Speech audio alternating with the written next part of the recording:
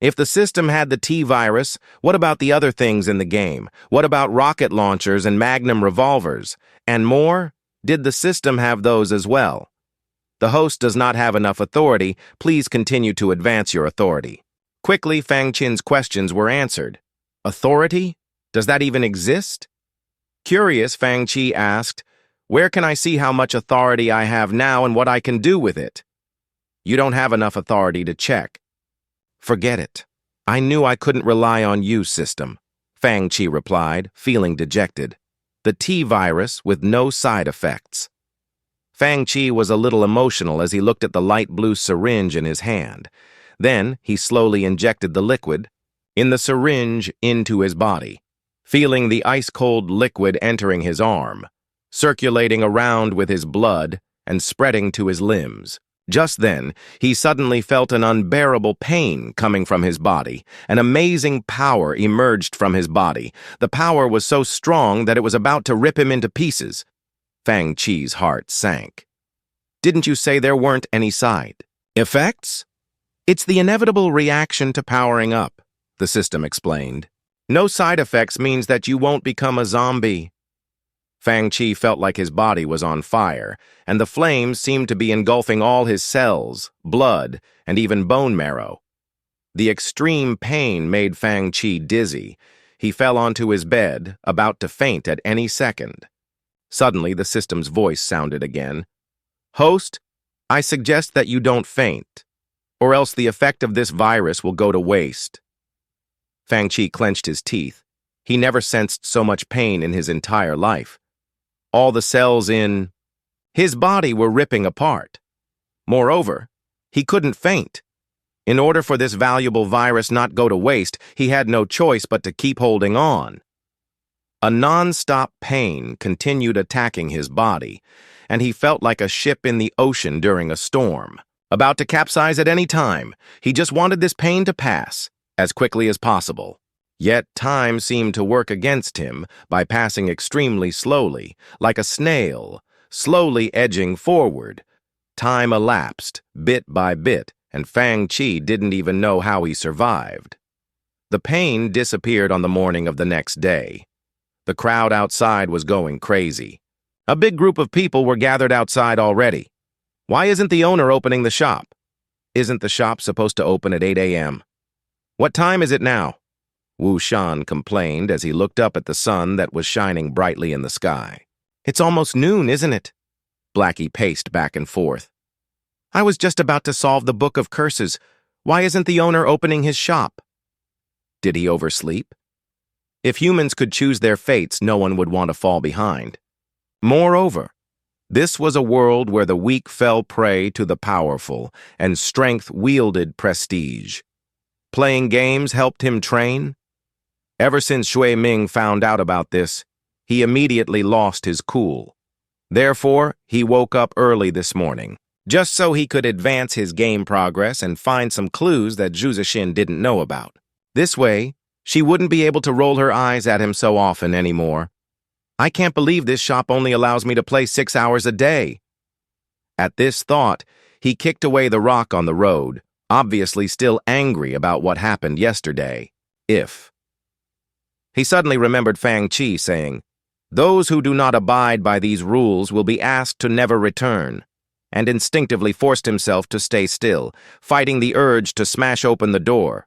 Forget it. I'm doing all. This for Zixin, I'll endure it for now, he sneered, and walked up to Origin's internet club. However, a bunch of people were waiting outside. Liang Shi, Wu Shan, and the middle-aged man with sideburns called Yang Hai were all standing outside. In addition, there was Blackie, who came with Black Bear, a silly-looking man who was itching to kick down the door, and a short and skinny man called Black Mouse. Of course, these were just nicknames, not their real names. What are you all doing? Shui Ming had a bad feeling upon seeing the group of people. Why aren't you inside? It's still closed. He peeked inside and was immediately dumbfounded. Isn't the shop supposed to open at 8? We don't know either. Liang Shi felt like this man looked familiar and automatically assumed that Shui Ming was a Resident Evil player as well. He smiled bitterly and replied, "Last time, the owner opened late because he added computers. Maybe he added more today?" "Maybe," Blackie said. "The shop was at full capacity yesterday. Adding more computers makes sense. Should we wait a while longer?" Fang Chi lied on his bed weakly. It's finally over. He didn't want to experience what he did last night ever again. He moved his fingers and felt like his body seemed different from before. Moreover, everything around him felt different. He could clearly hear flies flying in the air. Upon opening his eyes, he could even see every speck of dust on the wall. Another hour passed by already. "I can't wait any longer!" Wu Shan shouted furiously. If Liang Shi didn't stop him, he would have broken down the door already. Me neither. Shui Ming never felt this anxious before. If the owner doesn't open soon, everyone's going to be here. "Should I just break down the door?" Blackie said. "It's just a door. I can just reinstall a new one afterwards." Liang Shi's face darkened. "If you do that, the owner won't let you in again." What should I do then? Although this was a small shop, the owner didn't seem ordinary at all. Blackie thought back at the shop's rules and decided that he couldn't offend the owner. "I can't do anything." "You're right. It's infuriating." Wu Shan slapped the door. "I felt like I only played for a little while yesterday, but he said that 6 hours went by. Time shouldn't pass by that fast. How could the owner not let us play today?" Liang Shi fought his urge to laugh. "Brother Wu, I stood behind you and watched you play until my feet became sore yesterday. Trust me, it was 6 hours. Feeling embarrassed, Wu Shan slammed the door. Then, 6 hours are not enough. The shop left of Fang Chi's used to be owned by an old man, but it hadn't been open in a while. Apparently, his family moved away after his son became an academic. The shop right of Fang Chi's, on the other hand, was a bun shop. This was where Fang Chi bought breakfast every morning. The shop owner, Auntie Wang, felt that it was weird to see so many people huddled in front of Fang Chi's shop. "What are you all doing in front of his shop?" Liang Shi asked after he bought some buns. "The owner didn't open his shop yet. Isn't he supposed to open at 8? Do you know what happened?" Auntie Wang shook her head. "I was wondering the same thing. Fang Chi comes to my shop this time every morning to buy buns. Why is he so late today? Maybe you should shout and see if he can hear." "Shout?" They looked at each other. "I'll do it," Wu Shan thought about it and said this was a better idea than breaking down his door. Fang Chi still felt some pain all over his body, but it was much better than last night. He noticed black sweat all over his body, so he quickly hopped into the shower. However, halfway through his shower, he heard noises come from downstairs. He quickly looked out the window and saw a bunch of people outside his shop. What time is it? Fang Chi's heart sank. Was he late? Downstairs. The city guards noticed this abnormality as well, so a group of armored guards walked up to the group and asked, "What are you huddled here for? I saw you standing out here early in the morning, and it's been more than half an hour. Why are you still waiting here?" "Oh, and the one with the beard. Why are you shouting so early in the morning? Are you trying to cause trouble?" The one with the beard. Wu Shan's face became even darker upon hearing this. Thank goodness that he didn't bash in the door just now, or else he wouldn't be able to prove his innocence. If others found out that he was arrested by the city guards because he couldn't play a game, every warrior in the city would laugh at him for at least a year. "Fuck, I want to curse," Wu Shan was furious, while Blackie smiled and made way for the city guards. "Please."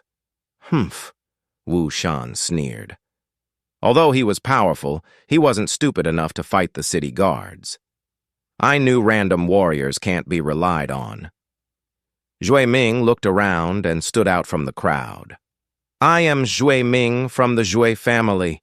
"Shui? Family?" The city guard in front bowed down slightly at him. "I apologize for not recognizing you, young Master Shui." "This little dude seems to come from a prestigious family," Blackie mumbled quietly. He's rich, Wu Shan sneered. Liang Shu smiled. It's okay. At least he'll solve the issue quickly. It's fine. Shui Ming put on his most icy and arrogant face, but was actually laughing inside. They're just city guards. I can deal with anyone I want to. The city guards immediately treated him with respect. Could young Master Shu tell us what's going on?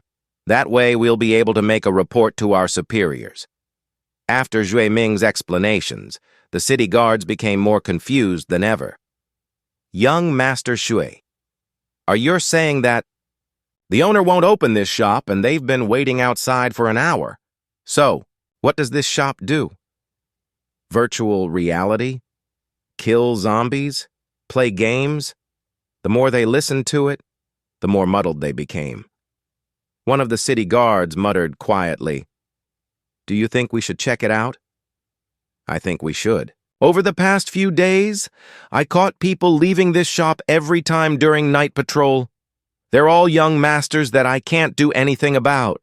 Something's off about this place. We shouldn't act rashly. These people are all of high status. Let's make a report to our superiors first and then decide what to do. Just then, Fang Chi finally came downstairs to open his shop. He stuck his head out and asked, Why are you here so early every morning? It's open. It's open. Sir, why did you just open? Someone immediately began to complain. Did you get new computers again?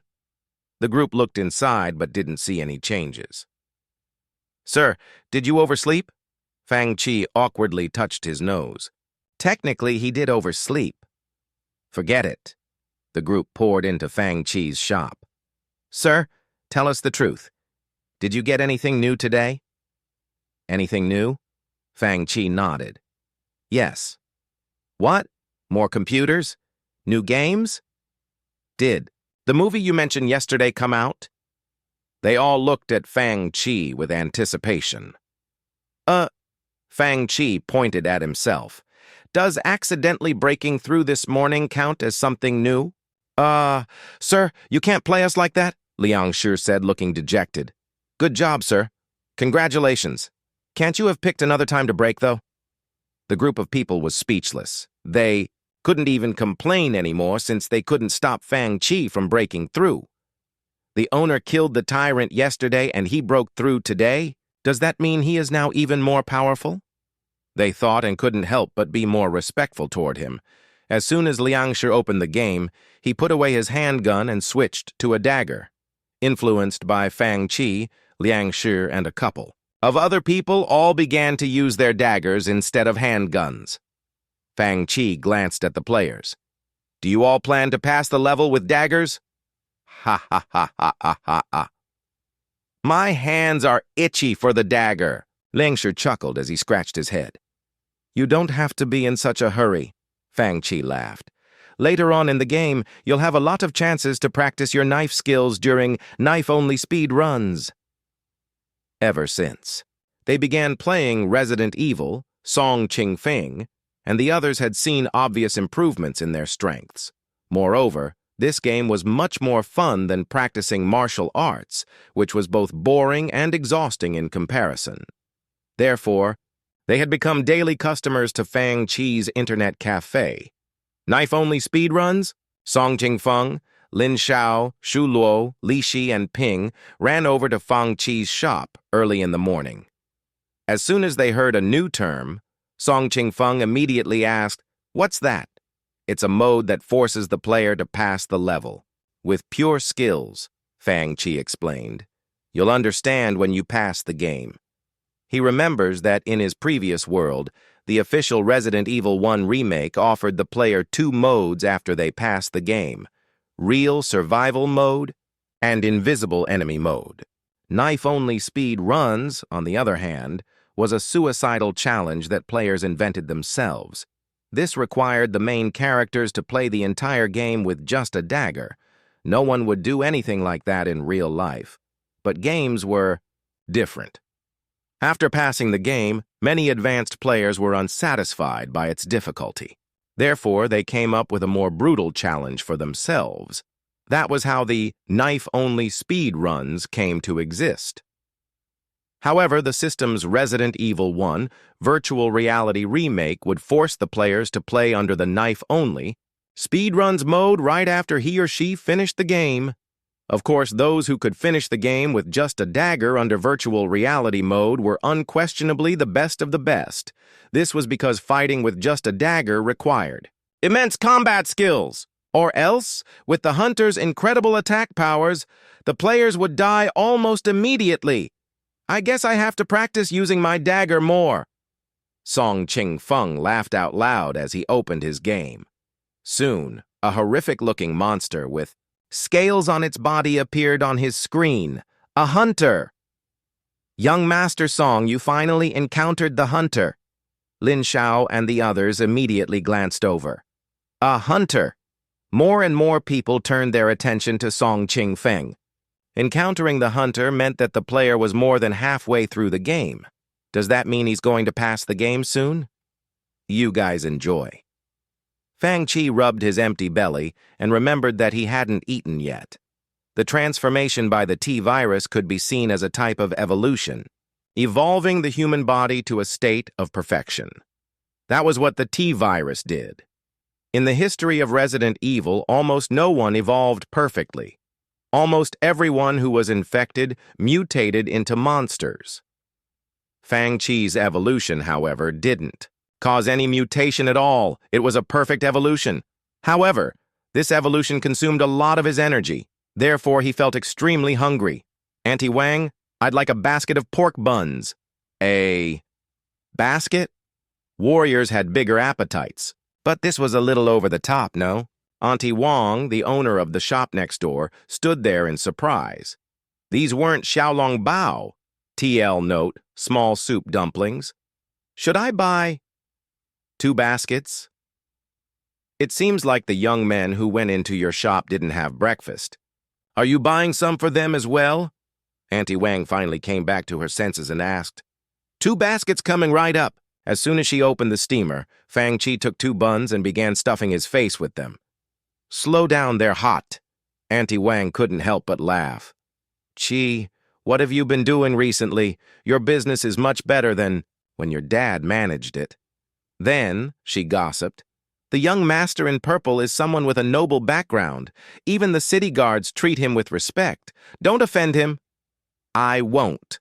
Fang Chi ate his buns as he replied in a hurry. Buns. In this world were big and made without preservatives and additives, and the meat was a perfect balance of fat and lean. Moreover, his body was still recuperating from his breakthrough, and he ate more than 10. Only then did his hunger weaken a little bit. Shocked, Auntie Wang laughed.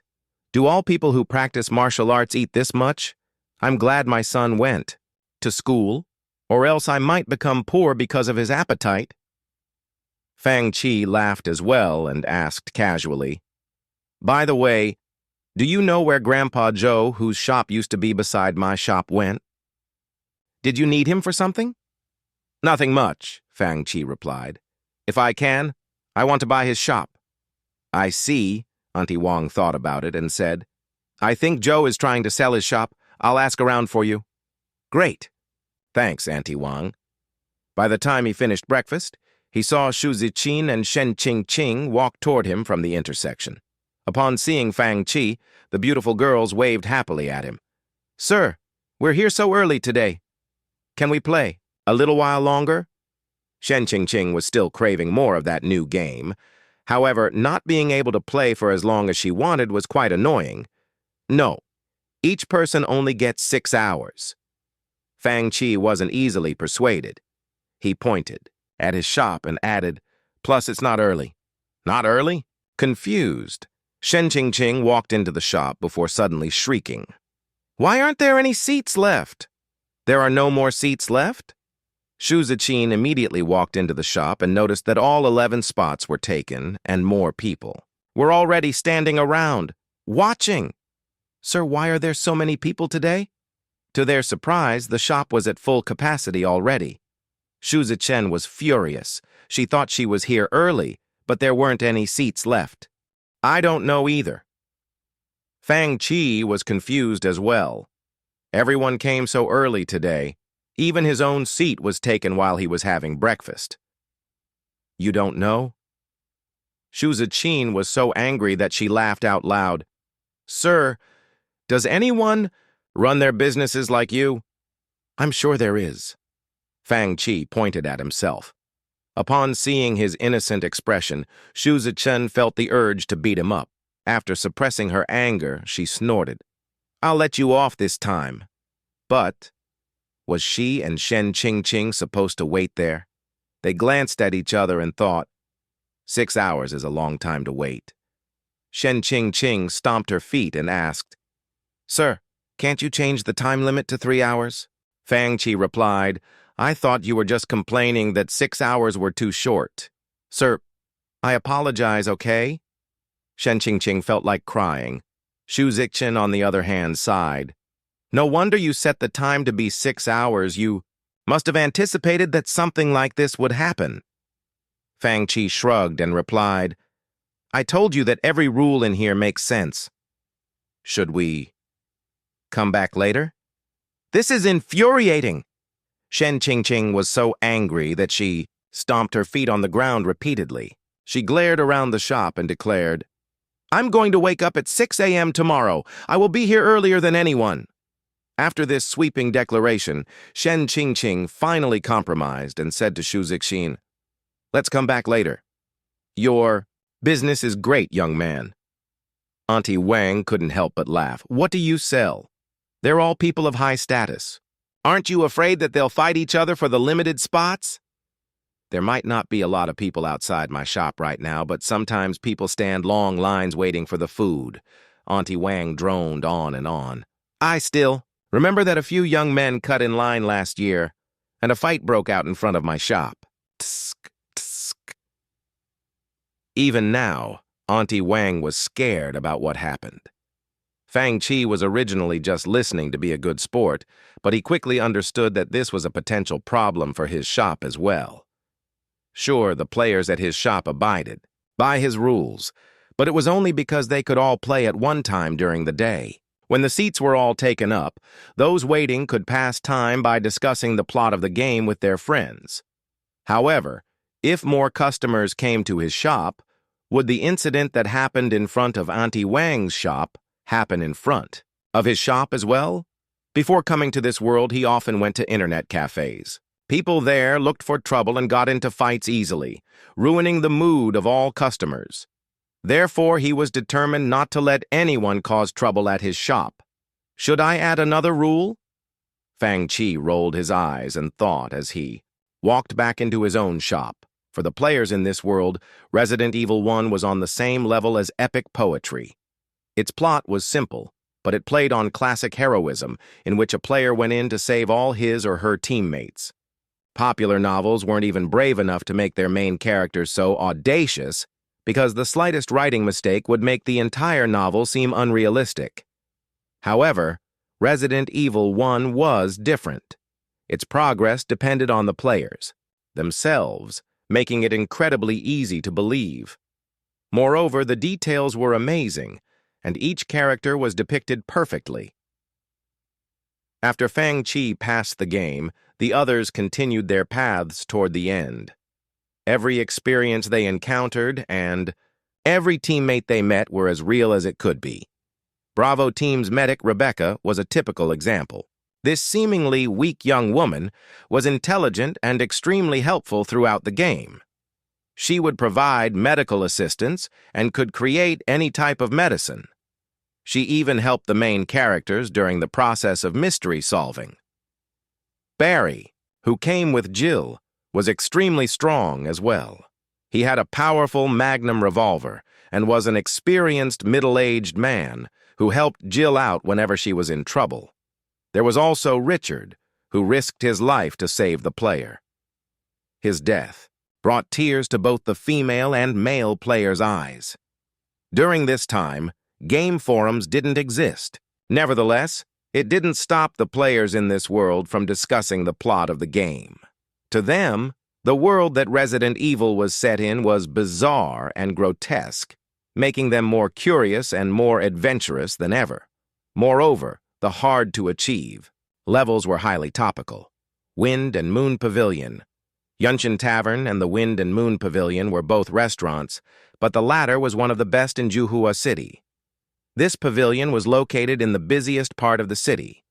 The tables and chairs were made of thousand-year pear wood, and the restaurant was both elegant and flashy.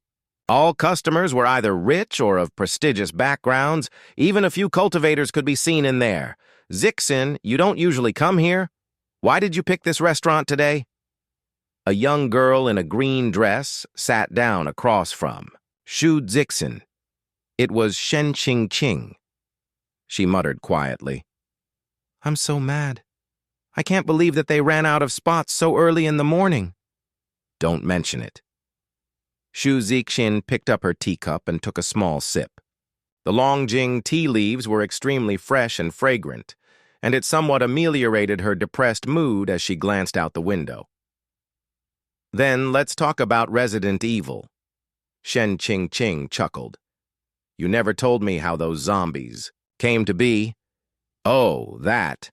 It was obvious that Shu Zixin wasn't against this topic. Plus, it seemed like the perfect way to pass time at this moment. "I think it was because of a really powerful virus called the T-virus. All animals, plants, and humans that were infected by this virus will mutate. It's so powerful." Shen Qing couldn't help but look worried. "Will that virus spread? If it does, everyone in Raccoon City will suffer, right? Didn't you see the ending when the owner was playing?" Shu Zixin couldn't help but laugh. "That mansion exploded, so the virus can't spread anymore." "You're right." Upon hearing this, Shen Qing felt more at ease. Not far away from them, a couple people were discussing Resident Evil as well. From their age and outfits, one could tell that they were students of Lingyun Academy as well. A young man in white was sitting with a girl in white and a few other people. If Song Qingfeng saw these two in white, he would immediately recognize them. They were Shi Qi and Shi Xiaoyun. "Song Qingfeng and the others went so early," Shi Qi said as he slapped the table angrily. "Shame on Origin's Internet Club for running out of seats so early in the morning. How are there so many people?" "Young Master Shi, forget about it," a square-faced young man said. "They can only play for 6 hours a day. Let's go later. There's bound to be seats for us then." "Why? Can't the owner set the fucking playtime to 1 hour?" Shi Qi said unhappily. "If he can restrict Song Qingfeng and the others' time to 1 hour and let us play for 12 hours a day, ha ha ha ha. It makes me happy just thinking about it." The square-faced young man began fantasizing. "If that is the case," Shi Qi smiled as well as his mood lightened up. "You're right, they only have 6 hours. By then they'll have to hand their seats over to us." "Oh, Wang Yuanjiang, where are you at in the game?" He looked at the square-faced man and asked, "Let's talk about the techniques and skills in Resident Evil. We can't let Song Qingfeng and the others take all the glory." Game forums didn't exist right now, so they discussed amongst themselves like little offline forums.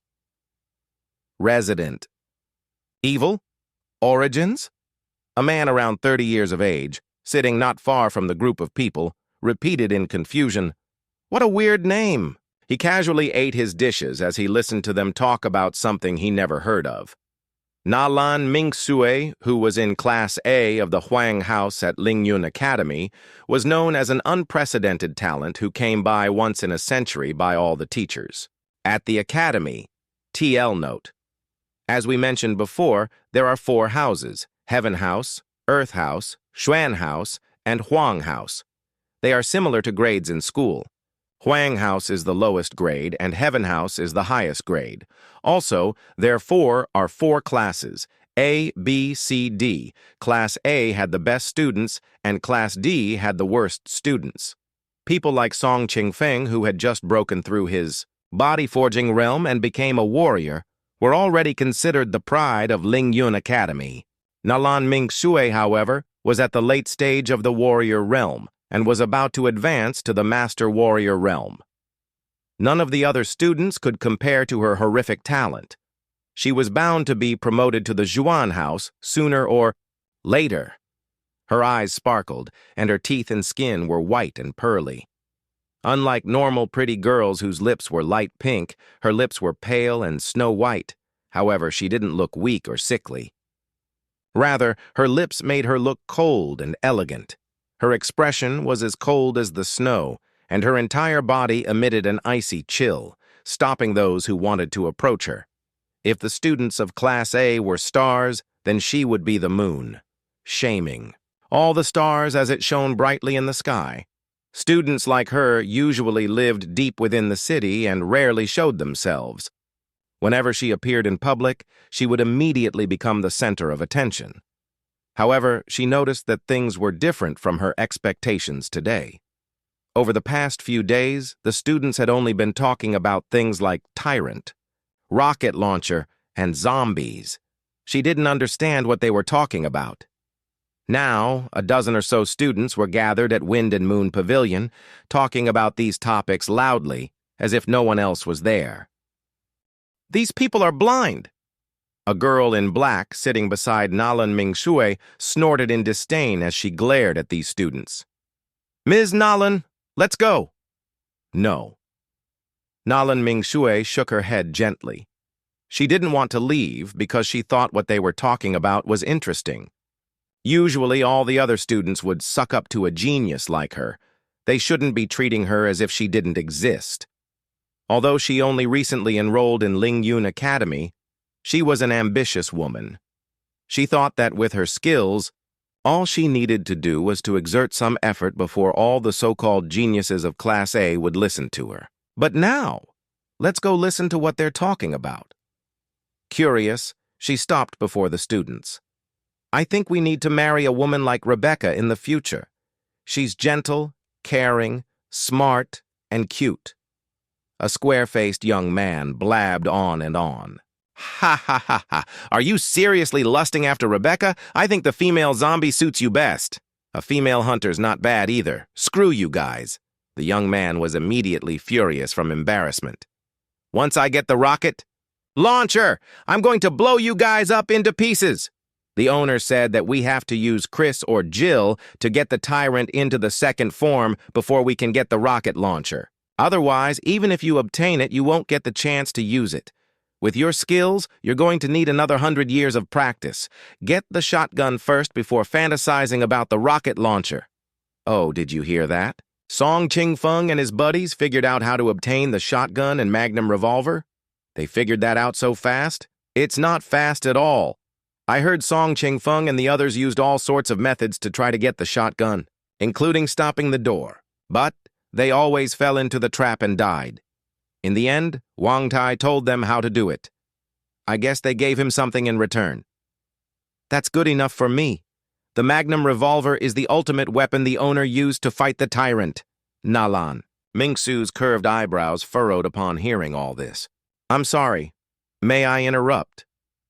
The girl in black quickly went up to ask the group, what are you all talking about? We're talking about a game at Origin's Internet Club located in the east of the city.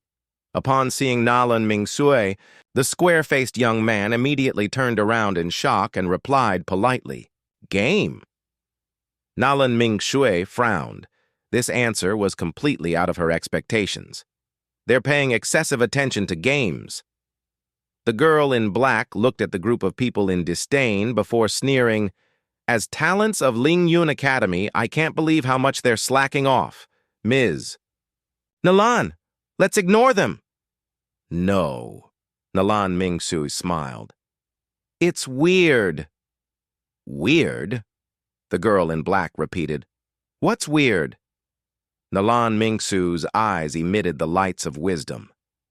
If it's just a couple of people who are paying excessive attention to games, then the majority of the people shouldn't be talking about the same thing. It must be more than a game.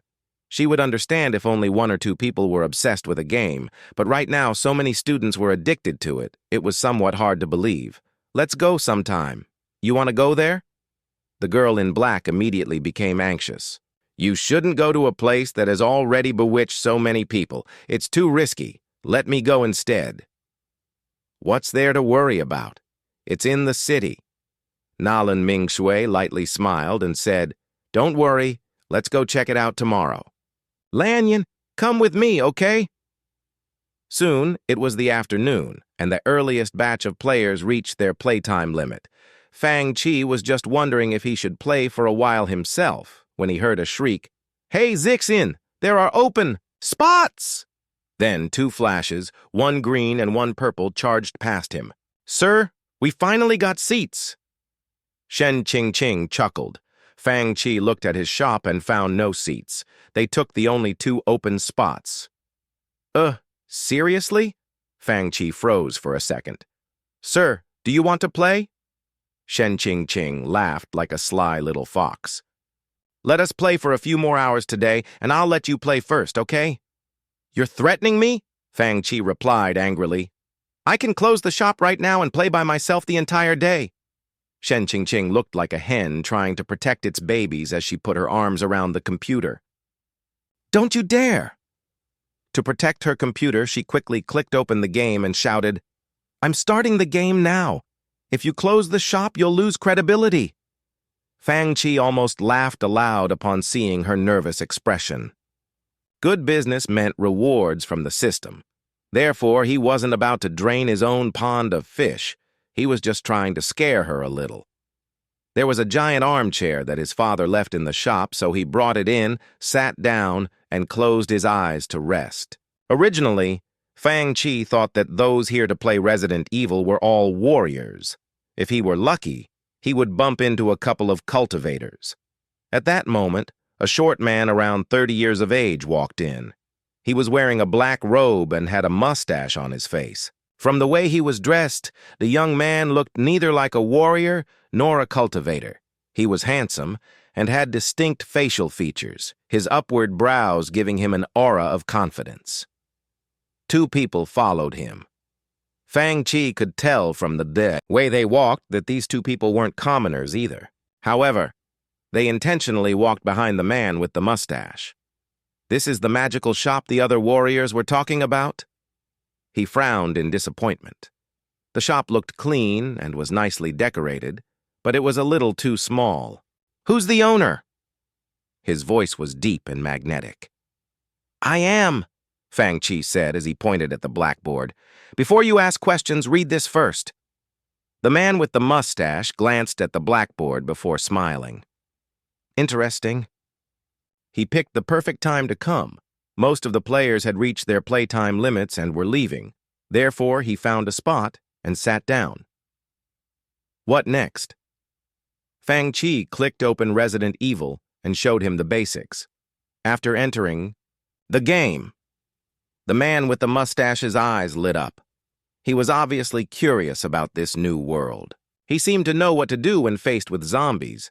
Therefore, he didn't panic upon encountering the first zombie and stabbed its brain with extreme preciseness.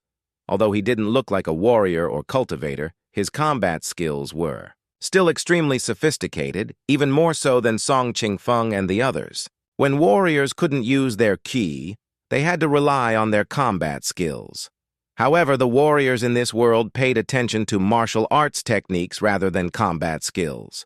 In addition, most players would feel uncomfortable or scared in the beginning, making it harder to defeat zombies. It was obvious that this man with the mustache didn't have any of the aforementioned problems. "This is a game?"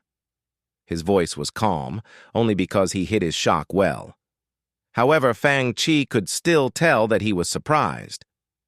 The more he explored Resident Evil 1, the more he began to understand what zombies, epic storyline, and unsolvable mysteries entailed. Games were like this. The players could achieve heroic undertakings and accomplish the missions to complete the story. They would gain precious memories, whether it was the feeling of fulfillment or regret. Then, new players would join in the game and continue exploring this world, feeling its charm. Without a doubt, Resident Evil had a good storyline. Unlike the other players at Fang Chi's shop who were scrambling to finish the game, the man with the mustache was passionate about everything he saw. "This is a game that only smart people can pass," he exclaimed upon seeing the delicate traps inside the mansion. "This is unimaginable." He looked at every detail of the game as if he were enjoying a piece of artwork. "It's just a game. but it involves architecture, trap designs, and even intrigue plots. Moreover, these weapons are extremely reasonable, and their structures are even more meticulously made than the spiritual artifacts created by forge masters. This entire game is filled with master-level works of art. Yunshan Tavern. Brother Liang, you've been playing Resident Evil the longest. Can you tell us how you passed the hallway with all the paintings? A warrior wearing a black outfit sat across from Liang Shi. It was Blackie. They knew each other from before. However, not only were they not close, they even held grudges against each other. Now, Resident Evil had brought them together. Ever since they began playing the game, they felt like they didn't have anything to talk about with people who didn't play. Liang Shi said, "The art gallery? It's not that hard. The sequence of the painting is infant, child, young man." Blackie poured himself a cup of wine and chugged it. "I've never seen a room with so many traps in my entire life. If it weren't a game, I would bow to anyone who dares to walk in that hallway. I don't even know where the zombies came from. They can even infect people. I'm glad that those things only exist in the game. It's too scary to even think of them existing in reality. If evil cultivators create something like that, Juhua City would have disappeared a long time ago," Wu Shan exclaimed, a little scared by that thought. "As long as the player bleeds, he or she will be infected and be used as a weapon. To kill. The blood serum is the only antidote. These zombies are scarier than a pandemic. I'm glad they only exist in the game." Weird conversations like that slowly attracted the attention of more people. Sitting at the neighboring table was a warrior wearing a blue-grayish robe who had a metal sword on his back. Upon hearing Liang Shi and the others talking about Resident Evil, he became curious and asked, "What are you talking about? Did something big happen in Juhua City over the past few days?" They turned around and saw a bunch of people stick out their ears, afraid of missing any important information. Liang Shi was a straightforward man. He laughed and explained, "We're talking about a shop in the east of the city named Origins, Internet Club. A virtual reality world? An epic story? Monsters that can arise from the dead? What are you talking about?" Everyone was confused, and the warrior with the sword on his back looked at Liang Shi and the others with an extremely muddled expression. "The more I listen to you, the more puzzled I become. Although I can't understand it, it sounds really good." Liang Shi laughed. "I can't explain it here. Should I take you there to see it for yourselves?" "Thank you, brother." "This is the tiny shop you were talking about?" The warrior in the blue-grayish robe who had a sword on his back was named Fu Jianghe. He moved to Juhua City recently. "Humph. What can there be at a small shop like this?" Someone else retorted. It was Li Quan, a square-faced man with a brown set of armor on his body. Upon seeing the small shop that was located so remotely, his anticipation turned into disappointment and disdain. Were Liang Shi and the others exaggerating? "You're right, Brother Li. They made the place sound amazing, and I thought it is some kind of magical shop. However, it's no more than a tiny remote place," a skinny man chimed in. "Although we trust you, Brother Liang, this shop is still unworthy of its name, isn't it?" "It really is. You made it sound much better than it actually is. Hey, there's a lot of people." As soon as they walked in, they noticed the number of people inside. However, their expressions immediately changed upon seeing the price on the blackboard. "It costs 7 crystals to play for the first time?" Fu Jianghe immediately protested. "This is a money-duping shop, isn't it? Who's the owner?" Li Quan was unhappy too as he looked at Liang Shi. "Brother Liang, why did you take us here? If you're joking with us, it isn't funny." Liang Shi, however, replied calmly, "Don't be like that, brothers. Try the game out for yourself if you think I'm just joking with you. I wouldn't dare to trick you out of such a large sum of money." The others thought about it and realized that what Liang Shi said made sense. Li Quan patted Lin Xiao, who was busy playing the game, and asked, "My friend, sorry for disturbing. You were willing to pay 7 crystals to try out this game? Is 7 crystals a lot?" Lin Xiao had just killed 2 zombie dogs, and he turned around unwillingly. He rolled his eyes at Li Quan and replied, "Didn't you read the blackboard? If you want to play, then play. If you don't, then leave. If you can't afford to play, just don't. Stop disturbing me, I'm trying to kill monsters here." "What the fuck?" Li Quan's face twitched. "What kind of person is this? It's just 7 crystals. You think I can't afford it?" Li Quan was not happy to be looked down upon by a little brat. After some thought, he called Fang Qi over and pointed at the blackboard. "I'm going to try this game out for Liang Shi. If I find out that this is a money-duping shop, Fang Qi interrupted impatiently. "I've heard the same comment at least a dozen times already. If you want to try, just try. You're so arrogant." Li Quan's face became vicious as he snickered. "Then, what should we do?" The warriors behind him began snickering and rubbing their hands together. Li Quan patted the table and declared, "Then, let's try out the game." The warriors behind him froze in their steps. Someone said in a low voice, "Aren't we going to smash this shop? Didn't you hear the owner say that he's heard the same comment dozens of times?" Li Quan replied quietly, "Since Brother Liang introduced this place to us, we might as well try it out first.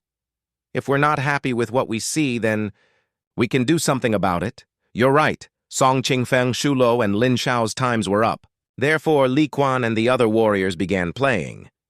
Is this created by a cultivator? It's so amazing." Their eyes lit up in wonderment. The quality of what they bought with 7 crystals was too... Is this another world? What kind of monster is this? These weapons are so real. Soon 6 hours passed. There's a time limit to this game? It's been 6 hours already? I only killed a dozen zombies. How did 6 hours pass already? Wait, I haven't figured out the monsters yet. I have to play for a while longer. I feel like I got stronger. Wait, let me try again. No. Wait, I have money. Why can't I play? Then they noticed people glaring at them. It was Shi Qi and his friends. They could tell that Shi Qi and the others were people of high status. Feeling goosebumps appearing on their bodies, they looked at Liang Shi and asked, "Brother Liang, what's going on?" "Brother Li, when your time is up, you have to go." Liang Shi smiled bitterly as he looked at the group of people waiting behind them. He explained, "Other people are still waiting to play." Waiting to play. What does that have to do with me? Why won't the owner let me play? Li Quan growled, "Brother Liang, don't you know the owner well? Tell him that I'll double the money. Just let me play for 2 more hours. Screw you." Shi Qi cursed. "I wanted to give him 5 times the money, but he refused. Get up and leave once your time is up. Who do you think you are? A hillbilly visiting the city for the first time? 2 times the price? Do you really think that's a lot? What are you saying, you little brat?" Li Quan was immediately enraged and placed his hand on his weapon. Liang Shi, on the other hand, stopped him in a panic. He said quickly, "Brother Li, if you cause trouble in here, I won't be able to help you." Then, he pointed at the blackboard and said, "If you cause trouble, you won't be able to play here ever again. The owner is a man of his words, and the rules in his shop are strict. It's the same for everyone." Is it really the same for everyone? Li Quan weighed the pros and cons before finally deciding to leave his computer. He sneered, "If that's the case, then I will act as a rule-abiding man. But if I find out that you treat others differently, I'm going to teach you a lesson." Fang Qi laughed and shrugged. "Do whatever you want to." Li Quan didn't want to make Liang Shi's life hard, so he unwillingly left his chair. Adi declared, "If the owner is really rule-abiding, then I will play by the rules." The man with the mustache reached his limit as well, but he still wanted to play. "Sir, I really can't play any longer?" He was incredibly interested in the new items in the game, such as guns and viruses. However, his time was up in the blink of an eye. Fang Qi smiled and shook his head. No exceptions. The man with the mustache sighed, looked around, and saw some people waiting for him to vacate his seat. Therefore, he had no choice but to walk away. After he did that, he pointed at the computer in front of him and asked Fang Chi, "I really like this spiritual artifact. Is it for sale?" Fang Chi froze for a second. He thought this man was just here to play games, but now this man wanted to buy his computer. Fang Chi shook his head. "I don't have plans of selling these things at this time." The man with the mustache smiled and explained, "To tell you the truth, I live far away. I only heard about this place when I was coincidentally visiting Juhua City today. Then," he continued, "I am very interested in this game, but it's difficult for me to run back and forth every day. That is why I want to buy these spiritual artifacts. I know these must be expensive, so let's negotiate the price." He pointed out 2 fingers and asked, "What do you think of 2,000 crystals for one set of these spiritual artifacts?" Upon hearing the offer, Fang Chi wavered slightly. If this were before, he would have sold it. However, he had 11 computers and made more than 700 crystals in a few days. Therefore, 2,000 crystals weren't an astronomical figure to him anymore. Therefore, he shook his head and replied, "This is an internet cafe, not a place that sells spiritual artifacts. If you want to play the game, you have to come here." "Is that so?" The man with the mustache sighed as if he had anticipated an answer like this. "Thank you, sir." Then he left with the 2 people he came with. "I want to buy a few sets of these things too." Xu Ziqin was giving Shen Qingqing pointers when she overheard their conversation. She laughed and asked, "Sir, are you really not going to sell?" Fang Chi smiled, but didn't answer. Xu Ziqin knew Fang Chi would refuse, so she wasn't disappointed and quickly changed the subject. "I wonder if you'll get other games in the future that is similar to our world." Fang Chi thought about it. Indeed, The Legend of Sword and Fairy was a game in which cultivators and warriors both existed. TL note, it's a very popular Chinese franchise with TV shows and video games. Therefore, he answered, "There will be in the future." The next day, Fang Chi looked at his taskbar and realized that he made 763 out of the required 800 crystals. This meant that he was about to complete this task. "Why are you here so early this morning?" Since they didn't get seats early yesterday, Xu Ziqin and Shen Qingqing arrived at 7:30 a.m. today. They thought that they would be the first ones there, but they saw a bunch of people waiting outside when they arrived. Song Qingfeng and the others seemed to have been waiting for a while as, well, Xu Ziqin frowned. "I heard that the owner hasn't been opening on time these days." He shouldn't. Upon hearing this, Lin Xiao replied, a little unsure of himself. "The owner can't obtain breakthroughs every day, right?" The owner said that the Resident Evil 1 movie version is coming out today. The game was exhilarating. Naturally, the movie made Song Qingfeng wonder. That was why he arrived so early. "We don't have class today, so we ran over to see this new thing." "The movie version comes out today?" Xu Ziqin was immediately excited and smiled. "I picked the perfect time to come." Then the doors of the shop suddenly opened. "You're so early today, sir? So are you." Fang Chi froze after poking his head out. He thought he was opening early today, but a bunch of people was already waiting outside. Yesterday, Liang Shi and the others waited outside. Today, Song Qingfeng and his friends were waiting outside. After they paid, they each found a spot and sat down. "Sir, didn't you say that the movie version is coming out today? We didn't come too early, did we?" "Of course not." Task: reach a total revenue of 800 crystals. Task progress: 800. Completed. Task reward: Resident Evil 1 movie version. At the same time, Fang Chi received 2 new tasks. New Task 1, sell 50 to 100 tickets for Resident Evil 1, movie version. Task reward, Diablo 2, Virtual Reality Remake, Act 1. Diablo 2, Virtual Reality Remake, Act 2. New Task 2, upgrade the Internet Cafe, task. Description: The size of the shop is too small and cannot contain any more computers. The host should expand the store as soon as possible. Task reward, more computers. Indeed. His shop wasn't big to begin with. With 11 computers, it felt extremely crowded. If he added more, it would affect the overall environment of his internet cafe.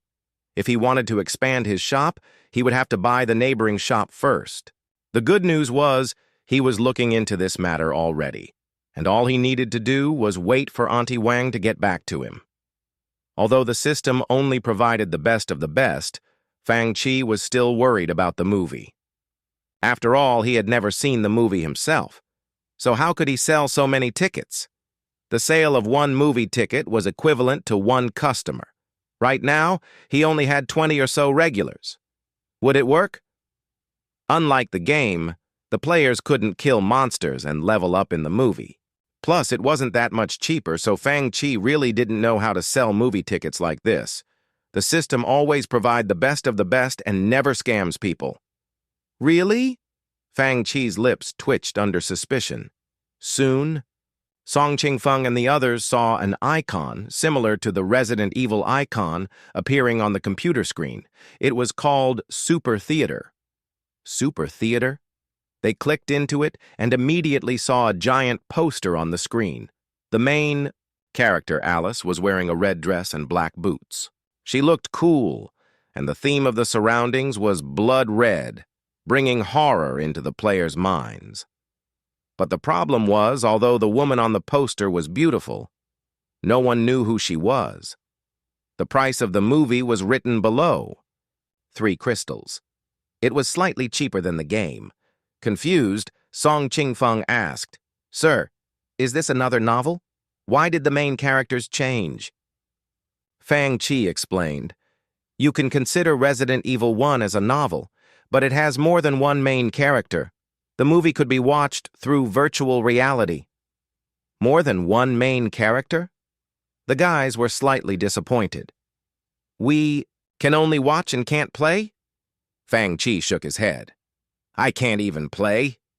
Song Qingfeng looked at Fang Chi dejectedly. "Plus, what's there to see if the main characters changed?" "I'm going to keep on playing Resident Evil 1. I hope I can pass soon," Song Qingfeng said, slightly disappointed. He wanted to know what happened afterwards, but what was the point of watching if the main characters changed? Feeling depressed, Fang Chi asked his system, "There's only one poster? Can't you make a trailer or something?" The real good things do not require stuff like that. Fang Chi tried his best to convince the system. "Have you heard of the saying, 'Good wine is afraid of being hidden in the alley'? The original saying is, 'Good wine is not afraid of being hidden in the alley.'" Fang Chi was speechless. Why was his system so smart and pretentious right now? "If you don't want to watch it, I will." Fang Chi had no choice but to shrug helplessly. "I want to watch too," Xu Zixin said as she took out 3 crystals. "Why would you want to watch? The main characters changed." As loyal gaming fans of Resident Evil 1, Song Qingfeng and the others looked at her in disdain. "Zixin, are you really gonna watch it?" Shen Qingqing wasn't optimistic towards the movie either. As a loyal novel fan, she knew that switching the main characters of a story was a huge taboo. Xu Zixin couldn't help but laugh. "It's perfect for me. I like new things. You never know. Maybe it's good." "Let's start the game first."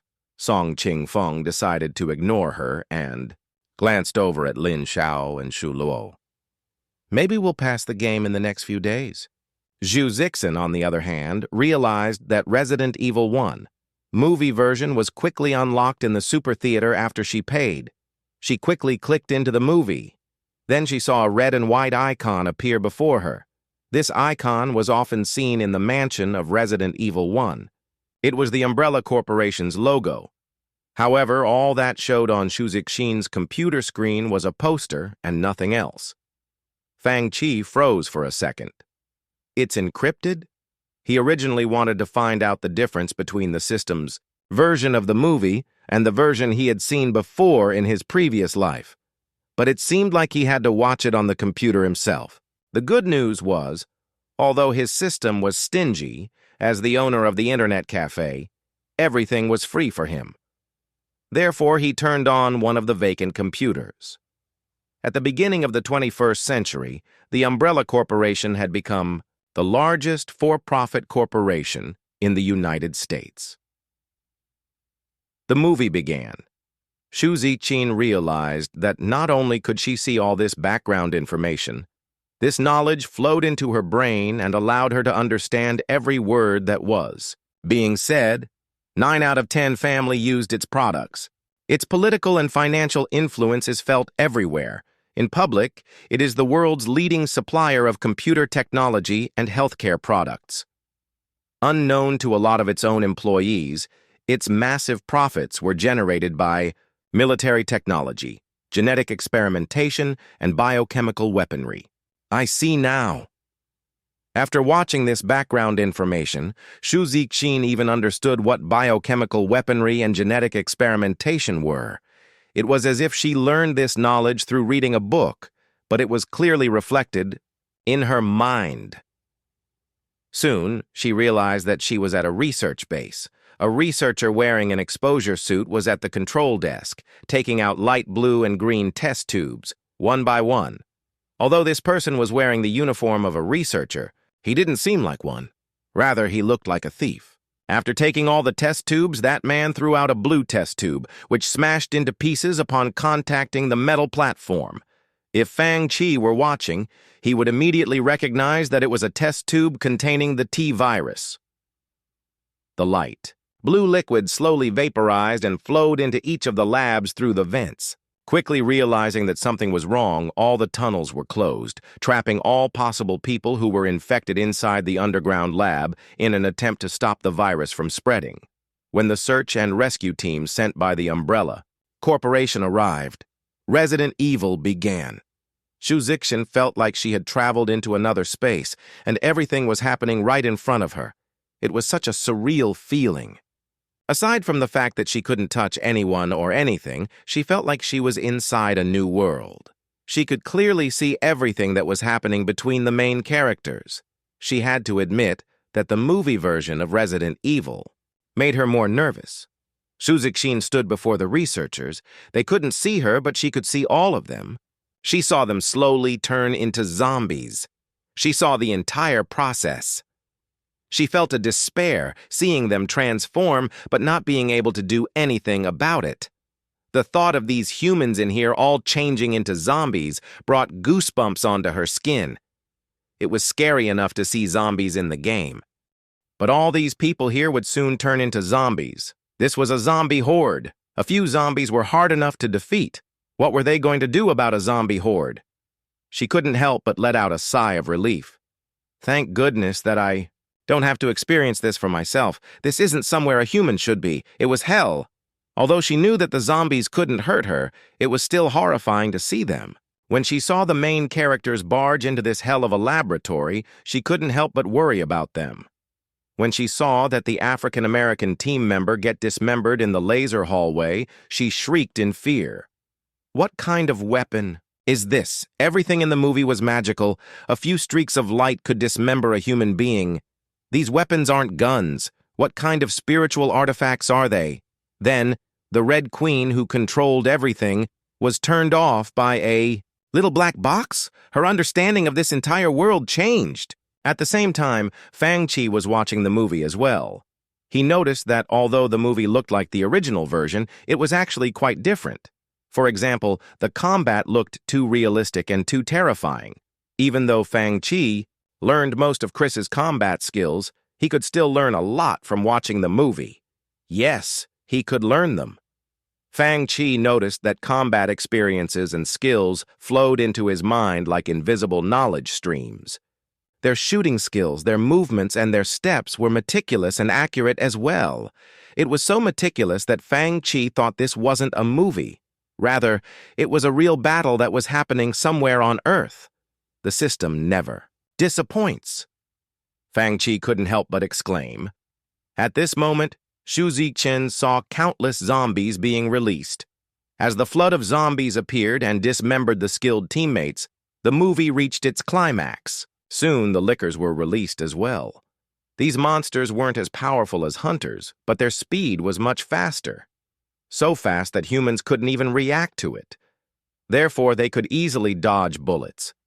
With steel-breaking sharp claws and horrifying tongues, these monsters were murder machines. Any human would die at its touch. This is so scary. I didn't think there would be monsters as scary as these ones aside from the hunters. They can dodge bullets. Shu Zixin's heart was in her throat this entire time.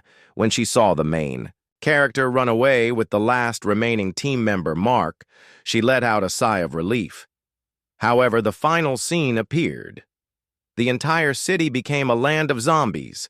Everyone turned into zombies. Everything that she was worried about happened. Before her eyes! It was shocking! It was as if she was the only one left in this world. And that terrible feeling of loneliness ate her up like a flood. Is this the end of the world? She felt the pressure, and her breathing became rapid as she felt like doomsday was coming. In the end, the main character was the only human left in the city. This scene replayed again and again in her mind. After a long time, Shu Zixin suddenly heard a familiar voice sounding from beside her. Zixin, how was it? Was it good? Ching Ching?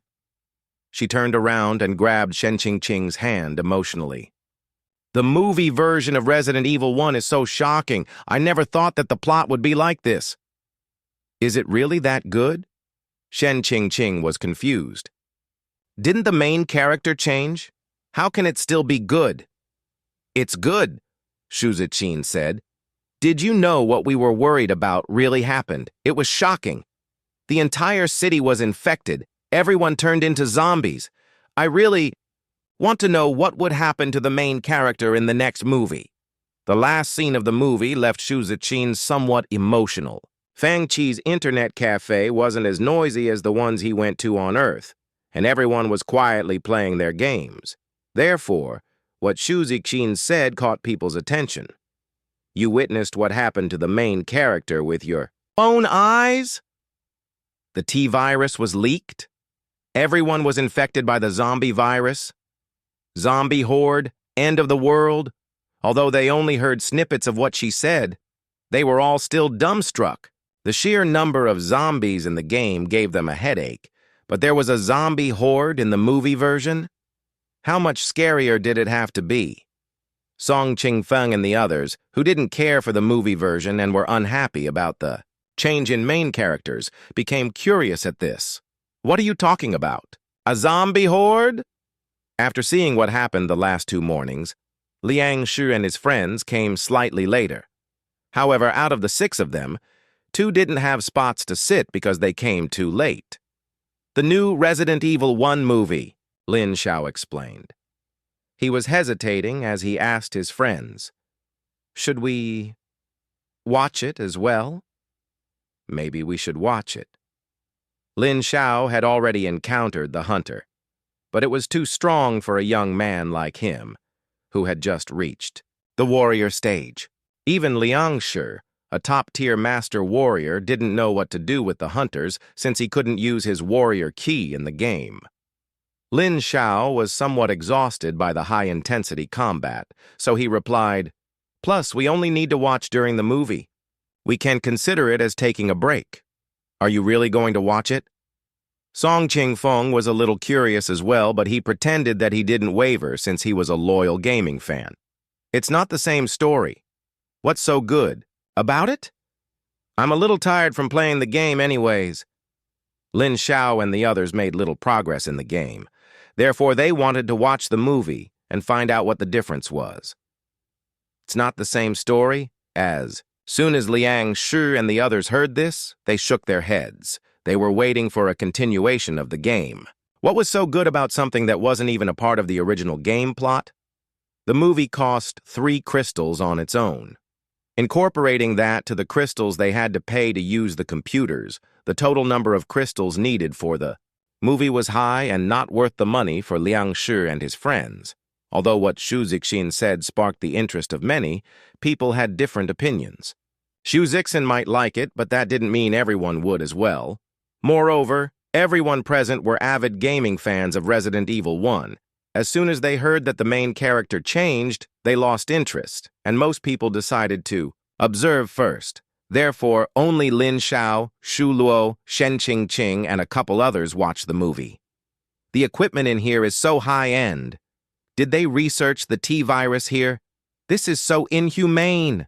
How can they lock everyone in the lab and just let them become zombies? They were shocked to see humans transforming into zombies. If Resident Evil 1 was a scary game with a new theme, then Resident Evil 1 movie version was an unimaginable and horrifying calamity. Everyone they saw in the game were heroes, and there was an amazing happy ending. However, what they saw in the movie was a giant catastrophe. Everything they were worried about and everything they assumed about the T-virus became reality. 1 second ago, these people had their own thoughts and feelings. However, in the next second, they had become monsters that were mindless and ravenous. To some extent, the shock that this movie brought on to its viewers was even more than the game.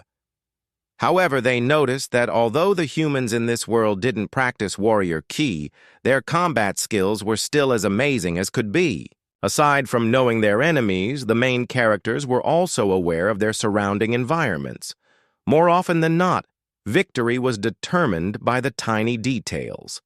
The physical and gunfights left the viewers in a daze, and the intense escape left them deeply absorbed. They didn't want to miss any details. In the end, when everyone turned into zombies, they were still recovering from the shock. How was it? Song Ching Feng calculated the time and couldn't help but ask. I told you that it wasn't going to be good, didn't I? It was amazing. To his surprise, Lin Xiao's face lit up. The contents of the game are just the tip of an iceberg. There is a bigger world in the movie. Just now, I experienced everything the main character experienced. A world that is on the edge of extinction. Biochemical viruses threaten the world. Is it that good? Should we try as well? Li Shi and Li Ping glanced at each other. Is it really that good? Song Ching Feng was still unconvinced. 4. These rich young people, 3 crystals weren't a lot, but it wasn't nothing. Spending that amount of money to buy the plot of Resident Evil 1 was enough to prove how much they liked this series. But not everyone had that much money. Wang Tai and other players who didn't have that much crystals were still on the fence about watching the movie. After all, playing the game was good for their cultivation. The movie, on the other hand, was just for fun. Although they were curious, they couldn't spend 3 crystals just like that. Dejected, Wang Tai asked, Chi, can't we watch the movie through someone else's screen just like how we can watch others play? Fang Chi replied helplessly, I can't do anything about that. After all, the system was the one who did everything. Suddenly, a shriek came from beside him. Zixin, did you just kill a hunter with a dagger? Shen Qingqing was shocked. Not only did Xu Zixin kill a hunter with a dagger, it was the first time that she saw one. Although the process was difficult, it was still shocking. What? Someone killed a hunter with a dagger?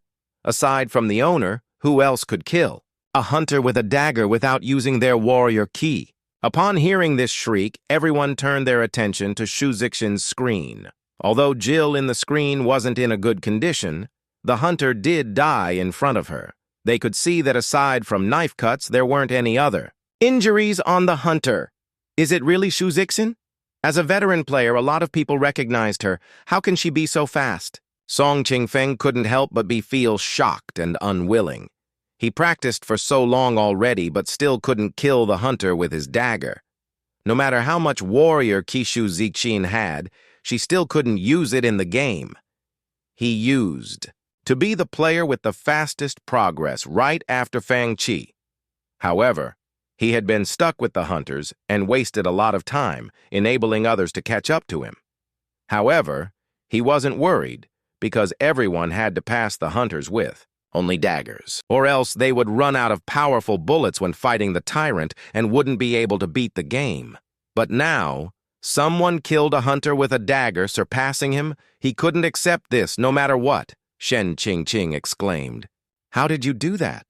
I think, confused, Shuzichin recalled how she killed this hunter.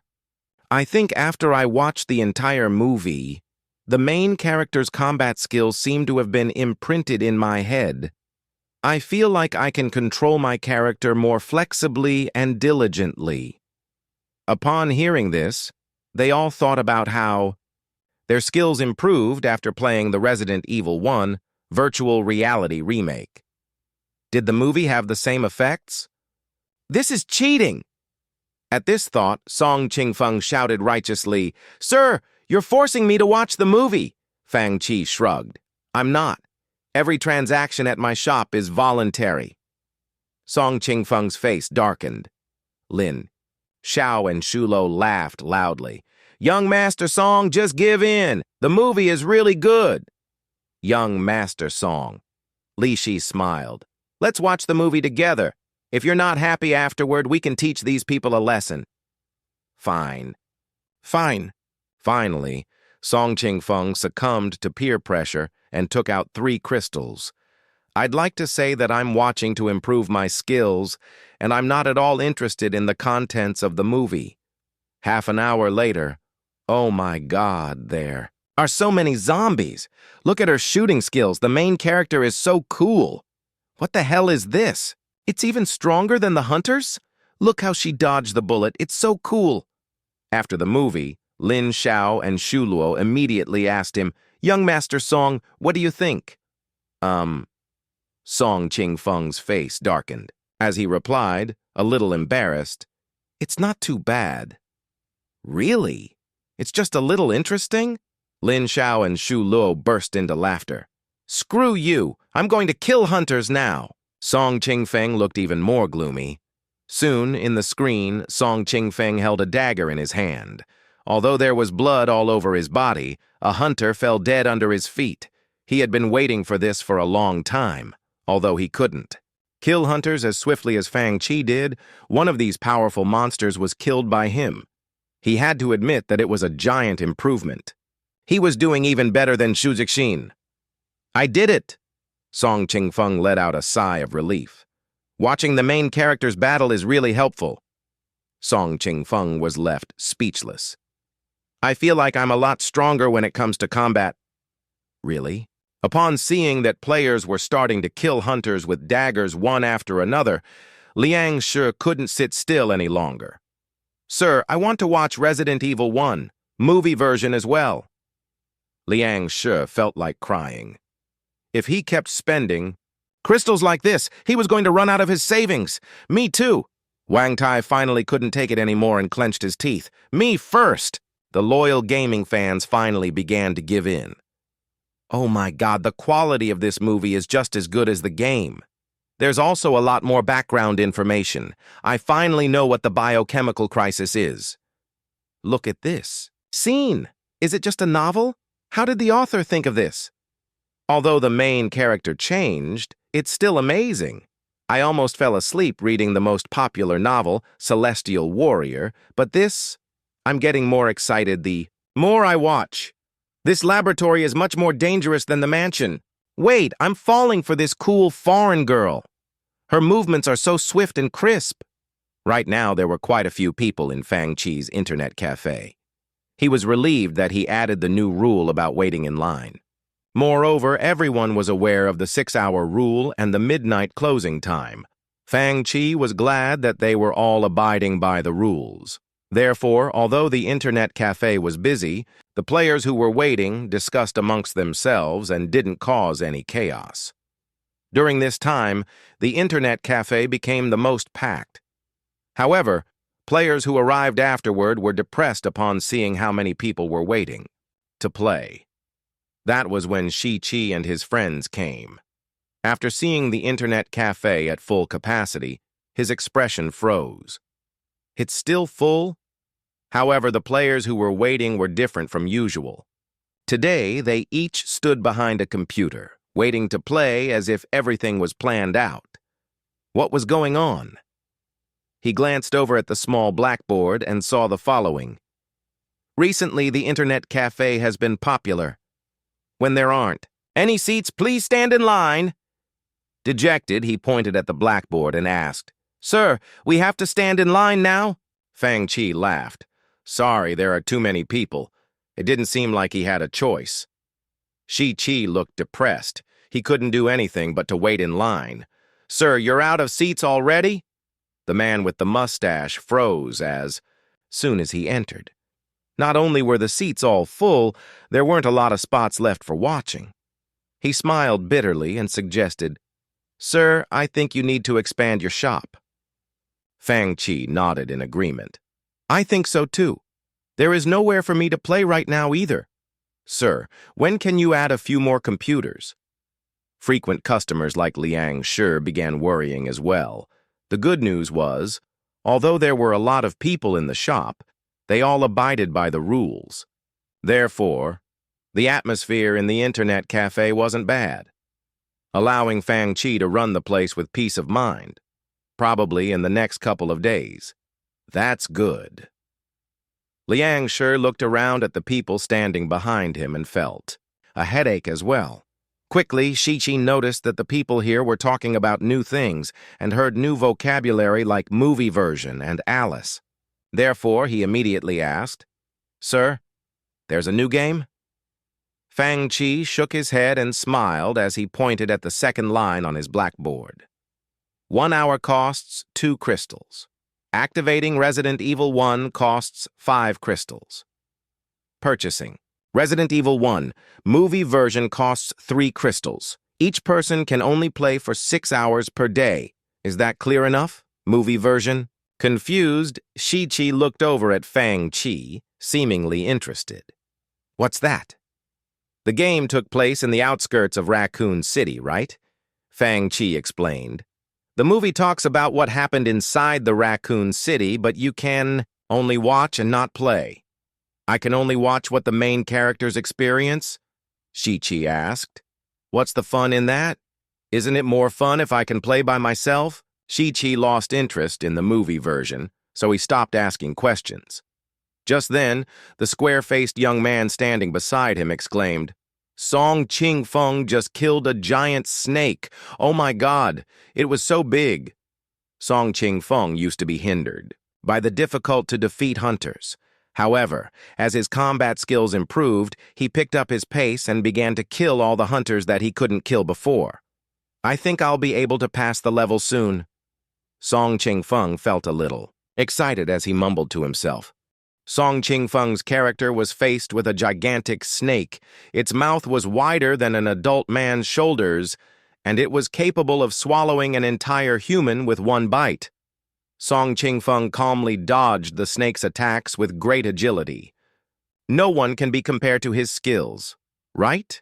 a young warrior exclaimed. This warrior looked unfamiliar. Today seemed to be his first day here. "Don't BS.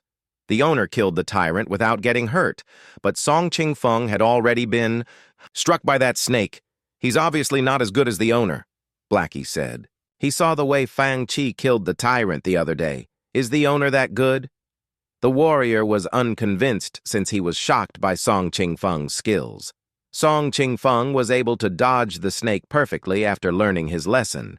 "I think when Song Ching Feng fights the tyrant, he won't be injured either."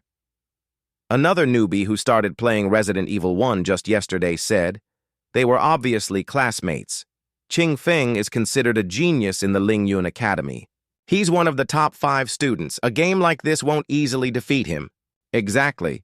You didn't see how Song Ching Feng killed the hunter with his dagger just now. The more he does it, the easier it seems." "Hey, look at that girl," another student from the Lingyun Academy said. "I think she's a senior from the Xuan house. She's going to encounter the snake soon too, right?" Shi-Chi felt like crying as a surge of jealousy overtook him. It has only been a day. Why is everyone killing hunters with daggers already? He, on the other hand, had only just killed the first boss. Wait, the owner plays this too? The man with the mustache heard this from the others and was a little surprised. Is it weird that I play? Fang Chi found it amusing. But there are too many people in the shop. I only get to play in the morning or evening when there are less people. Aside from early morning and late night, his shop was at full capacity.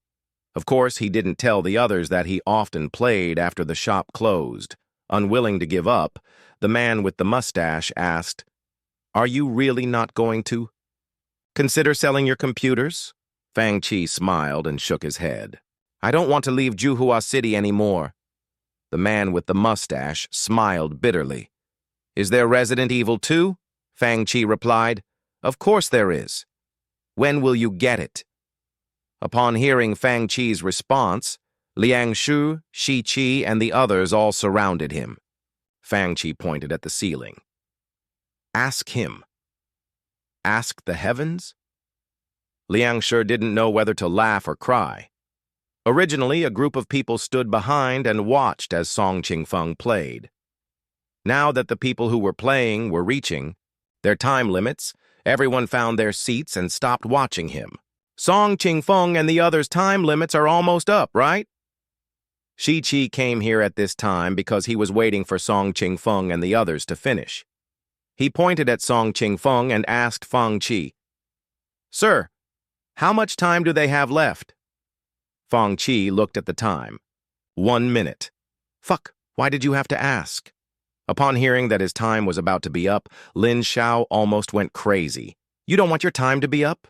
Shi Chi couldn't help but laugh. "Would you like me to take my question back?" "Screw you." Lin Xiao's face darkened as he got off his chair. Shi Chi and the others laughed and quickly got into the seats, afraid that someone else would take their spot.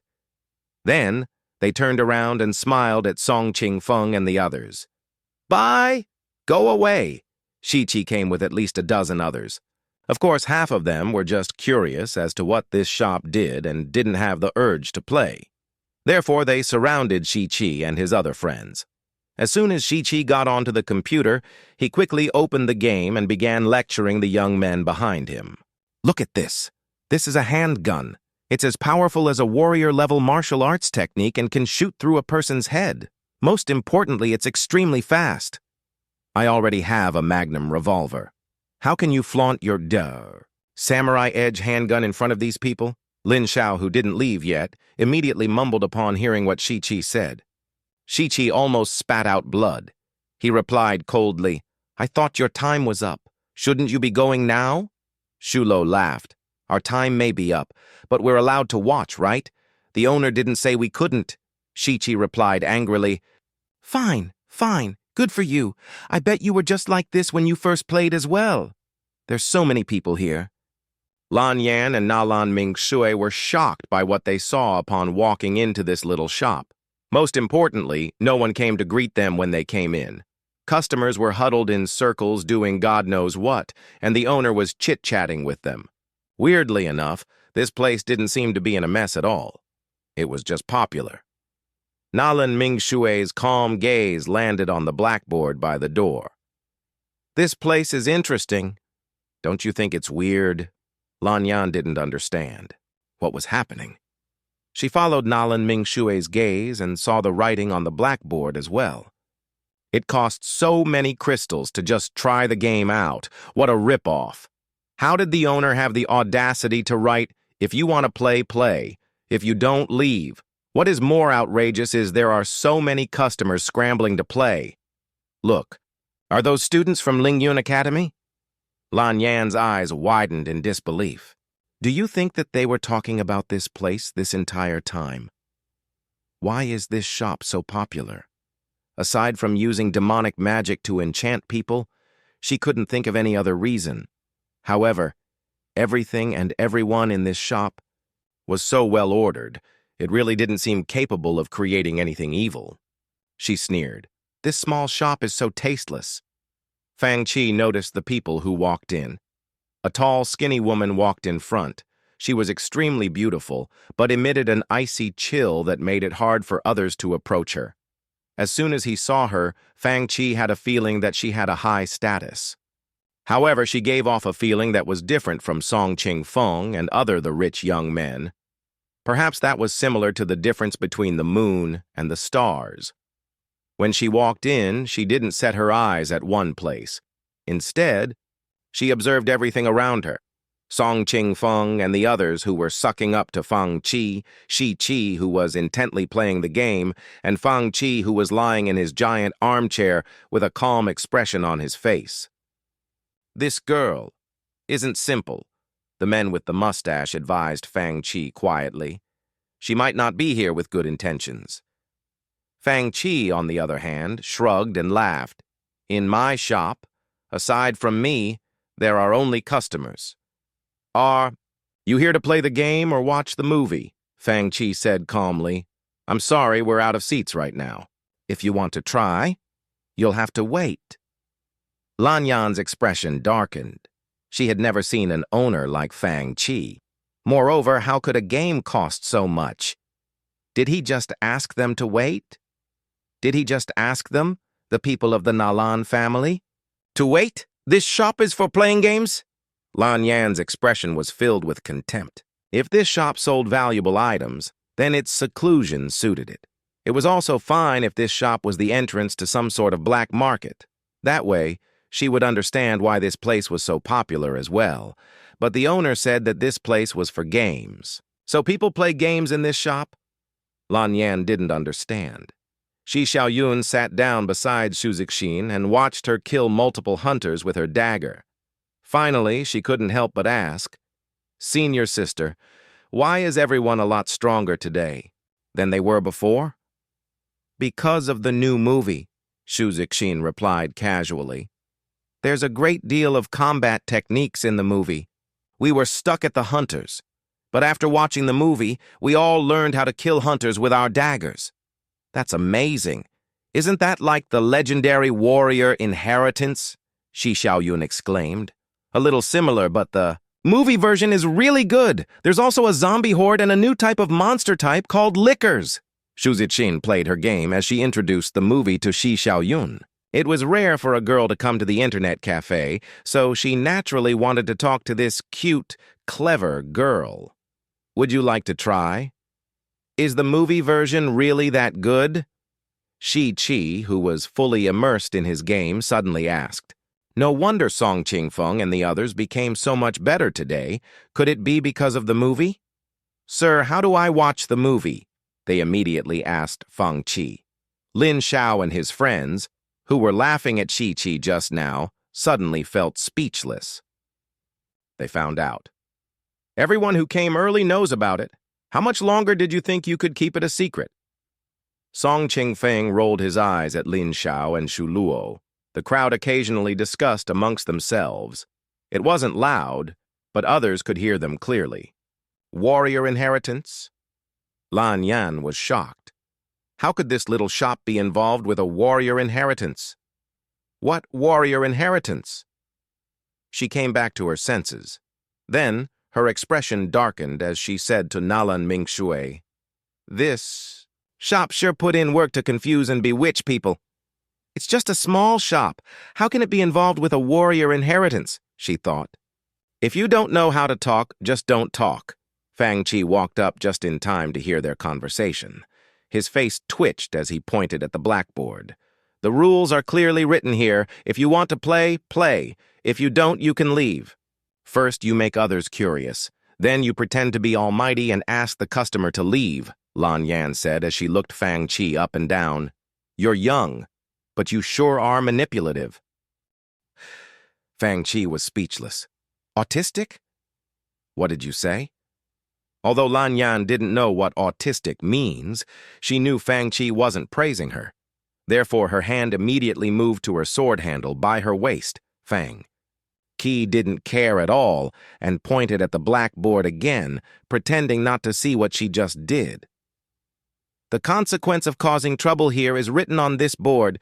Think about it before you take out your sword. Lan Yan glanced over at the blackboard again and smiled in disdain. Ask to never return? Is this the protest of the weak? Ignorance sure is bliss. Fang Chi was at a loss for words. He waved his hand in the air and said, Do whatever you want to. Someone is causing trouble? Liangshi's face darkened as he stood up. Who has the guts to cause trouble here? Song Qingfeng looked over. Are you sick of living? Wu Shan glanced over as well. The shop was small to begin with, so the customers quickly heard what was happening by the door and all looked over in an unfriendly manner. This shop seems to be busy. But they're all your actors? Lan Yan realized what was happening. Do you think I would be scared of you? Go back to what you're doing. Fang Qi immediately glared at the people who were playing and said, No, one can cause trouble in this shop, including you guys.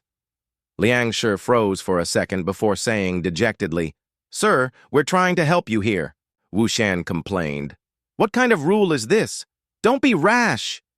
Song Qingfeng's face froze upon seeing Nalan Ming Shui. Even he had to be careful of the girl in white. The owner is trying to help you all. Just look at the emblem on her sword. A rock bird on top and a python on the bottom? She's from the Nalan family? The crowd immediately gasped, and the angry people immediately went back to what they were doing. Upon seeing the crowd quieting down, Lan Yan looked at Fang Qi scornfully. Your people are useless. Fang Qi's expression was calm. No one could tell what he was thinking.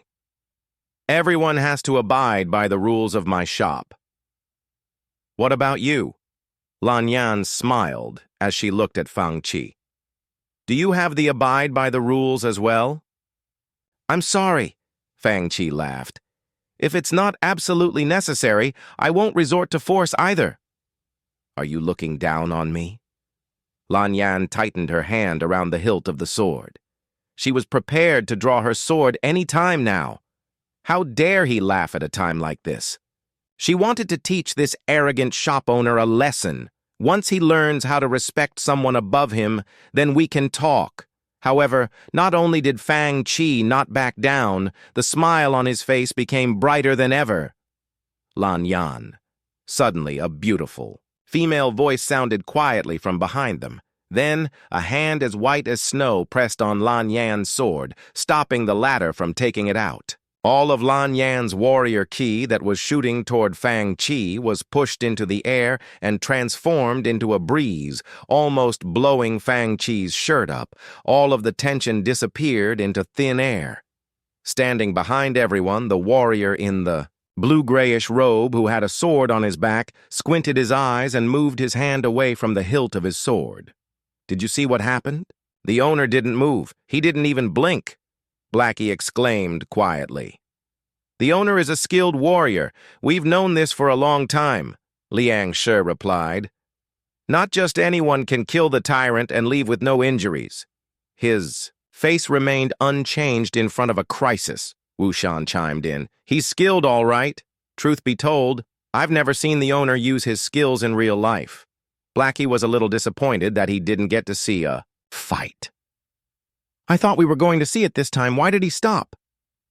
This girl looks cold and haughty, but she's smarter than everyone here, Song Qingfeng sneered as he turned to Blackie. We're all Resident Evil players, so I will give you some advice. Don't think about causing trouble. This girl might turn you into a corpse. I won't, Blackie laughed. The owner may be powerful, but he can't be that calm. Song Qingfeng squinted his eyes at Fang Qi. He was the most familiar with Fang Qi's background. The owner is just a young man who is barely a warrior. There's no way he could improve. So fast, there must be something else he's relying on. Song Qingfeng thought it must be the cultivator behind him. Lan Yan didn't understand Nalan Mingshui's actions. She asked, Ms. Nalan, why did you do that? A dark but deep light shone within Nalan Mingshui's icy gaze. What Fang Qi said seemed to have touched her heartstrings. She slowly walked up and asked, if she takes out her sword, will she just be asked to never return? Although the word just isn't appropriate, Fang Qi couldn't help but laugh. But it is what it is. If you don't want to play, feel free to leave. My shop does not allow others to cause trouble. Okay. Nalan Mingshui nodded her head. Then, we'll wait. What? Lan Yan thought she heard it wrong and looked at Nalan Mingshui with a shocked expression on her face. We're waiting? The others were all dumbfounded as well. This woman said they'll wait? She is kidding, right? But they immediately saw Nalan Mingshui nodding her head slightly. How can we? Lan Yan felt like her brain was going into overdrive. A place like this? After a while, she came back to her senses and looked around. Upon seeing the giant armchair that Fang Chi prepared for them, she asked, "Ms. Nalan, would you like to sit here?" Before her hand touched the chair, Fang Chi stopped her and said casually, "This is my chair." He added, "I'm sorry, there aren't that many chairs in my shop." Then he sat down on his armchair comfortably and went back to ignoring them. "You!" Lan Yan's face turned green. "Is he the owner or not? Are we the customers or not?" She glared at Fang, Qi with murderous intent, but the latter continued ignoring her. Origins. At the same time, a young man walked into Fang Chi's internet cafe wearing a white shirt and a yellow robe. Behind him were two other young men wearing the same clothes. One was tall and skinny, and the other was short and chubby. It seemed like they were all from the same force. "I heard a lot of people talking about a shop called Origins while I was at the Wind and Moon Pavilion." Xiao Yul's expression was filled with disdain as he said, "I heard that this shop is quite magical. I'd like to see just how magical it is." He pushed open the door and quickly saw what was written on the blackboard. "A rundown shop like this doesn't even accept gold? Just crystals? Who's the owner?" he immediately shouted. Fang Chi's face lit up with surprise as he turned around. "I am..." A piece of jade was hung from this young man's waist, along with a green silk ribbon. His hair was tied with a small purple and gold crown. It was obvious that he was of prestigious status. When the three of them appeared, the auras that surrounded them immediately exposed their identities. They were cultivators. Fang Chi had been living around this secluded shop for years. Although he had seen some cultivators passing by, they were all in their carriages, and he had never seen their faces. This was Fang Chi's first time seeing cultivators, this up close. Of course, Xiao Yulv was more than an ordinary cultivator. He was the grandson of Xiao Changlong, who is the Tiangong elder of Liu Yun Taoist Palace, a part of the Wu Wei Taoist Alliance. When Xiao Changlong was young, he took part in the war that led to Dajin's establishment. Later, he was promoted to the elder position and acted as the festival wine chief in Dijing, the capital city, for as long as a century. Even when he retired and went back to his hometown, he still wielded great respect and authority in Dijing. "City and Jiangnan region, are they cultivators? They're cultivators?" Many in the shop weren't even qualified to speak with cultivators, and they were shocked. Even Song Ching Feng and the others' expression darkened. Normal cultivators were a lot easier to talk to, but Xiao Yulv was different. He was hard to deal with. Xiao Yulv frowned as he looked around scornfully. He didn't mind the nobles from prestigious families, but why were low-level warriors in this shop as well? When his gaze landed on Fang Chi, the disdain became more obvious than ever. "I heard that your shop is interesting and magical." "You're right," Fang Chi replied calmly. To him, this man was no more than an ordinary resident of the city. He gestured at the chubby young man behind him. "Junior brother Liu, find out what's so magical about this run-down shop." "Okay." That chubby man smiled. "Come on, let me see what's so interesting about this shop. If I'm happy, everything will be great. If I'm not..." "There aren't any open spots right now. If you want to try, you have to line up at the back." Fang Chi interrupted him impatiently. "Line up?" This fatty Liu, along with the other people around him, were shocked by what they heard. This was now more than a matter of playing games. Fatty Liu laughed. "Did this owner just ask me to line up? Doesn't he know who we are? Do you want to die?" He grabbed Fang Chi's collar ferociously and said, "Just tell the other people to leave. Why do I have to line up?" Fang Chi didn't respond, enraging. Liu even more. "How dare this owner of a small shop ask me to line up and ignore me as well? I can break your legs in a second. Do you think they're going to cause trouble?" Blackie and the others were flabbergasted by what they saw. Fang Chi looked down at the fat hand around his collar. His expression darkened. This was the first person to actually lay hands on him. "Move your hand away in 3 seconds, or I will assume that you are causing trouble." I didn't think these idiots existed. Song Ching Feng laughed as he rolled his eyes at Blackie, who swallowed his saliva hard and retorted, "He's an idiot? He's scarier than that." This man was a cultivator. Moreover, he was not just any other cultivator. If he were really an idiot, he would be the king of idiots. After all, he was capable of smashing this little shop into pieces in the blink of an eye. Blackie didn't believe that Xiao Yulv would compromise like the rest of them did. Unlike the rest of them, even if Xiao Yulv and his two peers saw how magical the game was, they would try to take everything for themselves. Song Ching Feng, on the other hand, smiled without expressing his opinion. Then they heard Fang Chi counting down. 3, 2, 1. "Time's up," Fang Chi snickered as he looked at the fat guy in front of him, as if this guy was an idiot. "Time's up?" Everyone looked at them in confusion. What does that mean? Will Fang Chi really get into a fight with these cultivators? Prepare to die! This fatty Liu seemed to have realized something and decided to move first. He punched at Fang Chi's face. Troublemakers detected. Lightning punishment activated suddenly. An emotionless electronic voice sounded from the shop's loudspeakers. "Ms. Nalan." Lan Yan backed off like a scared little bunny as she cried out to Nalan Mingshui. "Watch and learn." Nalan Mingshui opened her mouth and said quietly. Suddenly, without warning, a sharp white light appeared above this fat man's head. Rumble! The small shop was immediately lit up by that white light, turning everyone's faces pale, then fatty. Liu began jumping around like he was having a stroke, waving his hands and feet in the air. His hairs all stood up straight, and his entire body was scorched black. The others could smell the scent of burned skin. Then Fang Chi kicked him right out of the door. The customers were all dumbfounded. They thought Fang Chi was going to be in danger, so they were shocked to see what actually happened. Fang Chi then calmly looked at Xiao Yulv. "What about you? How dare you injure my people like that?" Xiao Yulv had never felt so humiliated his entire life. How dare this owner burn my henchman in front of so many people and kick him out like that?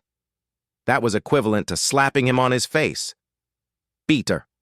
Him up." He pointed at Fang Chi and shouted, "Beat him up until he dies." Less than 10 seconds later, the tall and skinny man was kicked out of the shop. Like Fatty Liu, his hair was also turned into an afro, and his body was scorched pitch black. Xiao Yulv was the only cultivator left in the shop. "I dare you to try and hurt me. Rumble!" Once again, a streak of lightning shone in the shop. Xiao Yulv's body was immediately burned. He opened his mouth and spat out a puff of smoke. Like the other two before him, he was thrown out as well. The entire internet cafe fell into a moment of silence as everyone looked at Fang Chi in shock and awe. The weird rumble and the lightning. Punishment left everyone dumbstruck. Moreover, did Fang Chi actually throw them out? Even normal cultivators were treated like VIP customers at most of Juhua's shops and restaurants, but Fang Chi threw them out. "Wait! You just wait! How dare you plot against me?" Xiao Yulv's voice came from outside the shop. "I will come back tomorrow and smash your shop into pieces." Lan Yan covered her mouth with her hand and watched as Xiao Yulv and the others 2 cultivators ran away. She thought of what she almost did and felt the sweat soak through her dress. Everyone else who once threatened to smash Fang Chi's shop felt goosebumps appearing on their bodies as well. How could they have acted so brave and arrogant back then?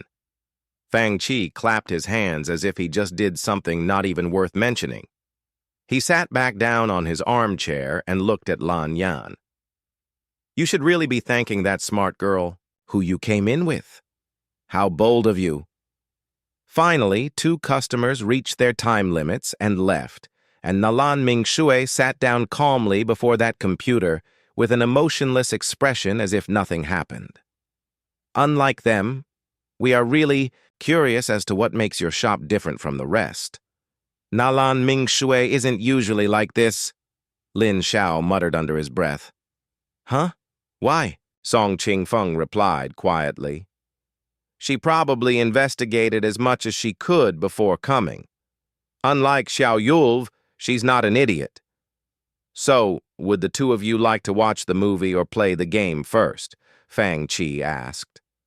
Then, he explained, the difference between the movie and game to them?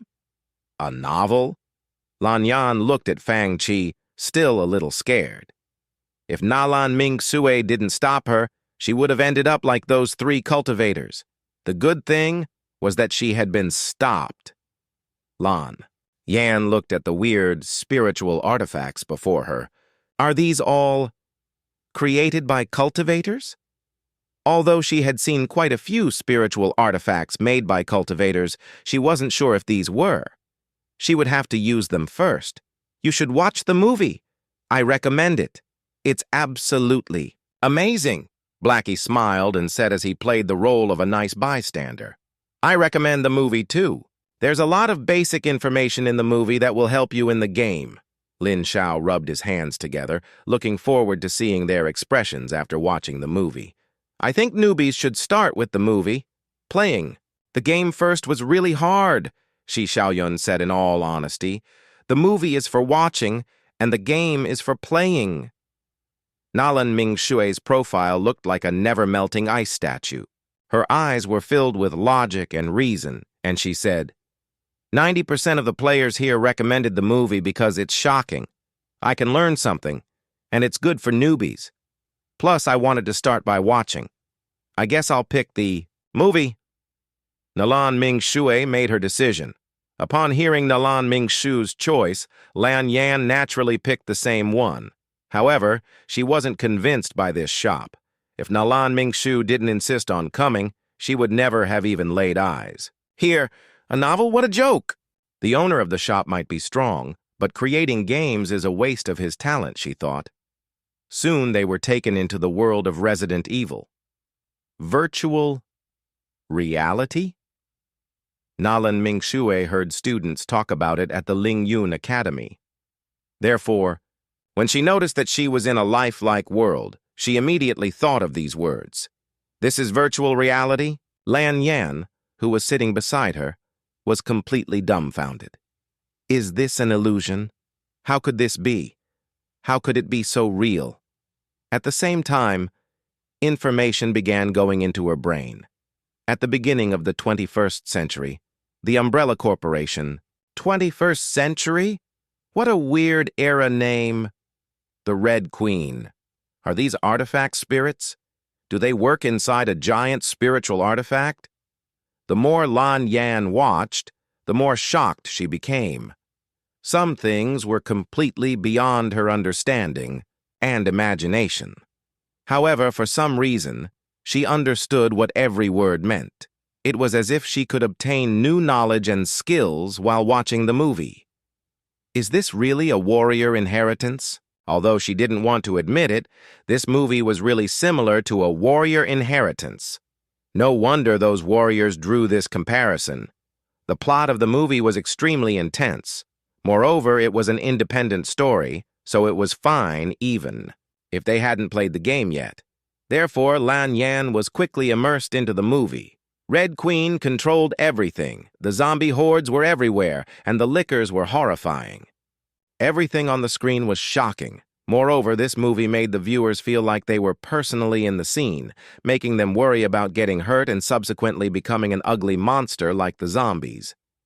As the story progressed, Lan Yan noticed that not only was the plot exhilarating, the swift combat and the final battle against the lickers were amazingly nerve-wracking as well. The more she watched, the more shocked she became. How did the author do it? She was astonished. This game is such a unique novelty.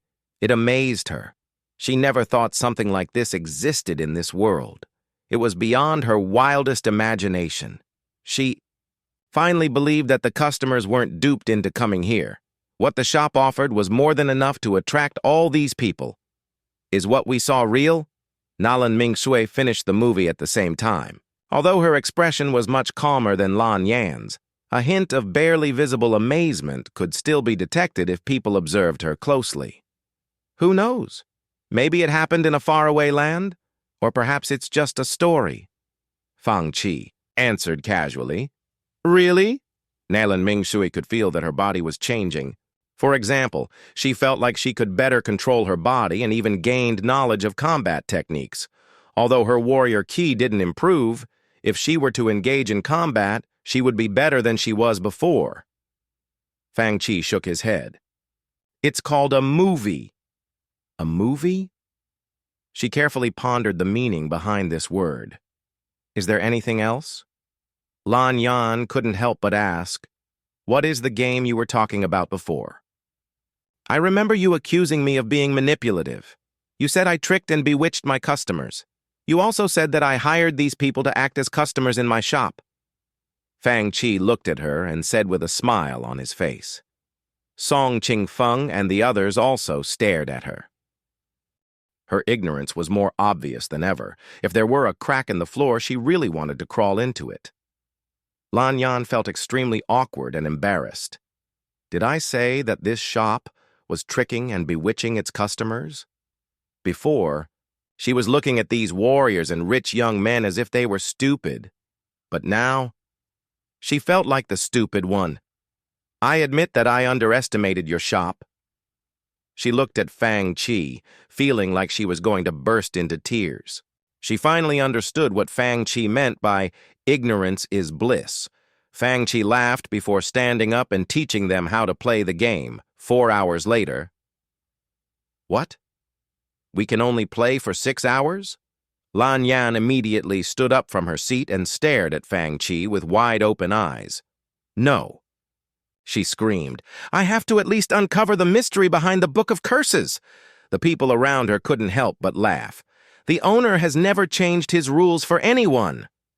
Oh yeah, she questioned as she took out a bunch of crystals and stuffed them into Fang Qi's hand. She demanded, What do you think? I'll pay you 10 times the original price. 10 times. The highest offer to date was from Song Qingfeng, and it was only 5 times the original. Price! Did she just offer him 10 times the price? Crystals for an hour? A couple of customers looked at the crystals and swallowed their saliva. Talk about steep prices. Fang Qi looked down at the crystals in his hands and hesitated. If the system allowed him to do so, he really wanted to run away with all that money. Sadly, the system didn't even respond this time around. I'm sorry. Fang Qi gave her the crystals back unwillingly and said righteously, Everyone has to follow the rules at my shop. Is he an idiot? Why wouldn't he take the crystals? A single player could play for several days with 20 crystals. He really doesn't want it. Then how much do you think we should give you? Nalan Mingshui asked. Her tone was icy and sounded impatient. It felt like she wasn't in the mood to negotiate with Fang Qi. 1,000 times the original price? Or 10,000 times? Fang Qi's expression remained calm. It doesn't matter how much you give me. Rules are rules and I won't bend them for anyone. The owner sure is a rule-abiding person, the man with the mustache said as he smoothed out his facial hair. He was relieved after seeing how Fang Qi followed his own rules. It meant that no one could get their hands on these computers. Wu Shan and the others, who were originally unhappy about the time limit, felt much better upon hearing Fang Qi reject someone who offered him 10 times the original price. Song Qingfeng thought back at his own bitter experience and couldn't help but gloat in his mind. We tried the same thing a long time ago. Are you, really not going to let us play? Lan Yan felt like spitting out blood. She noticed that she couldn't stop playing. However, she couldn't play anymore. If she didn't just witness how powerful the owner was, Lan Yan would want to kill him. She thought Fang Qi was a sly scammer, but now she realized that he was an honest business person. How could someone not be moved by money? If he is a scammer, then everyone else would also be a scammer. I really want to keep playing. Lan Yan stomped hard on the floor. Can't you accommodate us? No. You're doing this on purpose. Lan Yan glared at Fang Qi murderously, but he just ignored her. After a while, Nalan Mingshui finally said, "Let's go." Feeling embarrassed, Lan Yan didn't want to let up. "But I really want to keep playing." "Ah, miss." Before she could react, Nalan Mingshu had left the internet cafe. Lan Yan had no choice but to follow her. Lan Yan's expression was complicated as she walked out unwillingly. "Ms. Nalan, I think this shop isn't what we thought it was." "Why? Didn't that world look fake to me? It was so weird. The zombies, guns, and virus all seemed so real. Oh, and I feel like I learned a lot of combat skills. Oh, and I think my skills improved. I wonder what happens afterward. I'm so curious. The owner is awful. I can't believe that he won't let us keep playing. I really want to teach him a lesson. I really want to go back and play." Lan Yan blabbed on and on and on. In the end, Nalan Mingshui turned around. Her expression was different than it used to be. She said softly, "Let's come again tomorrow." Yunshan Tavern. To some extent, what happened to Xiao Yulv affected them as well. Right. Now, all they cared about was Xiao Yulv and the 3 mysterious lightning strikes in Fang Chi's shop. The owner's so brave. Blackie shuddered as he recalled what happened. "I can't believe that he kicked Xiao Yulv out of his shop. I wonder if anything bad will happen because of this." Liang Shi sighed. "Bad?" Blackie laughed. "You think the owner was looking for trouble? He didn't even take them seriously." Li Quan picked up his cup and toasted to Liang Shi with a bitter smile on his face. "I'm glad you stopped me back then. Or else—" Then he shook his head and drank all the wine. In his cup, Wushan laughed loudly. "That's not important. It has nothing to do with us. All we have to do is play the game. I'm impressed by the owner's adherence to his rules." "Everyone is," Li Quan replied, smiling awkwardly. They had to admit that the movie version of Resident Evil 1 brought more shock to them than the game did. The large zombie horde, the dismembering scene by the lasers, and the messy city at the very end all left deep impressions in their minds. Those who had never seen storylines like this before were all shocked beyond words. On the other hand, everyone knew that watching the movie could help with the improvement of one's combat skills. Although the improvements weren't continuous and sustainable like the improvement from the game, it was still visible. Some even wondered, is this really virtual? The combat, weapons, and everything in the game seems real. Is it a record of a war somewhere that we don't know about? Ling Yun Academy. After the movie version came out, the students had more to talk about in their daily conversations. Most of the players were from the Ling Yun Academy, so they would talk about Resident Evil on their way to the school. Of course, there were also players who liked to play pranks on others. After his martial arts techniques class, Song Qingfeng headed home around sunset.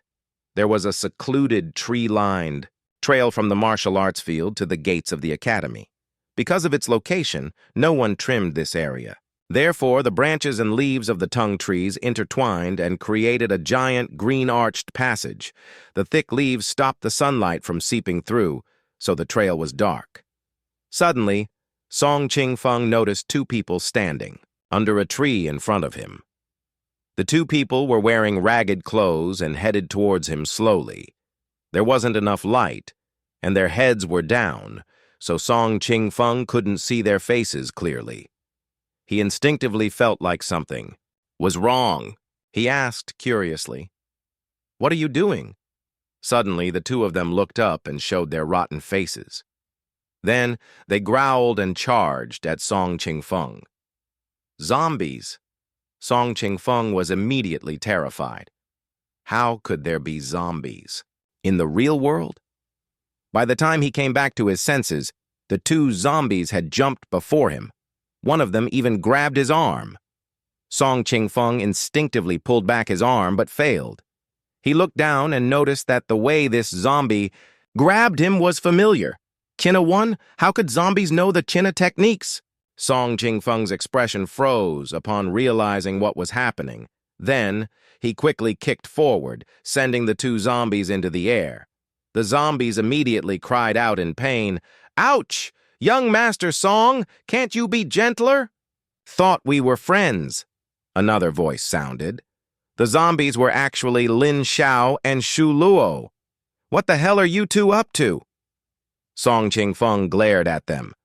"I didn't use much warrior qi. Get up." Lin Xiao laughed as he got up from the ground and took the mask-like item off his face. "What do you think? Our zombie masks look lifelike, don't they?" Shu Luo laughed. "We made them in a rush. If you look closely, it's a little rough, around the edges." Song Qingfeng was so mad that he burst out laughing.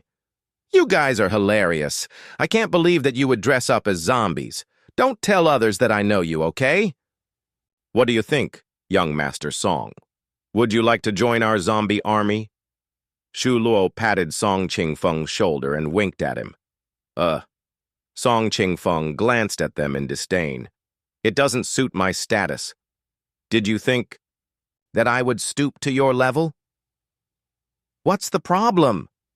No one can recognize you with a mask on." Lin Xiao grabbed his arm and pulled him aside. Suddenly, a few people appeared at the end of the road. "Isn't that Shi Qi and his friends?" He quickly took out a zombie mask and handed it to Song Qingfeng. "Hurry up and put it on! They should taste the horror of being jump-scared by zombies!"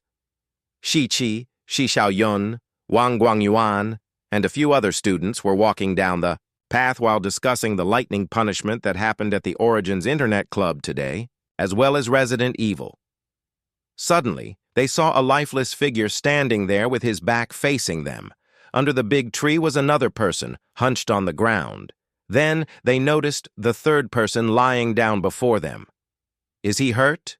Curious, Shi Qi walked up and patted the back of the man who was lying on the ground. That man slowly turned around, revealing his rotten face. "Ah!" A shriek erupted. "Zombie!" "Zombie?" Shi Qi pulled his hands back as if he had been electrocuted. If he were injured by zombies even a little, he would be infected.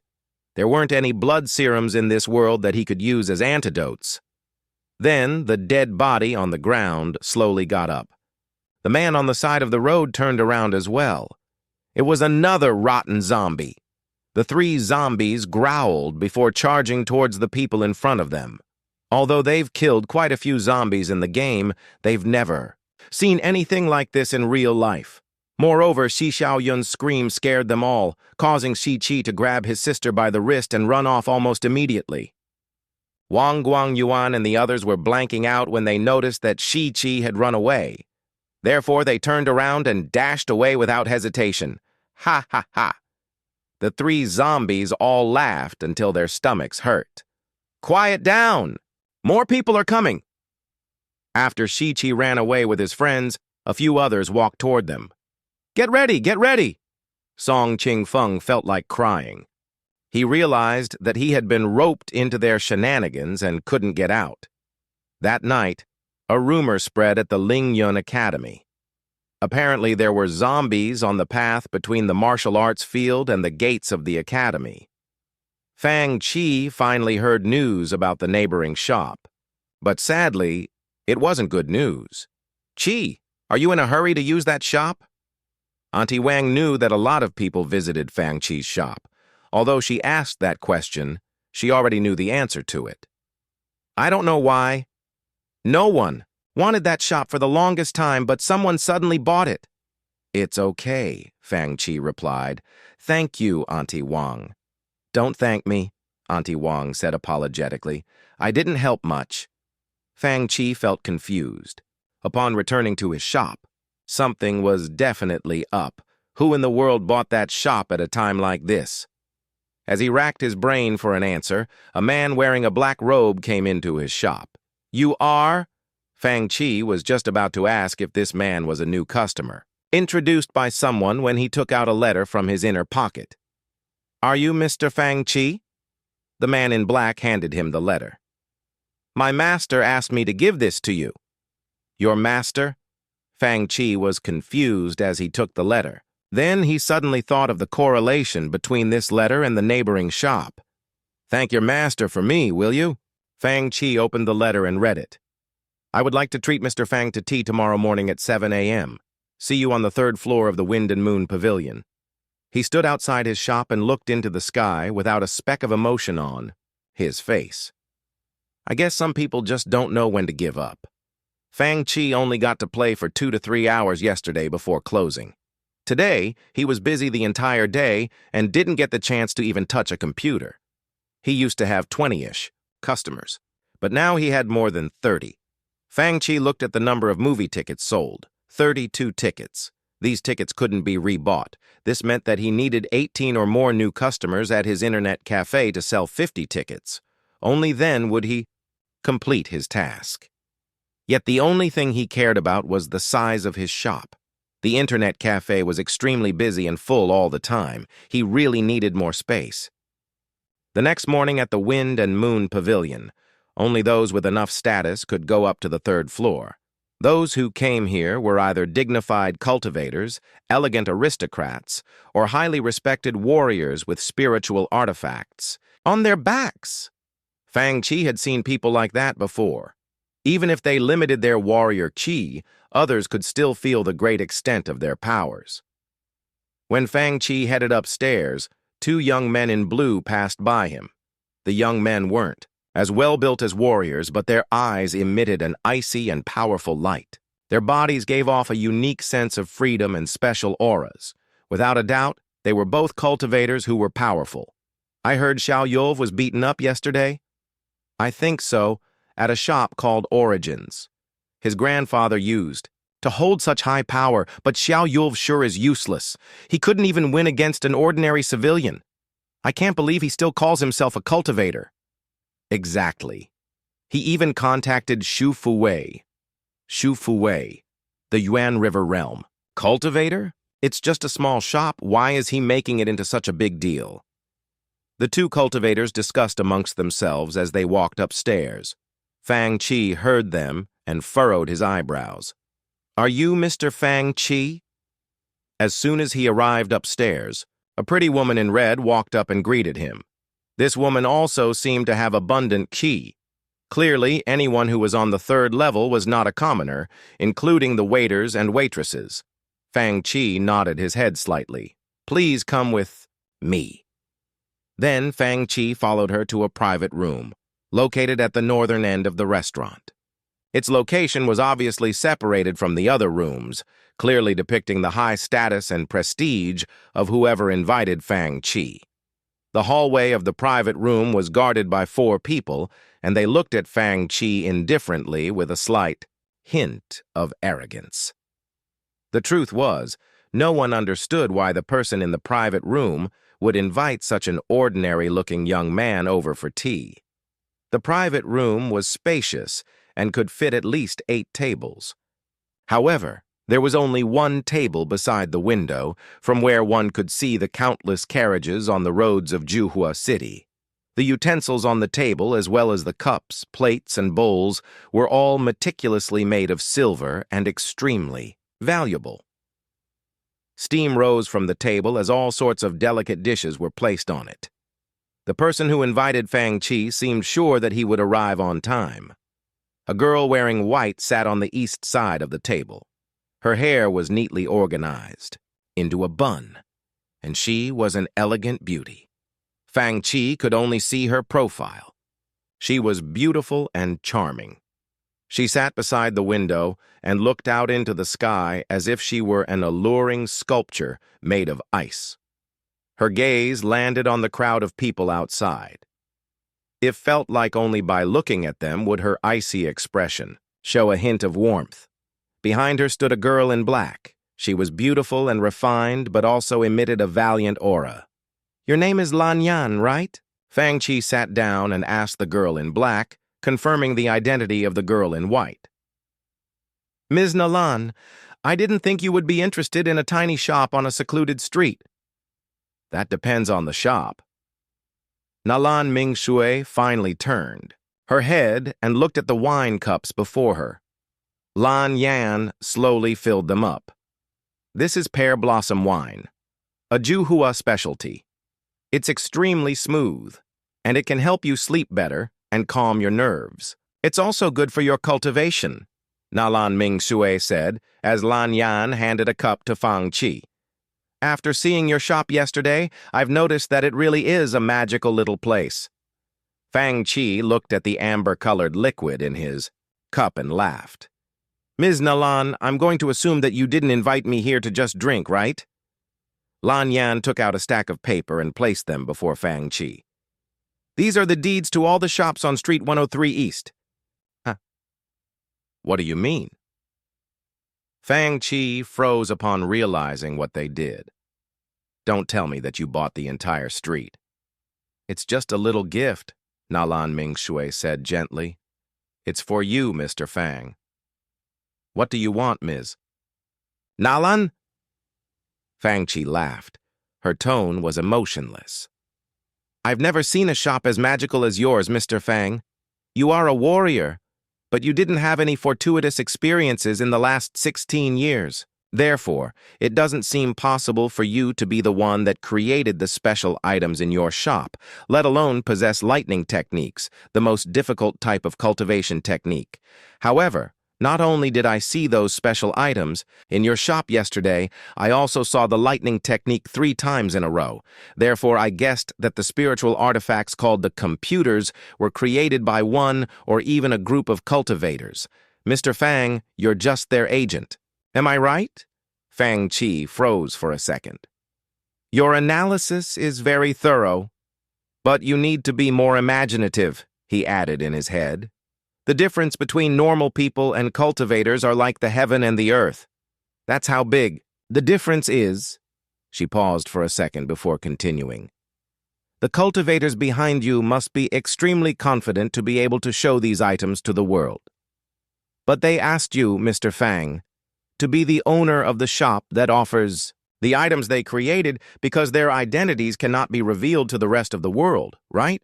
Or do they not want people to know that they exist? Nalan Ming Shui asked. Either way, these people are way out of your league, but they trust you enough to give you all their items. That means they want something from you. As long as they do, we can negotiate. You only need one night to perfectly investigate and analyze my situation? Fang Qi laughed. Ms. Nalan, should I praise you? It's nothing. Nalan Ming Shui sipped the pear blossom wine to warm up her throat. Her snowy skin reddened a little, as if a flower had bloomed in the depths of winter, making her look more beautiful than ever. Her tone was still icy and a little lazy. The truth is, I went to your shop after doing my research. She began looking into the Origins Internet Club as soon as she heard about it. That was why she went yesterday and not the day before. So, Mr. Fang, may I ask if the cultivators behind you want to work for the Nalan family? Upon seeing Fang Qi's displeased expression, she added, Don't reject my offer just yet. You should know that what happened with Xiao Yulv isn't the end of it. The cultivators behind you can't show themselves and help you. I'm not looking down on you, but with your power, you won't be able to deal with him by yourself. With the Nalan family's support, however, I can promise you that no one will have the courage to cause trouble for you. What she wanted was clear. She wanted Fang Qi's little shop for herself. Never once did she give up on that idea. Fang Qi was displeased. You went through this much trouble of getting me out of my shop just for this. Your analysis is right, he said with a smile, but allow me to be blunt. The Nalan family is not qualified enough. Do you know what the name Nalan means in Juhua City and the Jiangnan region? Lan Yan was furious. Even the members of the royal family have to treat the Nalan family with respect. Ms. Nalan is interested in your shop. You should be honored that she wants to give you an opportunity. Don't think too highly of yourself.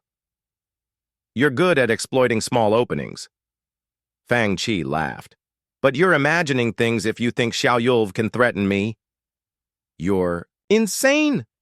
Lan Yan placed her hand on the hilt of the sword by her waist. An icy light shone before Fang Qi's chest as the sword was drawn. Fang Chi, on the other hand, raised his cup and immediately smelled the sweet aroma of pear blossom wine. He didn't drink it yet, but he felt like he was floating in the air. Fang Chi nodded and drank the entire cup. He felt a warm current spread to his limbs. In addition, he felt a warm but weak energy reaching his dantian. Is this warrior Qi? It's a good wine. 1 cup of this wine was equivalent to 10 days of training. Rich. People sure are different, Fang Chi muttered to himself. Then he began eating as if no one else was present. He poured himself another cup of wine and never stopped chewing. Lan Yan, who looked at Fang Chi and pointed at him with her sword, was shocked more and more. Forget about the food. The wine was a spiritual wine that Nalan Ming Shui used to test. Fang Chi out. This wine was made from 1,000-year-old peach blossoms and made to complement the technique Nalan Ming Shui was cultivating. Although it wasn't poisonous, even Nalan Ming Shui could only drink a small cup every day. After that, she would have to take an elixir called the Kongling pill to consume and digest the energy in the wine. But now Fang Chi already finished half a bottle. You're kidding me, right? Fang Chi was still drinking it. Even Nalan Ming Shui looked at him in shock as well. Is this young man a monster? She did her research. Fang Chi was just a normal warrior who hadn't had any unique encounters. How is he so powerful? She didn't know that after Fang Chi's body was strengthened by the T-virus, it was different than that of normal people, even if he didn't use his warrior ki. The spiritual wine still wasn't capable of getting him drunk. After he finished everything on the table, he rubbed his stomach and looked at Lan Yan, who was still pointing her sword at him. Lan Yan's body froze. She felt like Fang Chi wasn't an ordinary warrior. Instead, he seemed like a wild beast. Fang Chi stood up and walked up to Nalan Ming Shui, but she felt like she didn't have the courage to attack him. Nalan Ming Shui tensed up. She felt like she was no match for Fang Chi. How is that possible? He's only 16 years old, and he didn't even have that much warrior ki. Fang Chi walked closer and closer to her. She had never been so close to anyone else. They were so close that she could feel the temperature of Fang Chi's body. She felt like a wild beast had approached her, sniffing its prey, making goosebumps appear all over her body. She had never been nervous her entire life, but she was now. She thought that she was well aware of who Fang Chi was. She thought she knew everything about him, even his embarrassing childhood stories. But now, everything had sunken into a black hole of mystery, leaving her with nothing but the unknown. The unknown was the most horrifying. The good thing was that that feeling disappeared quickly. Soon Fang Chi turned around and left. Before he did that, he said quietly, "Ms. Nalan, the food and wine were delicious, so I'll forgive you for testing me. Next time, the consequences might be too severe for you to handle." Then, he stood up from his seat and took a deed, subsequently placing some crystals on the table. "You should return the rest. I don't want to chase the neighbors away just so I can open a big internet cafe." He waved the deed in his hand and said, "Remember to give me the keys." The cultivator behind him must have given him a powerful protective spiritual artifact. Nalan Ming Sui's expression froze.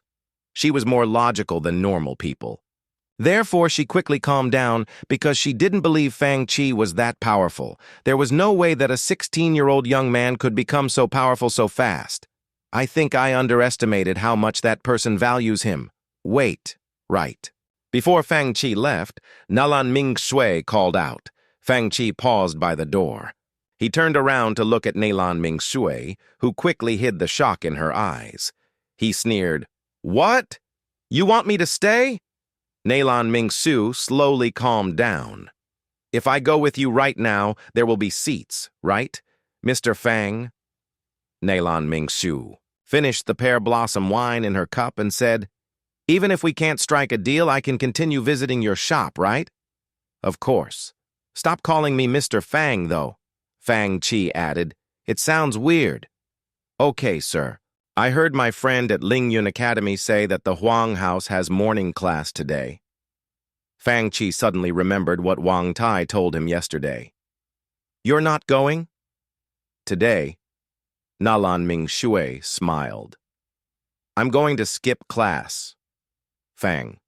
Kim at someone who was crazier, yet also acted calmer than Song Ching Feng.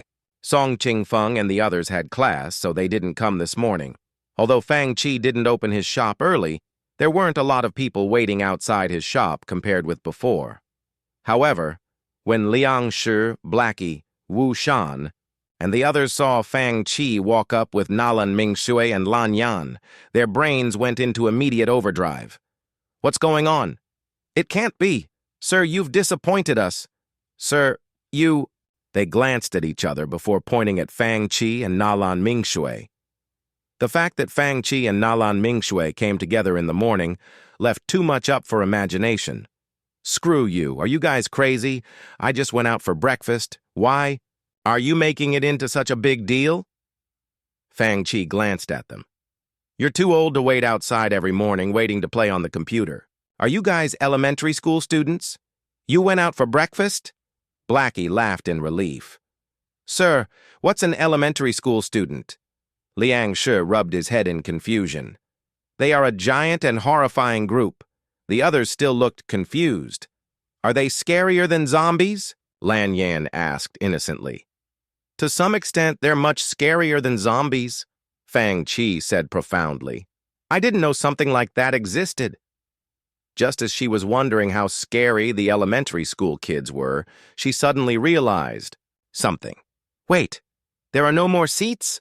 Of course, all the seats were taken. Liang Shi had a lot of warrior friends who slowly began joining him, creating a player group that could not be underestimated. More than 10 people came in the morning. Fang Qi unlocked the neighboring shop with keys Lan Yan gave him. This place used to be a blacksmith shop and was much bigger than Fang Qi thought.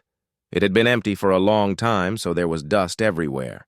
After Fang Qi threw away the trash and began tidying the place up, Nalan Mingshui was truly a genius of the Lingyun Academy. Even her gaming skills were better than most other students.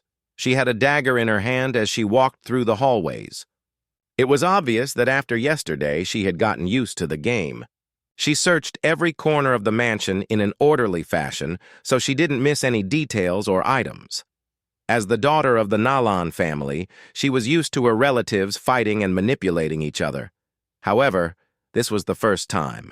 She experienced such a dangerous situation by herself. This trap-filled mansion gave her hands-on experience of what hopelessness and death felt like. The traps in the mansion were something that one could not be experienced in real life. The death of her character yesterday was caused by the fact that she didn't understand the game. But for a smart girl like her, dying once was the max. This was her first time experiencing the charm of the game. She was constantly protected by guards from her family, so she was never faced with real danger. Therefore, she never got to make decisions in battle. That wasn't what she wanted. Being able to play another character and seek adventure in another world without anyone protecting her gave her an exhilaration that she had never felt before. Especially since she felt like death was lingering in every corner. She felt like she had opened a door to another world. The dagger danced at the tip of her fingers like a silver butterfly. The others could tell that her mood was different than usual. She's really good. It's been so long, but she hasn't died yet, right? This mystery seems really easy for her. I heard that she started playing yesterday, but she's almost halfway through. She's catching up to Song Qingfeng. Wow, that's really fast. Quickly, a group of players waiting for computers stood behind her, watching her play. Hey, not bad. Fang Qi came back to his shop and glanced over at Nalan Mingshui. You passed the plant lab already? Of course, Lan Yan said proudly. Something like this isn't a challenge for Ms. Nalan. Suddenly, a group of cultivators wearing white shirts and yellow robes appeared outside Fang Qi's shop. Xiao Yulv walked in the very front, along with another slightly chubby, middle-aged man who was wearing a gold robe. This middle-aged man's eyes narrowed into a line, but it couldn't hide his icy gaze. He placed his hands behind his back and took each step slowly. Yet, The cultivators behind him had to jog to not fall behind. Soon, they arrived outside the door. The middle-aged man glanced up at the sign and asked, "Yulv, is this the shop that used the lightning technique to kick the three of you out yesterday?" "It is." Xiao Yulv looked happy. This middle-aged man's name was Shu Fuwei. Although they belonged to the same generation, Shu Fuwei cultivated earlier and had already reached level 1 of the Wan River realm. Moreover, he was the head minister in Luyun Taoist Palace that was a part of the Wu Wei Taoist Alliance. He possessed many powerful spiritual artifacts. Even the mayor had to be respectful towards him, let alone a small shop. He took out a light, blue pearl from his brown pocket, and said, "The cultivator hidden in this shop is skilled in the lightning technique, but I have a lightning repellent bead. I can't believe that a commoner has the courage to bully you just because a cultivator has his back. Once I capture him, you can do whatever you want to him." "Okay," Xiao Yulv spat. "I'm going to make him pay for what he did." Then, Xiao Yulv turned around and said to the dozen or so cultivators from Luyun Taoist Palace, "Junior brothers, guard the door. Don't let him run away." Fang Qi quickly noticed the noise outside his shop. He watched as a short and chubby cultivator walked in with Xiao Yulv as well as a couple other cultivators wearing white shirts and yellow robes. The chubby cultivator glanced around the room and demanded, "Who's the owner?" Fang Qi raised his eyebrows and looked at Xiao Yulv, who was standing behind the chubby cultivator. "You're here to cause trouble again?" Again. The customers at the internet cafe all looked toward the door.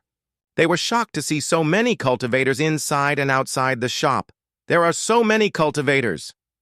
It was rare for common warriors to see a cultivator, let alone so many. "Will the owner get in trouble?" Liang Shi asked, a little worried. He got Shu Fuwei from the Luyun Taoist Palace to come. Song Qingfeng's expression was grim. "It's troublesome, all right." "Shu Fuwei? Is he a famous cultivator?"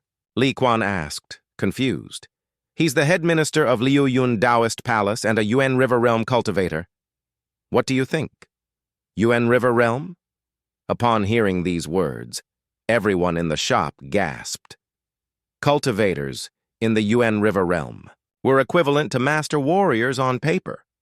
However, their actual powers could be compared to ancestral warriors, if not more powerful. Because of that, the status of warriors who weren't in the ancestral warrior realm yet were significantly lower than that of the cultivators. "It's best if they could teach him a lesson, then Ms. Naylan will be able to step up." Lan Yan fantasized evilly. Xiao Yulv laughed aloud. "Today, Senior Brother Shu brought his lightning repellent bead to counter your lightning technique. Let's see how arrogant you are today." Then, he said to the 6 cultivators behind him, "Beat him up!" Troublemakers detected. Lightning punishment activated. The cultivators beside Xiao Yulv barely emitted their spiritual lights before a white light flashed before their eyes. Rumble! In a split second, the cultivators were thrown out, and their bodies were completely burned black. "Junior Brother Xiao, come here. I have the lightning repellent. Rumble!" Before Shu Fuwei could finish his sentence, they waved their hands and feet in the air as they jumped out of Fang Qi's shop. Liang Shi. "That's the power of an ancestral warrior," Song Qingfeng. "What did I just say?" Lan Yan. "Freaking artards!" Fang Qi cursed as he pointed at the cultivators outside his door. "Get the hell away from my face!" The cultivators outside immediately ran away. "Everything's good." Fang Qi waved his hands. "It's just a small situation." "Ms. Nalan?" Lan Yan's lips twitched as she said quietly, "Shu Fuwei was kicked out." "Yeah, I saw what happened." Wind and Moon Pavilion, inside a unique-looking private room in the southern corner of the restaurant. The young man with the mustache took out a small, exquisite pipe from his inner pocket. He lit it up, and smoke immediately began to rise. Sucked on it and stared outside the window. Sitting across from him was a young man wearing a light blue robe. He had an unconstrained aura and was obviously more than just a commoner. "What are you looking at, Mr. Mu?" This cultivator treated this man with a mustache who didn't look like a cultivator with great respect. It is quite sad. The young man smiled slightly. I can't have the most precious thing in Juhua City.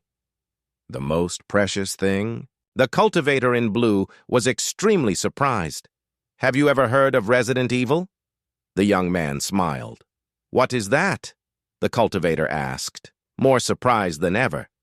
The young man with the mustache smiled. Haoran, before you became a cultivator, I reminded you to not be blinded by your status. Thank you for the reminder, sir. The young man in blue began to sweat. He may be a cultivator now, but he still didn't have the courage to be impetuous. In the eastern end of Juhua City is a small shop called Origins. It's an interesting place. The man with the mustache smiled and said, Once I leave, you can go take a look. Mr. Mu, you're leaving? The cultivator in blue asked.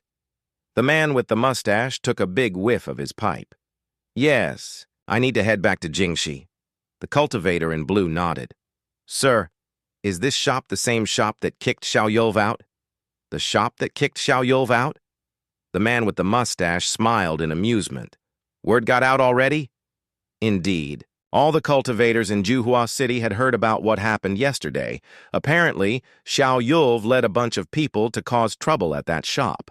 Countless eyes, including the cultivators of Liu Yun Daoist Palace, watched as events unfolded. I can't believe Xiao Yulv went with Shu Fuwei and got thrown out in less than 3 minutes. They're so useless. A fat man wearing a baggy blue robe discussed what happened with the others in the Wind and Moon Pavilion. That Shu Fuwei brought his lightning repellent bead, but I heard it didn't even work. How can an entertainment shop owned by a commoner be so powerful? A young man in black asked. Entertainment? The fat man in blue asked curiously. I thought they sold novels. Apparently the novel is even better than Celestial Warrior. I think it's called Resident Evil. Bored, he waved his hand in the air. Men like us don't read stuff like that. Xiao Yulv is probably the only person who's curious enough to check things out. We don't know, the young man in black said, but I need to see what kind of person is hiding in that little shop. Should we go check it out as well? Why should we? I heard a bunch of people are waiting outside. Xiao Yulv was kicked out yesterday for causing trouble. Are we going to go cause trouble as well? The fat guy said helplessly and angrily. Let's go early morning tomorrow? I'm curious. What can be so attractive? The young man in black patted the table. People such as Song Qingfeng, Xu Ziqin, and Wang Tai saw how Fang Qi passed the level, especially the second half of the game. They memorized how to solve some of the traps and mysteries. Therefore, they played the second half of the game faster than the others did. Song Qingfeng knew that he should focus on playing the game because he was about to pass it. Passing the game was such an exhilarating moment. Moreover, if he could pass today, he would be the first player at Origins Internet Club to pass Resident Evil, aside from Fang Qi. He would surpass everyone, even Nalan Mingshui, Shi Qi, and Xu Ziqin.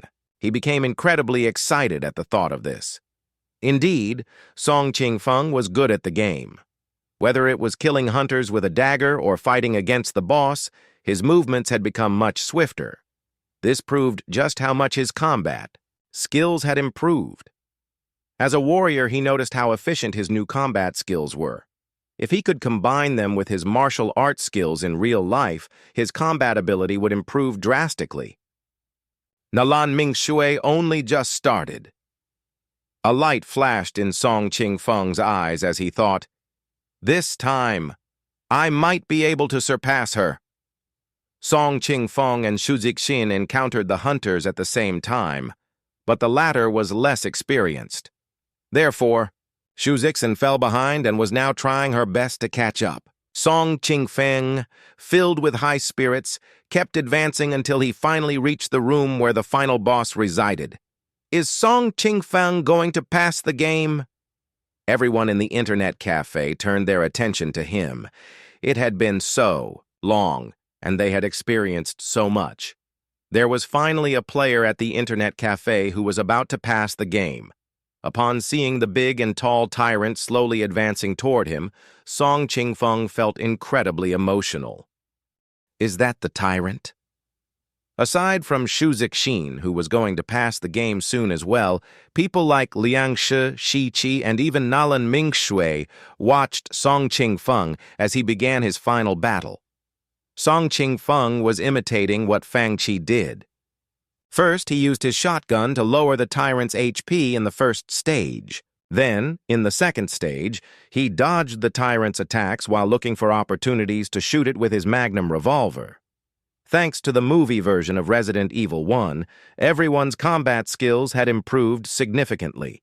Moreover, since Song Qingfeng had been practicing every day, his combat skills were now amazing. He was quick and agile, devoid of any unnecessary movements.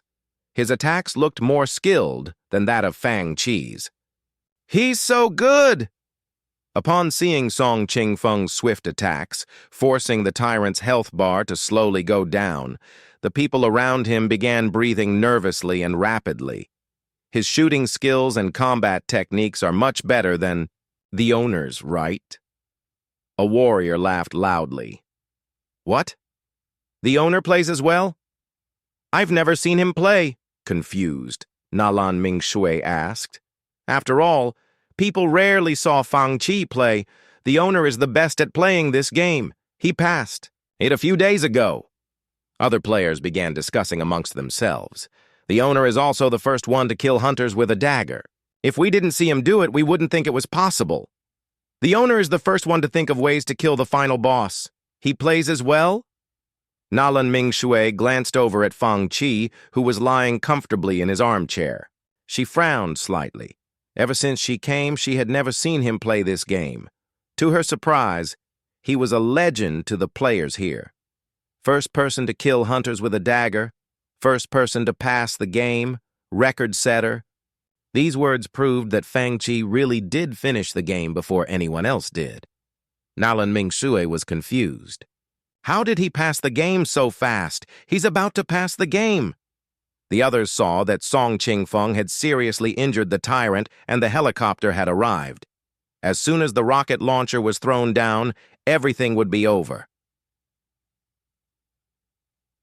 A lot of people had witnessed the power of the rocket launcher, and those who didn't see it had been informed by older players. Everyone knew that there was this weapon that was capable of exploding the tyrant into pieces. When the rocket launcher was thrown out of the helicopter, everyone looked at Song Qingfeng's screen with anticipation. In the game, Song Qingfeng's character had pulled the trigger. Swoop! As flames flared on the screen, the main character Chris left in the helicopter. Song Qingfeng felt like screaming in joy. I finally passed the game. Song Qingfeng stood up from his seat. He waved his fists in the air while staring at the screen. The story had finally ended, but he will forever remember and reminisce this thrilling and unforgettable experience. He thought back at what he had been through over the past few days. The excitement of getting new weapons, the exhilaration of defeating strong enemies, the happiness of discussing the plot with friends, the gratefulness he felt when he was saved by his teammates, and the hardships he experienced when faced with these mysterious events. He felt like a small caterpillar that lived in a weird world. He had smelled the scent of flowers, seen rainbows, and been through thick and thin. Finally, he spun into a cocoon and one day became a butterfly that went on to live a fulfilled and glorious life. When he finally finished the game, he was so moved that he felt like crying. You have reached your time limit for today. Please come again tomorrow. He looked around and glanced at his audience who had surrounded him. This scene was forever remembered by them. They were all witnesses to what just happened. In the future, when Origin's Internet Club had more than just Resident Evil 1, and this game got popular around the world, Song Qingfeng thought back to when he first played. When talking about the owner and himself passing the game, he said, "That's the scene most worthy of reminiscing." Cheers and applauses suddenly sounded in the internet cafe. The truth was, aside from Xiao Yulv, countless. Cultivators had come to feel Fang Qi's shop out. However, every single one of them was thrown out with their bodies scorched by lightning. Nothing like this had ever happened in Juhua City, and never had so many cultivators gathered at one place. Moreover, no one had ever heard or seen groups and groups of cultivators running away from a shop with their bodies scorched black.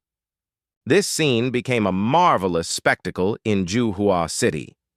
Because of this, more people began visiting Fang Qi's shop. Fang Qi, however, was calm enough to casually lay in his armchair while yelling, "Line up, line up!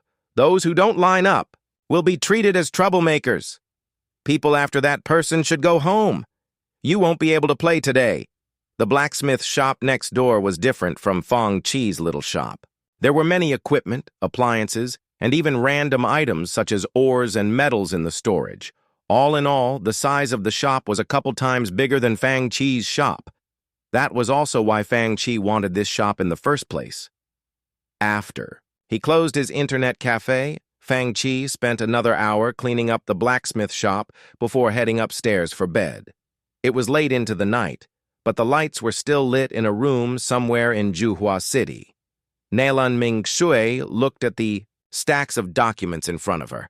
Her expression was so cold that the room was about to freeze. Why isn't there anything on him? There's no clue at all. Her expression darkened.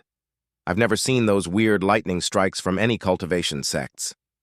What is the identity of that cultivator or those cultivators behind him? The mystery before her became harder and harder to solve. The next day. I heard that zombie monsters originated from this place. Apparently they're really scary. Before Fang Qi's shop even opened, a group of a dozen people huddled in front of it. They were all wearing Lingyun Academy uniforms. These people were students of the Lingyun Academy, and they had recently heard about the zombies at school. After investigation, they found out that zombies came from something called a movie, which one could see at this little shop. Therefore, they decided to come and check it out. Guo Xiong was a student from the Heaven House, home to the most powerful students of the Lingyun Academy. Some of them were even stronger than the teachers. It's scary. Go ahead and try me. He was obviously unconvinced. He had just come back from a trip and heard about this place right away. After a few invitations, he decided to tag along. Fang Qi woke up extremely early this morning. After the upgrade, he was curious as to what his internet cafe looked like. He quickly got ready and went downstairs. When he got to the first floor, he immediately saw the difference. Rows and rows of heavy computer desks made of stone extended to the end of the room. Beside the door was a giant reception desk, and behind that desk was his small blackboard. Everyone would be able to see the information on the blackboard as soon as they walked in. The reception desk was on the very left of the internet cafe. On the left wall were cabinets and something that Fang Qi was familiar with. Is that a fridge? The arrangements and decorations weren't flashy. The combination of wood and stone gave this place a natural and down-to-earth feeling. The wall facing, the street was made of glass. If Fang Qi opened the curtains, the people outside would be able to see everything going on inside. The shop was enclosed. There was a vent on the ceiling, which ensured the flow of fresh air. Most of the time, the curtains were down. Internet. Cafes couldn't be too bright, or else the screen would reflect light. The source of light mainly came from the round, gem-like lights on the ceilings. The lights were soft and gentle to the eyes. The entire internet cafe looked antique, but the design and structure were modern. Overall, this shop's features were different from all the other shops in this world. Fang Qi glanced outside his door and then back at his internet cafe. The inside of his shop seemed like a different world from the outside. Colored glass wasn't cheap, but it wasn't something rare either. Even the windows of Wang Tai's family's restaurant were created with the same material. However, it was a first for a shop in this world to make an entire wall with colored glass. Fang Qi counted. There were 52 computers in total. It was obvious that this was the most his system could give him. The rest of the space had seats, giving potential waiting customers places to rest. The students from the Lingyun Academy carefully knocked on the glass wall. Isn't the owner afraid that someone will accidentally break the glass? Suddenly, the doors opened. It was 7:30 a.m. Whenever his internet cafe got new things, Fang Chi would instinctively wake up earlier. Today was no different. He now had 52 computers. Since there were many people who were turned away due to the limited seats, he assumed that there would be plenty of customers today. If he had as many customers today as he did yesterday, perhaps, he would be able to finish his task. He was surprised upon seeing the group of people in front of his shop. "You sure are early. You're the owner of this shop?" Guo Xiong came in and looked around. He noticed that it was dark inside the shop, so his hand cautiously grasped the handle of the long sword on his back. "Are there really monsters in here? Sir," a long-faced young man asked, "do you have Resident Evil?" "I do." Fang. Qi pointed at the little blackboard. "It's 3 crystals for the movie, 5 crystals for the game. Also, it costs 2 crystals an hour to use the computers." "That's so expensive." The long-faced young man was speechless. "Is it?" Fang Chi replied with a question of his own. "Forget it." This young man placed 5 crystals on the table and said, "Let me try the cheapest one first." Soon, with the help of Fang Chi, he began watching the movie version of Resident Evil 1. This is really weird. Guo Xiong looked left and right. "Is there something inside this item? Why do you need to wear this? Is it worth a lot?" The others surrounded this young man and asked, "How is it?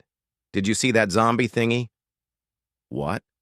The monsters are in these small eye masks?" Guo Xiong pulled his sword out in surprise. "Let me chop them apart." "Stop, senior brother Guo." They all heard that Xiao Yulv was thrown out yesterday, so they quickly stopped him. "Senior brother Guo, don't do that." Guo Xiong was immediately confused. "Didn't you ask me to come and help you? Why are you stopping me?" The other students looked embarrassed. "It's our fault for not explaining things clearly. This is something new. It's a novel you can watch. Apparently, it's really magical. The zombies are the monsters inside the novel. We didn't ask you to come fight for us." The long-faced young man chimed in. "He's right. I suggested that we come watch the apparently horrifying novel." "How old are you? 3. Why would I watch something like that?" Guo Xiong spat in disdain. "Will the monsters jump out of the book and bite you?"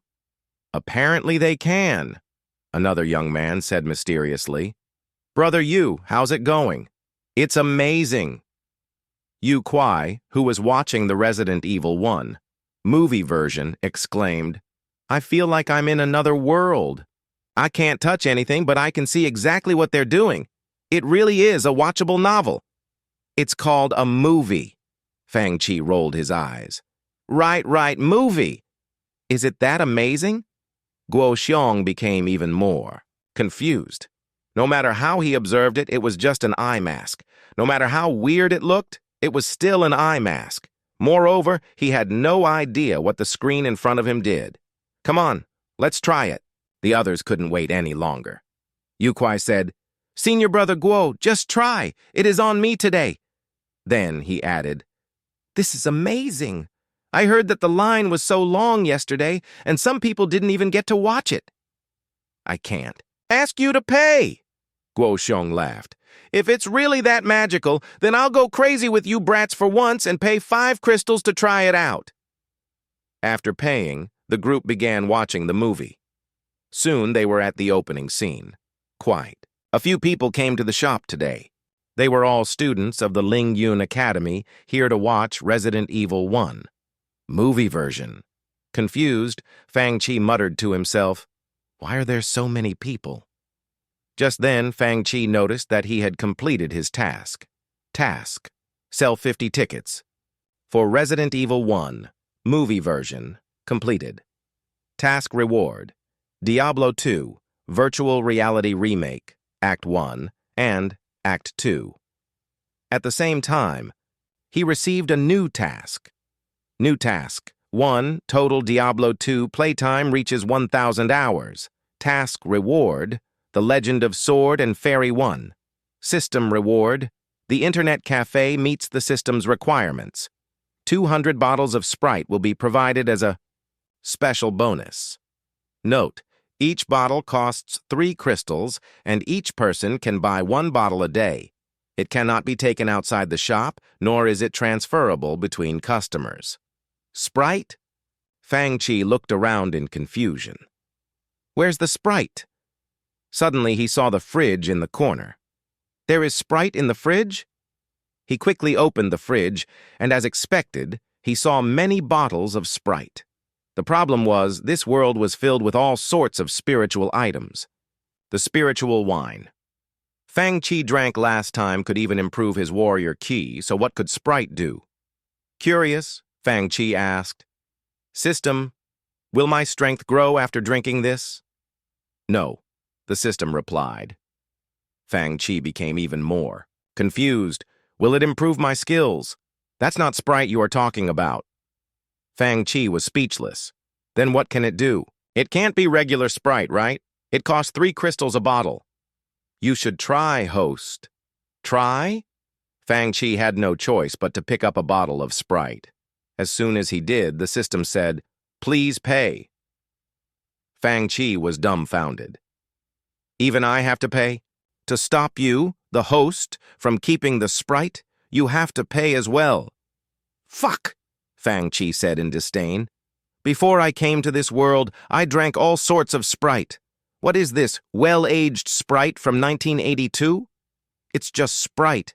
Why would I pocket it? Unconvinced, Fang Chi opened a bottle and took a sip. Then, his eyes opened wide in surprise.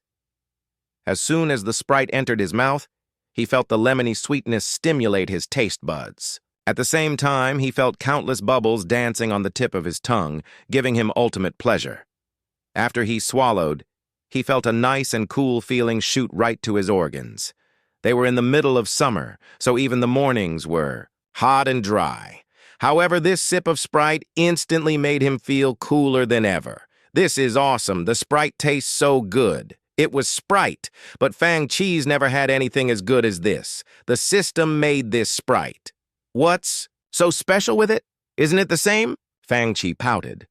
Of course it is not, the system said. The Sprite is made of mineral water from under the snowy mountains, which had been tempered by 1,000-year-old volcanic rock.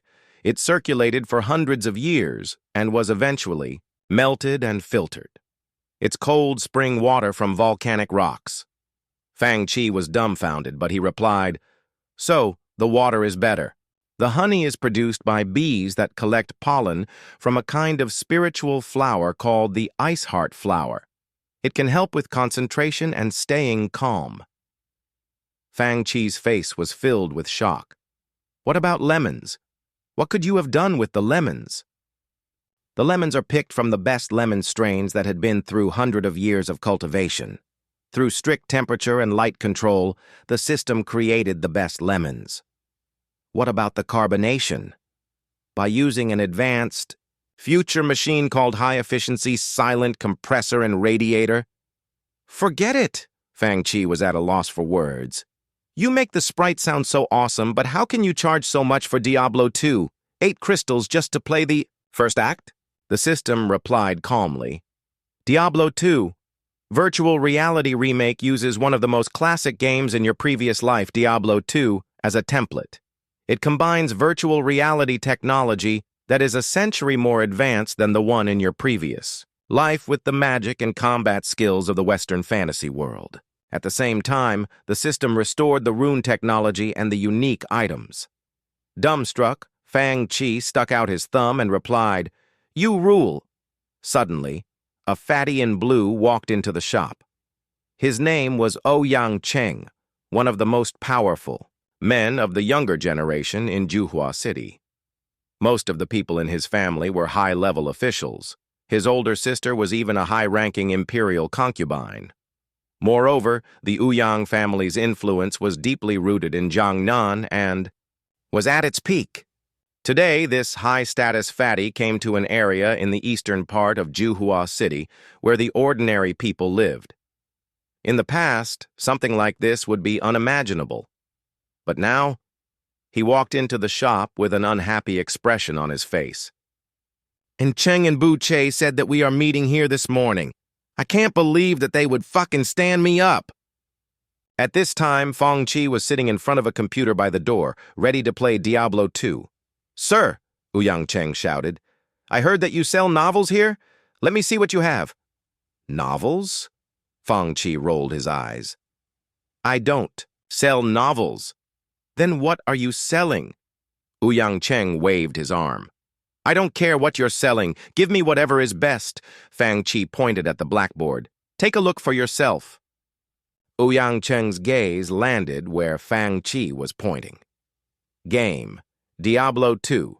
Virtual Reality Remake. Act 1. 8 crystals. Resident Evil 1. Virtual Reality Remake. 5 crystals. Resident Evil 1. Movie version. 3 crystals. Drinks. Sprite. 3 crystals. Computer usage cost. 2 crystals. Hour. It sure is expensive, Ouyang Cheng said. But I like expensive stuff. As long as I'm happy, it doesn't matter how expensive it is. Which one would you like to try first? Fang Chi asked. The most expensive one. Ouyang Cheng immediately chose Diablo. He pointed at the blackboard. The name Diablo sounds like a novel, but you said it isn't. Let me see it first. The novels in this shop are pretty famous. Just then, a young man wearing a small silver hairpiece and another man wearing black walked into the shop. Apparently you can see lifelike scenes. I wonder if the rumors are real. And Chung said, I heard there is a powerful cultivator behind this shop. If that's the case, then it's probably true. You guys are finally here. Ouyang. Chung immediately greeted the two of them. Let's play that die-something game. Diablo. Fang Chi rolled his eyes again. After Fang Chi's explanations, the three of them quickly understood how to control the game.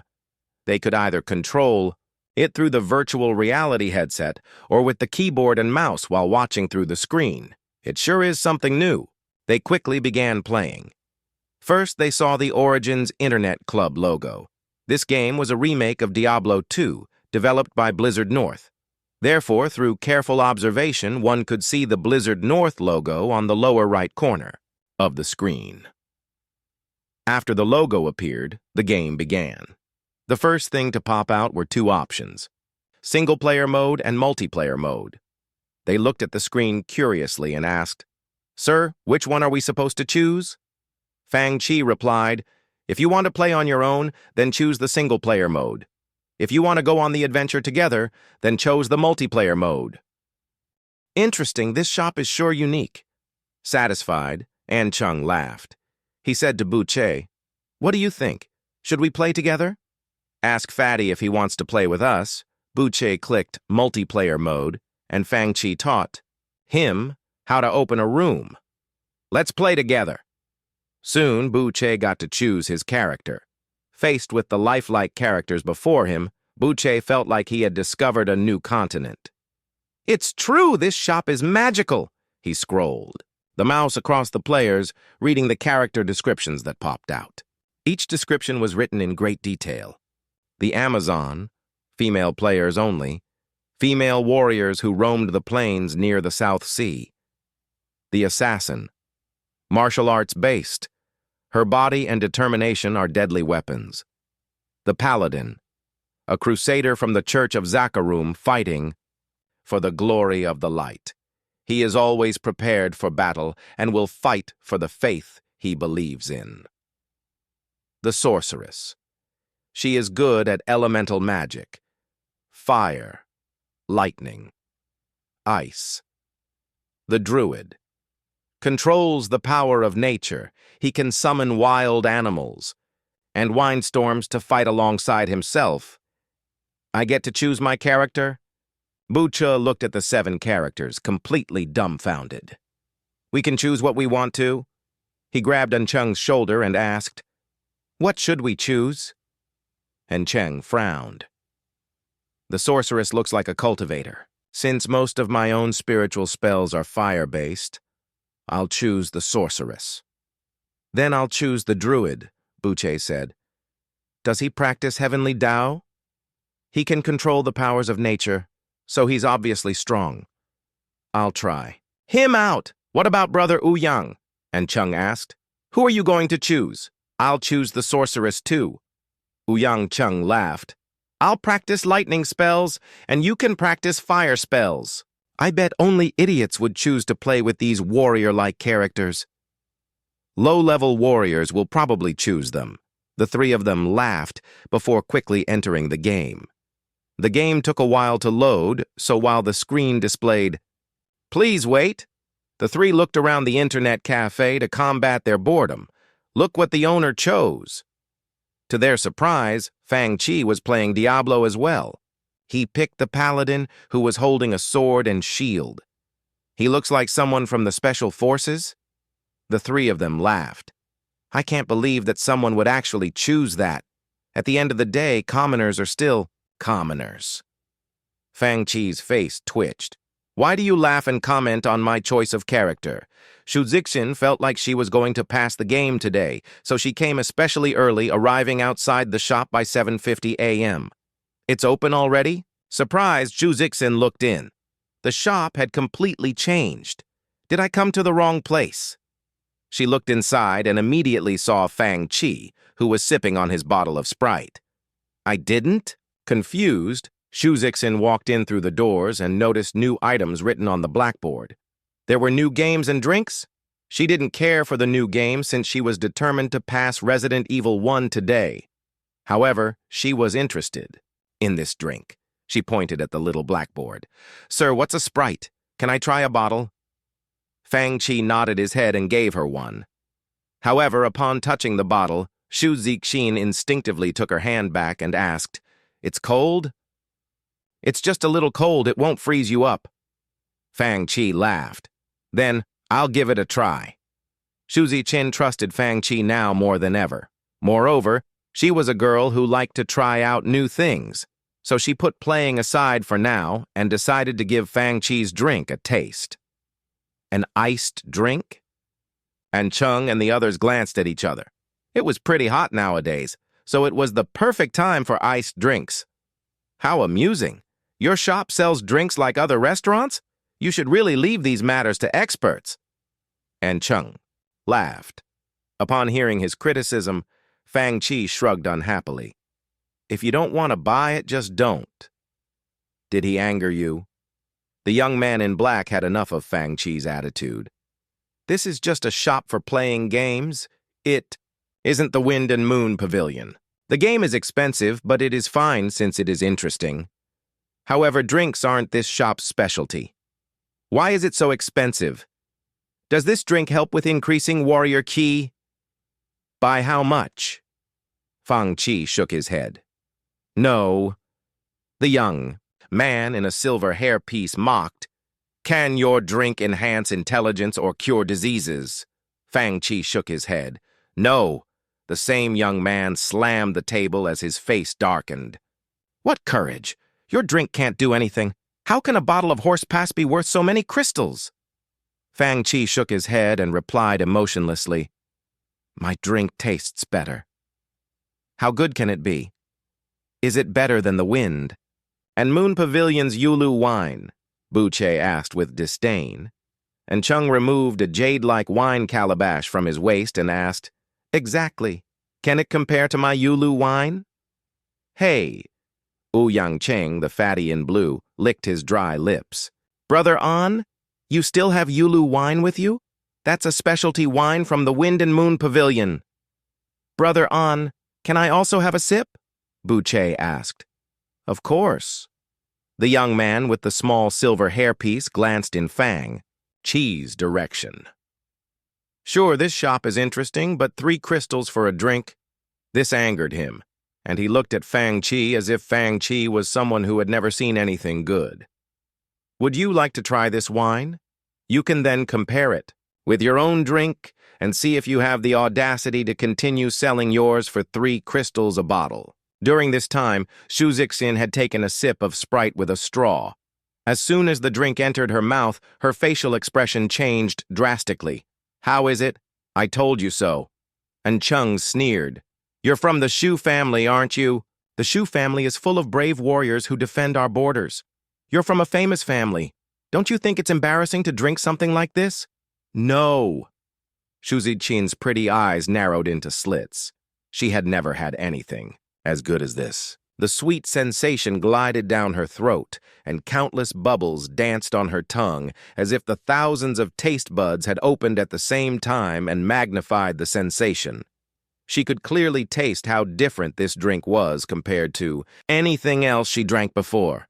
After her first sip, she felt like she had taken a cold shower on a hot day. Her entire body, even her pores, felt a blast of chills. "This is amazing!" Xu Zixin's face lit up with happiness as she exclaimed, "Amazing!" The guys were confused and slapped the table. "You're a girl of status. Why are you helping the owner trick us?" And Cheng sneered, "Don't you dare trick me, or else your entire family will suffer from the consequences." "Why would the owner trick you?" Song Qingfeng and the others walked into the shop. "The owner makes hundreds of crystals every day. Why would he be interested in tricking 3 crystals out of you?" Those 3 guys were immediately at a loss for words. Song Qingfeng took out some crystals and placed them onto the table. "It's rare for this shop to have something new like this. Give us 1 bottle each." "Sure." Fang Qi immediately handed Song Qingfeng, Lin Xiao, and Xu Luo each a bottle of Sprite. Lin Xiao held the bottle in his hand. "Hey, it's made of glass. How interesting." Then the 3 of them each took a sip. Almost immediately, a fresh feeling entered their throats and spread to their limbs. They even felt like their pores were emitting a refreshing coolness. Lin Xiao's face was lit with pleasure as he looked at the Sprite bottle in his hand. "This drink is fucking amazing. I feel refreshed with just 1 sip. It's so good. I felt like I just took a bath in an ice spring on this hot day." Xu Luo couldn't help but take another sip. "This drink is so magical. I feel like there are hundreds of thousands of bubbles popping in my mouth." Song Qingfeng's face lit up with surprise as he gave Fang Qi a thumbs up. "This drink is amazing. It's exhilarating." "Does it taste better than Yulu wine?" Ouyang Cheng, An Cheng, and Bu Che asked. No matter how much disdain An Cheng and the others felt toward Fang Qi's drink, they were still wavered by Song Qingfeng, Xu Luo, and Lin Xiao's expressions. "Do you think that I've never had Yulu wine before?" Song Qingfeng looked at them with contempt. "Compared to Sprite, Yulu wine is no better than horse piss. Horse piss!" "Horse piss!" Instantly enraged, An Cheng slammed his table and said, "The Yulu wine I brought is a specialty wine from the Wind and Moon Pavilion. 1 sip is equivalent to 10 days of cultivation. The taste is the best in Juhua City. Even the emperor praised this wine when he visited. It's just 3 crystals. Why don't you try and find out if it's good or not yourselves?" Song Qingfeng mocked. "Can't the 3 of you afford to pay a couple of crystals?" Ouyang Chung threw 9 crystals at Fang Qi and said, "Then we'll try it. If we're satisfied by the taste, we will disregard its price. If we're not—" He pointed at An Cheng, who was sitting beside him, and said, "Your cultivator may be able to throw Shu Fuwei out, but this is An Cheng, the son of the Castellan of Juhua City.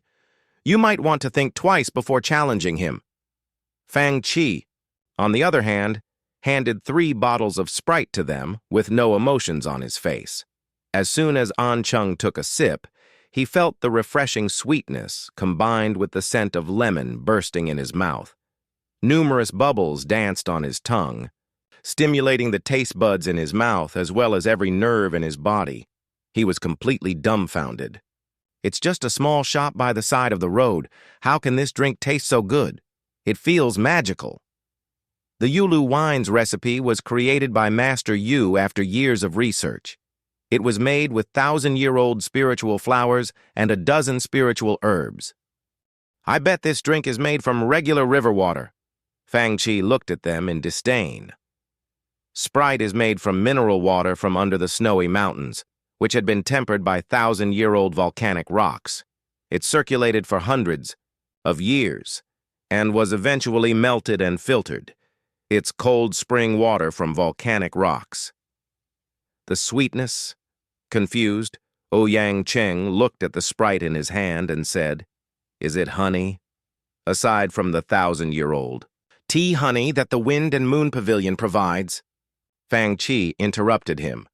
"The honey is produced from the pollen of a spiritual flower called the ice heart flower. It can help you calm down.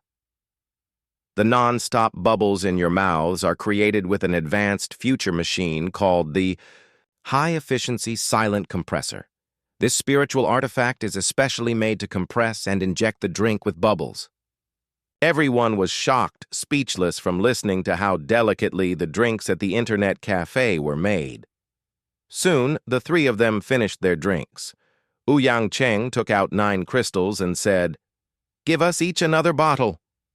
"I'm sorry." Fang Qi took a sip of his Sprite and returned to his seat.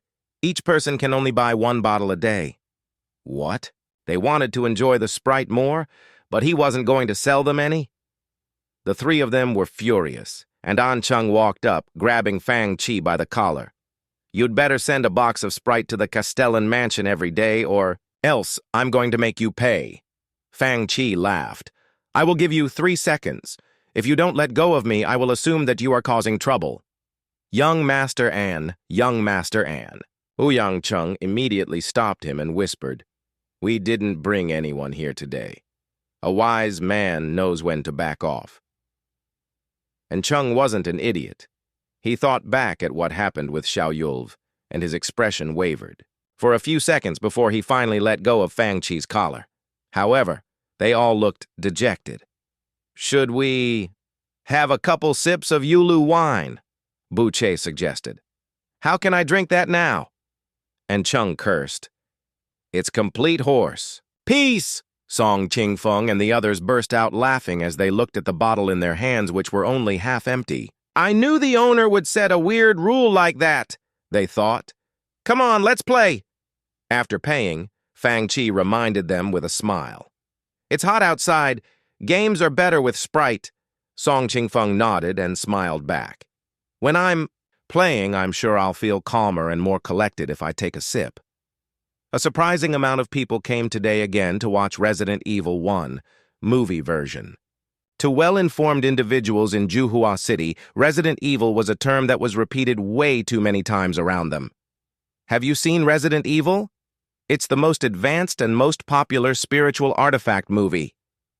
What? You haven't seen it? You're so behind.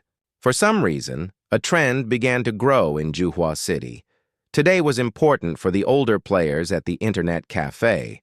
A few people were going to pass Resident Evil 1, virtual reality remake.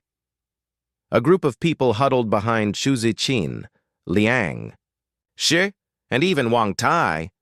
The 3 of them were most likely to pass the game today.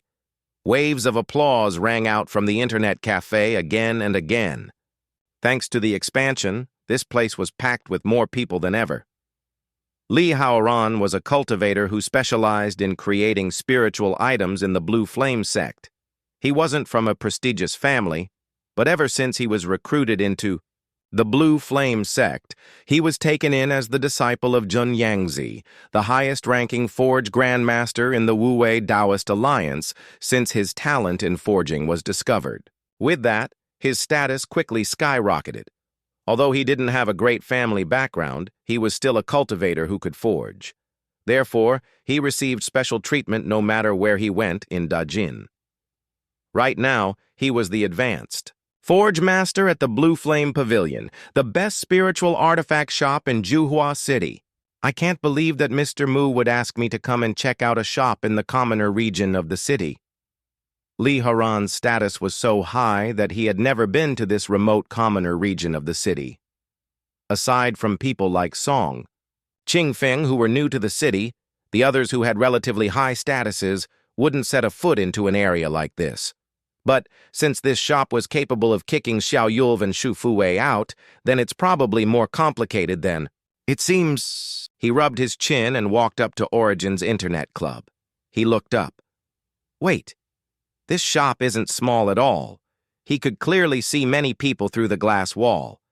There were ordinary warriors, but they were all pretty strong. The rest of the people were almost all of noble status.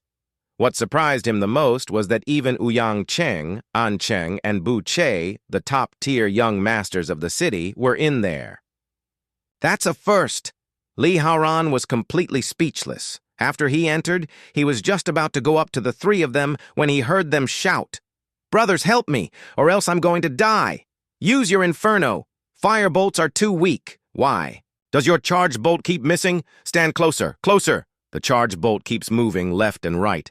I can't do anything about it. Hurry up! Bloodraven is about to die!" Li Haoran glanced at their screens and saw the three of them being followed by a giant herd of zombies. They were jumping up and down as a monster wearing a set of red armor. Attacked them! Then the monster exploded! It exploded! The screen was lit up by gold lights. Gold item! Their eyes shone. Light crossbow? Suddenly, the air around them froze, and everything became horrifically quiet. They looked at each other. Out of the three of them, two were sorceresses and one was a druid. After a while, someone finally opened their mouth and asked, "Does anyone want this item?"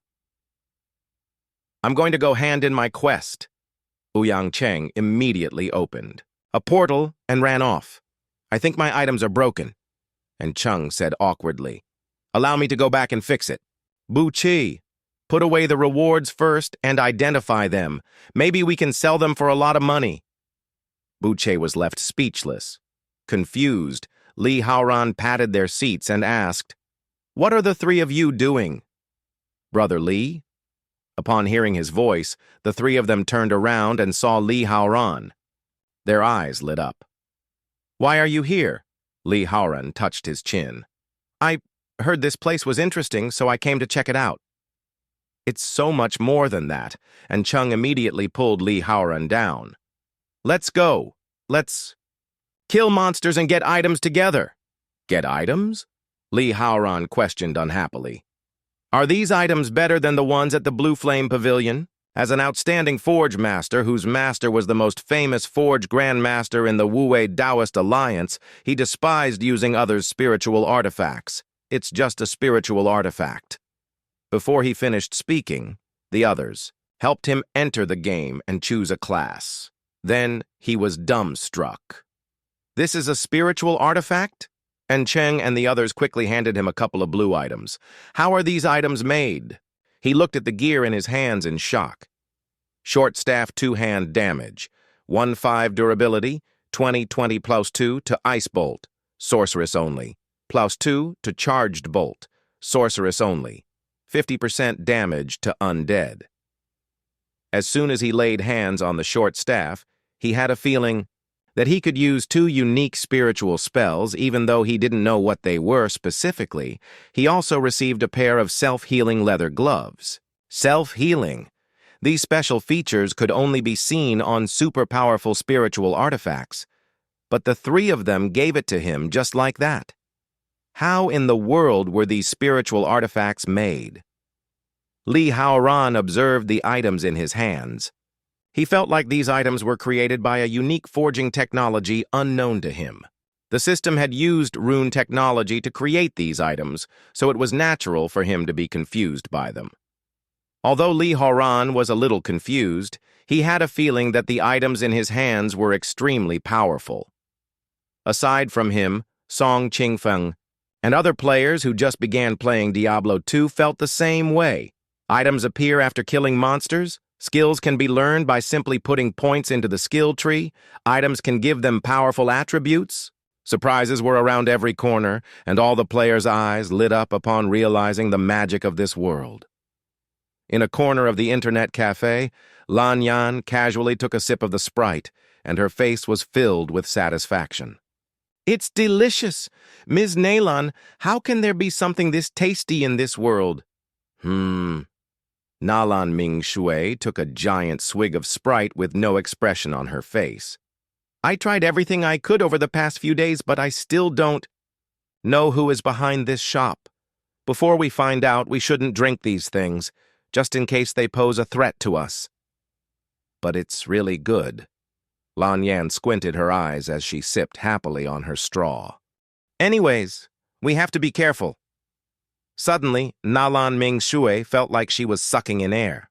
Only then did she look down at her bottle and froze for a second. Oh, I finished it all. The different powers within the country of Dajin were intricate and complicated.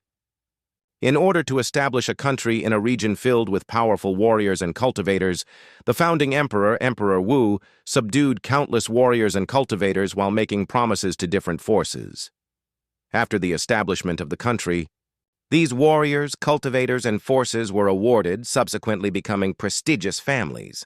Moreover, the founding emperor, Emperor Wu, himself was born into a wealthy family. After a long time of development, he successfully created a hierarchy in the country. Dajin seemed peaceful to outsiders, but the truth was that there were plots and conspiracies everywhere. The night fell. After she reached her daily playtime limit, Nalan Mingshui watched Fang Qi play Diablo for the night. Out of curiosity, she tried this game out for half an hour today. The map of the virtual reality version of Diablo 2 was much bigger. Rogue encampment had taverns and civilian residences, making everything seem extremely real and lifelike. The game was so realistic that it became much more interesting. Role-playing games allowed Nalan Mingshui to play any role she wanted and become one with her character. She felt natural in the game, even when talking with commoners. In real life, she rarely even laid eyes on people of lower status. Only during times like this could she completely unhinge the pressure on her shoulders. In the game, she lived a completely different life. Without the burden of status, she could interact, however she wanted to. She could also be happy about leveling up and getting all sorts of items. She didn't have to calculate and manipulate like she did in real life. She could show her unhappiness if she wanted to, and she could laugh if she felt like it. She didn't have to worry about people trying to figure her out, but now she suddenly felt confused. This game seems even more interesting than Resident Evil. So should I continue to play games here? I lowered my guard. She finally came back to her senses and stood up from her chair. She had never felt like this her entire life. Then she turned and looked around the internet cafe. She realized that most people had already left. It was midnight. It's so late! Just then, Fang Qi stood up from his seat and stretched casually. He glanced at Nalan Mingshui and Lan Yan with surprise in his eyes. You're still here? We're about to leave. Nalan Mingshui's expression went back to its original icy coldness. As soon as she opened the door, she felt drops of water on her face. She looked up at the dark sky, and her white robe fluttered crazily in the wind that was rushing into the internet cafe through the open door. She walked out and reached out her hand. An ice-cold water droplet landed on her palm as the fierce wind blew in the air. It's raining? In the summer, it was extremely humid before rainfall. The clouds were like lids of a pressure cooker, making the air humid and annoying people to their cores. After Nalan Mingshui and Lan Yan, the last few customers also left. Fang Qi walked up to the doors and closed them. Suddenly, he noticed something strange outside his internet cafe, causing him to furrow his eyebrows. The night looked like an inkwash painting as raindrops fell from the sky. Aside from the light inside Fang Qi's shop, everywhere else was pitch black. It was midnight. All the other shops on the street had closed. The roads were dark as well. Lan Yan held an umbrella for her and Nalan Mingshui as they walked straight into the depth of a dark alley. At this moment, Nalan Mingshui's footsteps paused. "Ms. Nalan, you've been slacking off." A gentle sigh came from the roof of a building beside them. This voice was so abrupt that the two of them finally noticed rows of black shadows on roofs of buildings around them. "Ms. Nalan." Lan Yan's expression darkened. She knew they were here for the two of them. Did that big brother of mine send you all? Nalan Mingsue was calm. Yes, I've indeed slacked off. I didn't even notice that people were following me. The figure in the middle of the group sneered as he reached out his right hand and waved it in the air. Do not leave either of them alive. Then, 8 figures jumped down and charged toward the 2 girls like black eagles. Blade energy filled with murderous spirits were emitted from every single figure as they advanced like the howling wind. Their warrior ki was able to leave their bodies. They were all Grand Master warriors. The 8 assassins were all at least Grand Master warriors. Their target was this young girl who had just reached the realm of Master Warrior. The last assassin stayed on the roof and didn't move. A team like them was virtually unbeatable. With a serious expression on her face, Nalan Mingsue was forced to back off. Soon there was nowhere else to hide. A giant bolt of blade energy flew after her like a shark honing in on a defenseless penguin. With Nalan Mingsue's strength, she was no match for Grandmaster warriors. Suddenly, she created a spiritual barrier around her before she was sent flying into the air. Boom! The house behind her collapsed upon impact. "Ms. Nalan!" Lanyan cried out, just as she was about to run up and check how badly injured Nalan Mingsue was. She heard a sharp wind echo beside her ears. Swoosh! A streak of blade energy slammed before her, and a crack formed on the ground in front of her. A man in black slowly blocked her and sneered, "Don't get distracted during combat." Miss Lanyan, Nalan Mingsue, who was knocked away by the blade energy, had a spiritual barrier shining around her. It was obvious that it was a protective spiritual artifact that could be activated by warrior Kui. However, the barrier quickly lost its effect. Under the continuous attacks of the Grand Master warriors, Nalan Mingsue instinctively placed her hand on her chest. There was a small jade dagger hanging off her necklace. Dangerous energies emitted from the jade dagger. The figure who was still on the roof disappeared. In a split second, he reappeared in front of her. Then a cold light dashed toward her. "Ms. Nalan, we know what you are capable of. I suggest that you think twice before acting rashly." This attack wasn't deadly, but it seemed to puncture a vital spot in her body. Chaotic warrior chi exploded from her body, running around loosely. Then, the crystal-clear jade dagger she held in her hand suddenly broke into pieces. Nalan Mingsue spat out a mouthful of blood, and her face became paler than ever. This man was at least an ancestral warrior. Her big brother ordered an ancestral warrior and 8 Grandmaster warriors to assassinate her? Nalan Mingsue smiled bitterly. He sure thinks highly of me. Upon seeing her most powerful trump card overthrown, she felt like the strength in her body slowly left her. Her icy expression finally showed a hint of dreariness and despair. She was proud, smart, and extremely talented. She was the shiniest pearl of the Nalan family that was supposed to be one of those few that stood on the tip of the pyramid. But today, she was going to quietly die here. How pathetic. She had a feeling that things weren't as simple as she thought.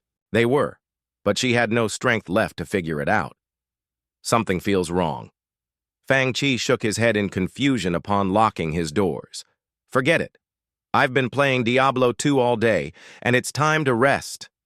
He stretched and was just about to head upstairs when he received a notification from his system. You received an emergency task. Emergency task. Confused, Fang Qi wondered what kind of emergency task there would be in the middle of the night, so he instinctively opened his system interface. The system detected that a customer is being attacked on her way home. To make sure each customer can play at the internet cafe with a peace of mind, you are given this special task. New task, sudden attack in the rain. New task gear, rocket launcher. Unlimited ammunition, please obtain from the cabinet. Task award, a permanent rocket launcher. Task. Description, customers should get to play safely and peacefully at the internet cafe. Please like, share, and subscribe to the videos of Dimensional Diary. It will be a great motivation for me to make more videos like this. If you have any recommendations, feel free to express them in the comment section. Cabinet. Fang Qi glanced over at the cabinets on the wall, which looked like display cases. As expected, a black, heavy-looking rocket launcher appeared in it. The body of this black rocket launcher was about half a person tall when it was vertically displayed, and it took the shape of a giant gun. However, it wasn't an ordinary rocket launcher with an over-the-shoulder barrel. It was more portable. Isn't this the rocket launcher that players get when they pass the Resident Evil 1 remake within 3 hours? Fang Qi felt speechless. You can recreate a weapon like this? Although this rocket launcher was more portable than the one thrown down from the helicopter in the game, it could kill the tyrant just as easily. Fang Qi threw the rocket launcher over his shoulder, opened the door to his shop, and left. The rain was coming down harder than ever. "Ms. Nalan!" A shriek resonated across the night sky. Lan Yan looked at Nalan Mingshui helplessly as her face lit up with shock and horror. The latter had fallen onto the ground and her face had become as pale as a ghost. Don't you find it weird? Why isn't the person who is secretly protecting you here? The leader of the assassins smiled coldly and said, "I guess you won't see him again." Nalan Mingshui's expression was icy. This was probably the greatest danger she had ever come across her entire life.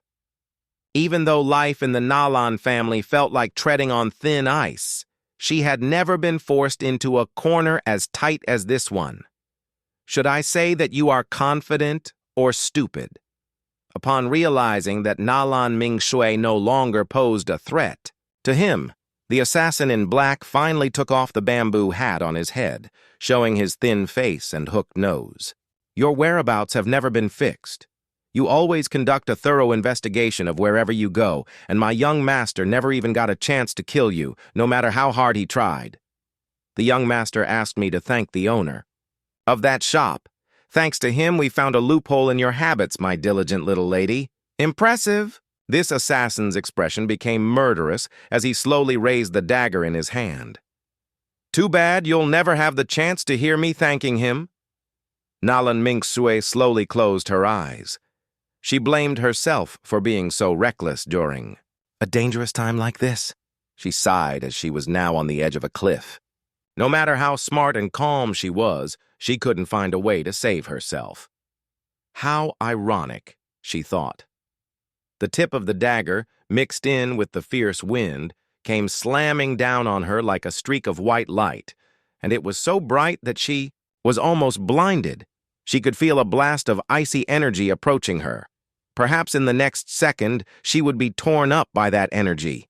However, in the next second, she heard a crisp metal collision sound. Tink! The iciness suddenly disappeared. She opened her eyes and saw a thick black barrel steadily blocking that shiny dagger. Someone saved her from the hands of death while her life was hanging by a thread. She had no idea who would save her at a time like this. No one, not even the city guards, would come to the secluded and quiet civilian district at a time like this, especially in this rain. Who could it be? "Mr. Fang Qi?" Flabbergasted, Lan Yan looked at the man who stopped the dagger in amazement. How could it be? Why would Fang Qi come here at a time like this? She didn't understand why he would come, but he was standing before them. "Who is it?" Nalanji froze and squinted at the man who stopped him from killing Nalan Mingshui. "Did I not hear him because of the sound of the rain?" Nalanji looked closely at the person who stopped his dagger. He seemed like a young man who wasn't even a master warrior yet.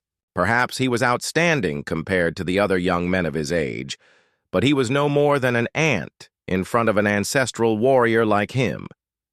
Just now, Nalan Ji didn't use much strength since he was trying to kill a woman who didn't even have the strength left in her to resist. "Fang Qi?" Lan Yan looked at Fang Qi as if he was their last chance at survival. She grabbed his arm and cried helplessly, "Mr. Fang, please save Ms. Nalan." She regretted not stopping Nalan Mingshui from going to Fang Qi's shop. Now they had completely fallen into their enemy's trap. Even Nalan Mingshui's last hidden cards had been uncovered. She really didn't know how they could escape from this calamity. Lan Yan wasn't that talented, so she felt like her death wouldn't make too much of a difference. However, a person as talented as Neilan Mingshui shouldn't die here so powerlessly. Isn't that what I'm here for? With a smile, Fang Qi looked at Nalan Ji and said, "Let's talk about this. Can you pick another time to murder someone?" Fang Qi then pointed at Nalan Mingshui and said in all seriousness, "If words got out that someone died because she played too late at my shop, I'm going to be humiliated, aren't I?" "Oh?" Nalan Ji froze for a second before quickly realizing what was happening. Then he laughed arrogantly. "So you're the owner of that little shop?" "Yup." Fang Qi nodded with no expression on his face. "I thought you were going to thank me. Can you do me this favor?" "Do you? A favor?" Nalanji's face twisted as if he had just heard the funniest joke in the world. "Who do you think you are? How dare you ask me for a favor?" "The way you went back on your words so easily sure is annoying." Fang Qi shrugged and said casually, "But since my shop operates until this hour, I have to ensure the safety of my customers." Nalan Mingshui sighed quietly. She never thought that Fang Qi would be the one to come to her rescue. Although she knew Fang Qi's powers, he was faced against an ancestral warrior. No matter how strong he was still a 16-year-old kid. Was he capable of defeating Grandmaster warriors and ancestral warriors? "Thank you, but you're not Chris from Resident Evil, nor are you the main characters in Diablo. Please don't overestimate yourself. If you don't act rationally, you're going to die with me."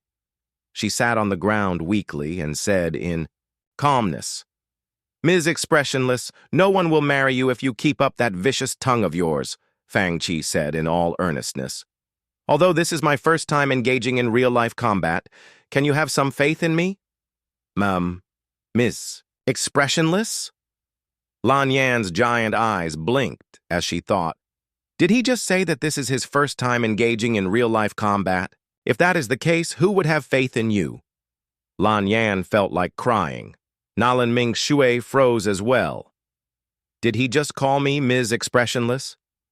Fang Qi removed the rocket launcher from his back and waved his hand at Lan Yan, gesturing her. "To retreat with Nalan Mingshui, Kill him!"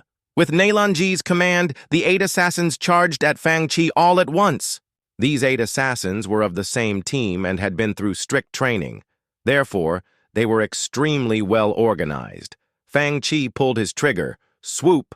A rocket dashed out the barrel, letting out a long flame tail. What in the world? "Is that?" The assassin in the middle saw the flames and quickly protected himself with his sword. Boom! A violent explosion shook the entire road they were on. Out of the 8 powerful Grandmaster warriors, 4 of them were instantly engulfed by the flames. "Nothing is impossible with a blast of my rocket launcher." Fang Qi smiled as he aimed, pulled the trigger, and shot out another rocket. I'll just shoot another rocket. Swoop! The remaining assassins who had been injured by the previous blast were immediately blown away. At that very second, Lan Yan's brain went blank, while Nalan Mingshui froze. "Our rocket launcher," Lan Yan exclaimed. "Wasn't that thing just made up for Resident Evil? Did she just see the weapon from Resident Evil in real life? It seemed like the exact same rocket launcher. How is this possible?" "I told you these things could be created," Fang Qi replied calmly. He wondered what Lan Yan's face would look like if he told her that he injected himself with the T-virus. Fang Qi lifted up his rocket launcher again, aiming at Nalan Ji. "Now, you're the only one left." Lan Yan and Nalan Mingshui stared at Fang Qi, both at a loss for words. "So you're this arrogant because you have a strong spiritual artifact in your hands?" Nalan Ji burst out in rabid laughter as he drew out the longsword by his waist. As his sword shook, the rain around him was crushed into tiny pieces, and the wind then blew the tiny mists into the sky. "Do you think an ant can kill the elephant just because it has a spear?" Nalan Ji placed his sword in front of his chest and stood in horse stance 1, preparing for battle. The air around them suddenly became stickier than ever, and the entire street seemed to be pinned under an invisible mountain. Even the howling wind quieted down. At that moment, the entire street fell silent. All the raindrops seemed to have frozen solid, like pieces of lead, and not moving at all. Just then, Nalanji chopped down with his sword, seemingly slowly but actually with great speed. The air became as solid as steel as the wind and rain wrapped around the sword as it struck at Fang Chi. Crack! A streak of lightning seemed to split open heaven and earth. Before the sword reached Fang Chi, the road in front of him suddenly cracked open. "Mountain lifting strike?" Lan Yan exclaimed. "This is an ancestral warrior technique." She felt despair looming over her and blamed herself for being stupid enough to ask Fang Chi to deal with an ancestral warrior. It didn't matter how powerful the rocket launcher was. It could at most only threaten an ancestral warrior. Under normal circumstances, ancestral warriors all knew how to avoid attacks. If the ancestral warriors wanted to, it was extremely difficult for the rocket launcher to hit them! Moreover, there was a limit to the amount of ammo in the rocket launcher. When the players were playing the game, they had 4 shots. However, the ancestral warrior's QE was endless like the ocean. How could the rocket launcher kill the ancestral warrior with limited ammo? It was simply impossible. It would be hard even if the rocket launcher provided unlimited ammo. Moreover, even a master warrior couldn't even lift an arm under this much pressure. As this thought crossed her mind, she suddenly opened her eyes wide in surprise. Fang Chi slowly raised his hand and pulled the trigger. The horrific pressure around him didn't affect him, not even a little bit. Fang Chi's body had been strengthened by the T-virus. Therefore, his strength was enough to compete against a master warrior, let alone other empowerments that were provided by the mutation. Swoosh!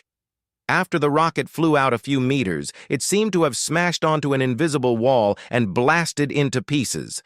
The strong explosion immediately broke a hole through the powerful warrior ki around them. Then he pulled his trigger too. More times. Thunderous explosions erupted, and a bright light sprung out in front of them.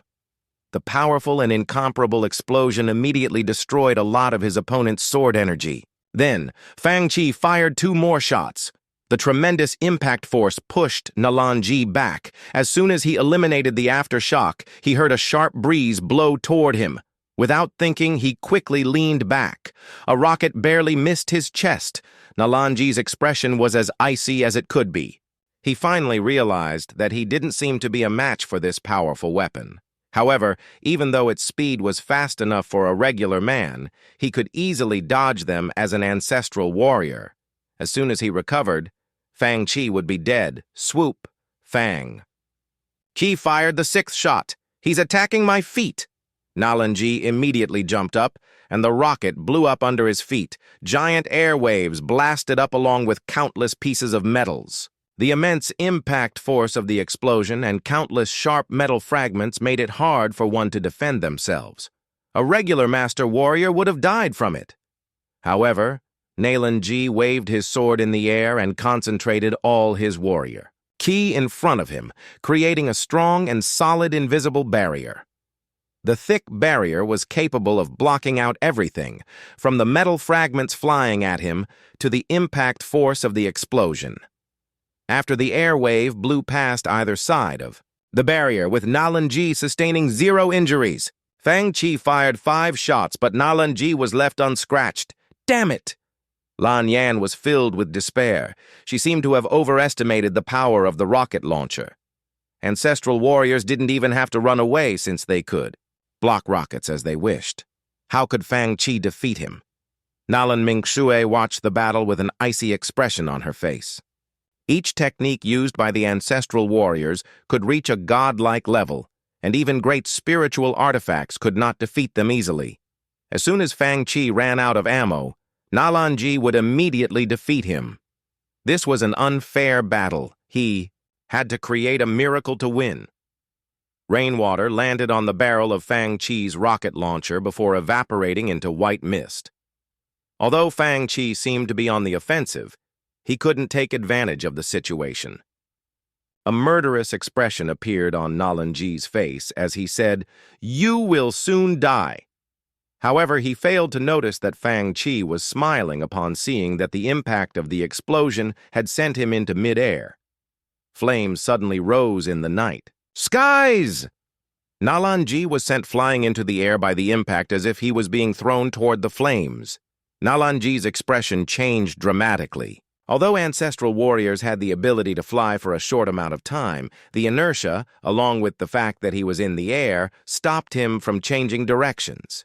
As soon as Nalanji was blown into the air, Fang Chi immediately fired. Another shot. The timing was perfect. He didn't give Nalanji time to eliminate the impact force of the explosion, meaning that the latter couldn't dodge. "Once I block this attack, I will rip you into pieces." Nalanji spat ferociously as he gathered his warrior ki into his sword once again, holding it in front of his chest. Boom! A giant flame erupted in the sky, but Nalanji's semi-spherical barrier blocked the flames. He stopped the rocket with his bare hands, and he blocked the huge force and countless metal fragments with his vigorous warrior ki, however, because of the impact, his body was once again blown into the sky. Swoop! An air-piercing noise sounded again. Fang Chi fired another rocket at him.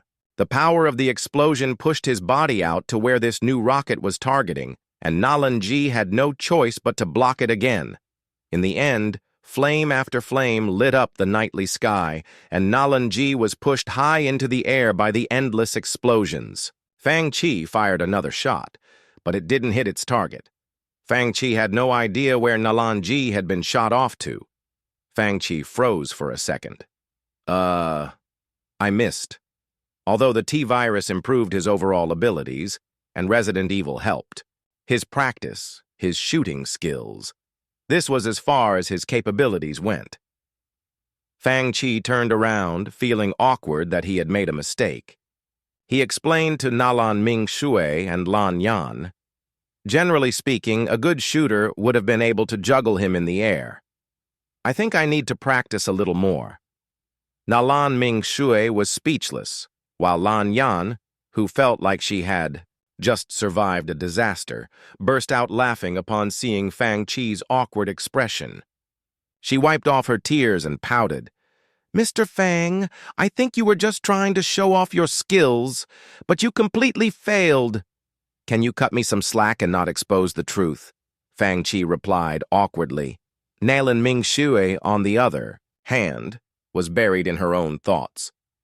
The rockets have the ability to send enemies into the sky? It could do that? Task: sudden attack in the rain. Completed. Task award: permanent rocket launcher with unlimited ammunition. Obtained. No matter how strong an ancestral warrior was, it was hard to fully retreat under the continuous attacks of the rockets. Moreover, he had to face the danger of dropping from mid-air after being completely exhausted from combat. Fang Chi threw the rocket launcher over his shoulder and looked into the distance. "I think if I were him, I will never try to bully the two of you." "Again," he said. Lan Yan quickly took out a fragrant elixir and fed it to Nalan Ming Shui. Only then did the latter's face regain some color. It was already the next day when the rain stopped, and the golden sunshine soaked through the clouds and scattered across the soaked ground. The shadows of last night had officially become of the past. "What a great day!" Sunshine seeped into Fang Chi's bedroom as he stretched lazily. He could drink Sprite, play games, and use the unlimited rocket launcher if he wanted to. His life excited him. Of course, not everyone was doing as well as Fang Chi.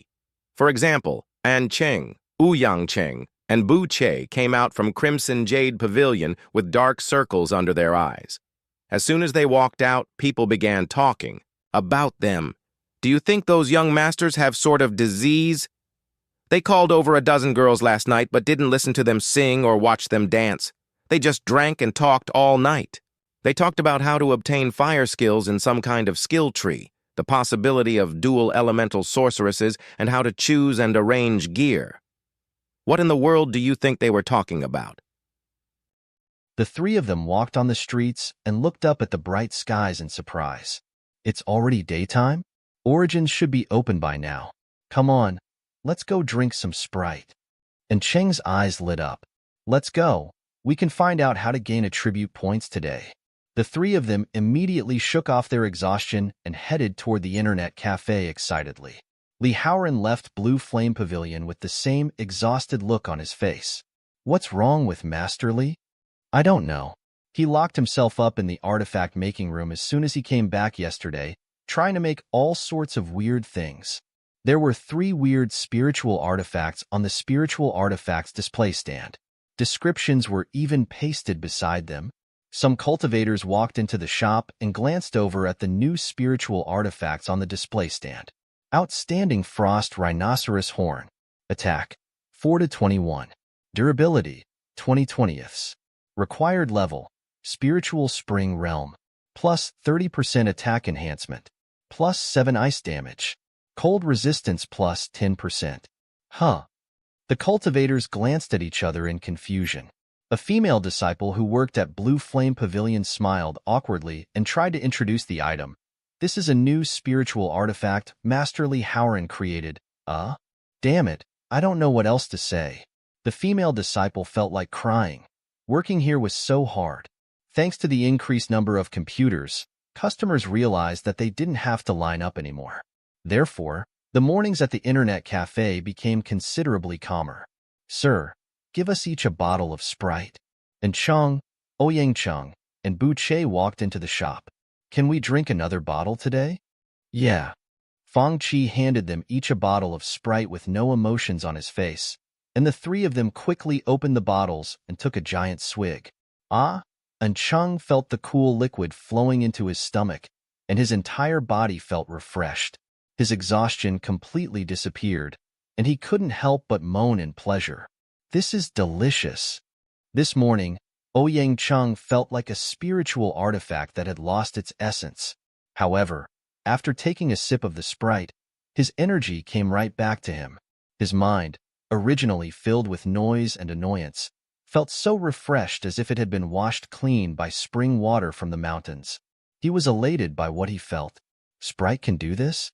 I feel like I can taste the cool spring water that had been flowing under the snowy mountains for thousands of years.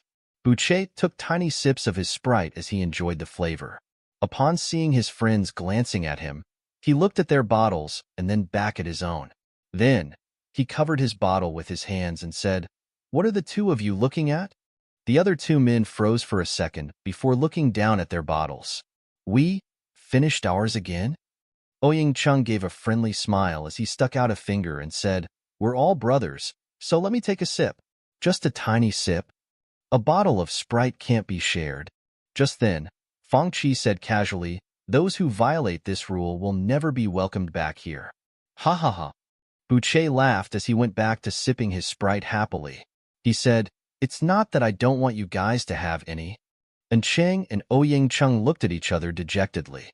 We have to wait until tomorrow again. Let's go play. Let's go. It's time to kill the Countess. The 3 of them felt much better after drinking the Sprite. Everyone inside the shop felt happy and content, but after what happened last night, the Nayland family wasn't so peaceful. A skinny elder wearing an embroidered robe sat inside a magnificent hall.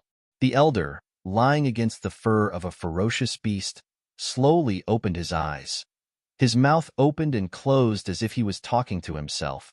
He murmured, "Do you think you can interfere with the matters of the Nayland family just because I'm old? Master, please don't be mad." A shadow appeared from the darkness and said, "We are looking into what happened last night. What's going on with Ji?" The black shadow responded, "Nayland Ji kept saying that he was bewitched by powers outside the family and committed suicide to escape punishment. Young Master said he didn't know who it was and gave Miss Nayland some medicine." He didn't know who it was? Unconvinced, the elder repeated, "So, who was the person that interfered and saved Mingxu?" "I did some investigation. He is the owner of a small shop in the east of the city." "The owner of a small shop?" "Yes." However, this shadow had no idea how the owner of a small shop managed to injure Nayland Ji so severely. Are small shop owners all this powerful nowadays? The elder lifted a hand. "Look into the owner's background." How could the owner of a small shop interfere with the power struggle of a noble family? Yes, a noble family. They were like a giant beast in the southeast.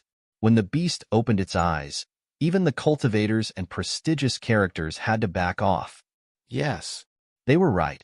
Fangchi was just the owner of a small shop. Right now, he was casually enjoying his game, having no idea what was happening within the deep waters. In other words, he didn't even want to know. The only reason Fangchi accidentally destroyed the conspiracy in the Nailan family was because he wanted his customers to play happily and peacefully at his shop. Fangchi hummed a song as he fought his way to Andariel's hiding place. He felt like he had leveled up a couple times this morning, and he thought, I knew it. Playing games is the only way to go. Nailan Ing was embarrassed. As the head of intelligence network of the Nailan family, he looked and looked but had no idea what the Origins Internet Club's background was. All he found out was that the shop owner was an amateur warrior whose parents were civilians.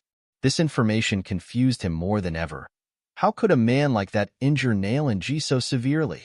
The results of his investigations left him in disbelief. Therefore, he decided to go check out this shop owner. However, when he reached the door of the internet cafe, he saw a black shadow sneaking inside. He recognized the black shadow and quickly followed her in. Then, he realized who it was. Isn't that Lan Yin? Sir. Lan Yin took out 6 crystals. Get me 2 bottles of Sprite. Sprite? Nailan Ing was confused. According to my research, Sprite is the specialty drink of this shop, but how good can the drink of a civilian shop be? Could it be some kind of secret code? Each person can only buy 1 bottle a day. Nailan Ing watched as Fangchi replied casually. I knew it. Nailan Ing narrowed his eyes. To him, the only reason a small shop like this wouldn't sell a drink for 3 crystals was because it was a secret code. It seems like there are many secrets in this shop that I don't know about. However, in the next second, he saw Lan Yin sit down, happily sipping the bottle of drink in her hand. Her expression was as content as it could be. Lan Yin enjoyed the aftertaste for a while before taking another tiny sip. Then, she begged, Sir, Ms. Nailan is injured. Can't you accommodate us and let me bring her a bottle? Fangchi rolled his eyes at her and said, No, rules are rules. You're so petty. Lan Yin glared at Fangchi with discontent. Nailan Ing looked at Lan Yin with shock on his face, mostly because her expression didn't look fake. But the problem was, could the drink of a tiny shop really taste that good? Is the owner of the shop really that hard to deal with? Did someone from the Nailan family really just beg the owner of a small shop? Moreover, the owner didn't agree? Are they putting on a show? He felt his intelligence was being put to the test. Oh, right. Just then, Lan Yin asked again. Ms. Nailan asked me to ask you something. Yesterday, you said masters could keep Nailan G in the sky. Is there someone else who is more skilled with guns and rockets than you are? Upon hearing this, Nailan Ing froze. He pretended to be resting on a seat, but was actually listening intently. Guns and rockets? Masters? He was sure he had obtained extremely important information. Just then, a man wearing black robes sat down beside Nailan Ing. His entire face was covered by the hat of his cloak. It seemed like this man was trying to listen to Fangchi and Lan Yan's conversation as well. They looked at each other and seemed to recognize each other's identity. However, Fangchi began talking, so they immediately sat up in their seats and stuck out their ears. Who else is more skilled with guns and rockets than I am?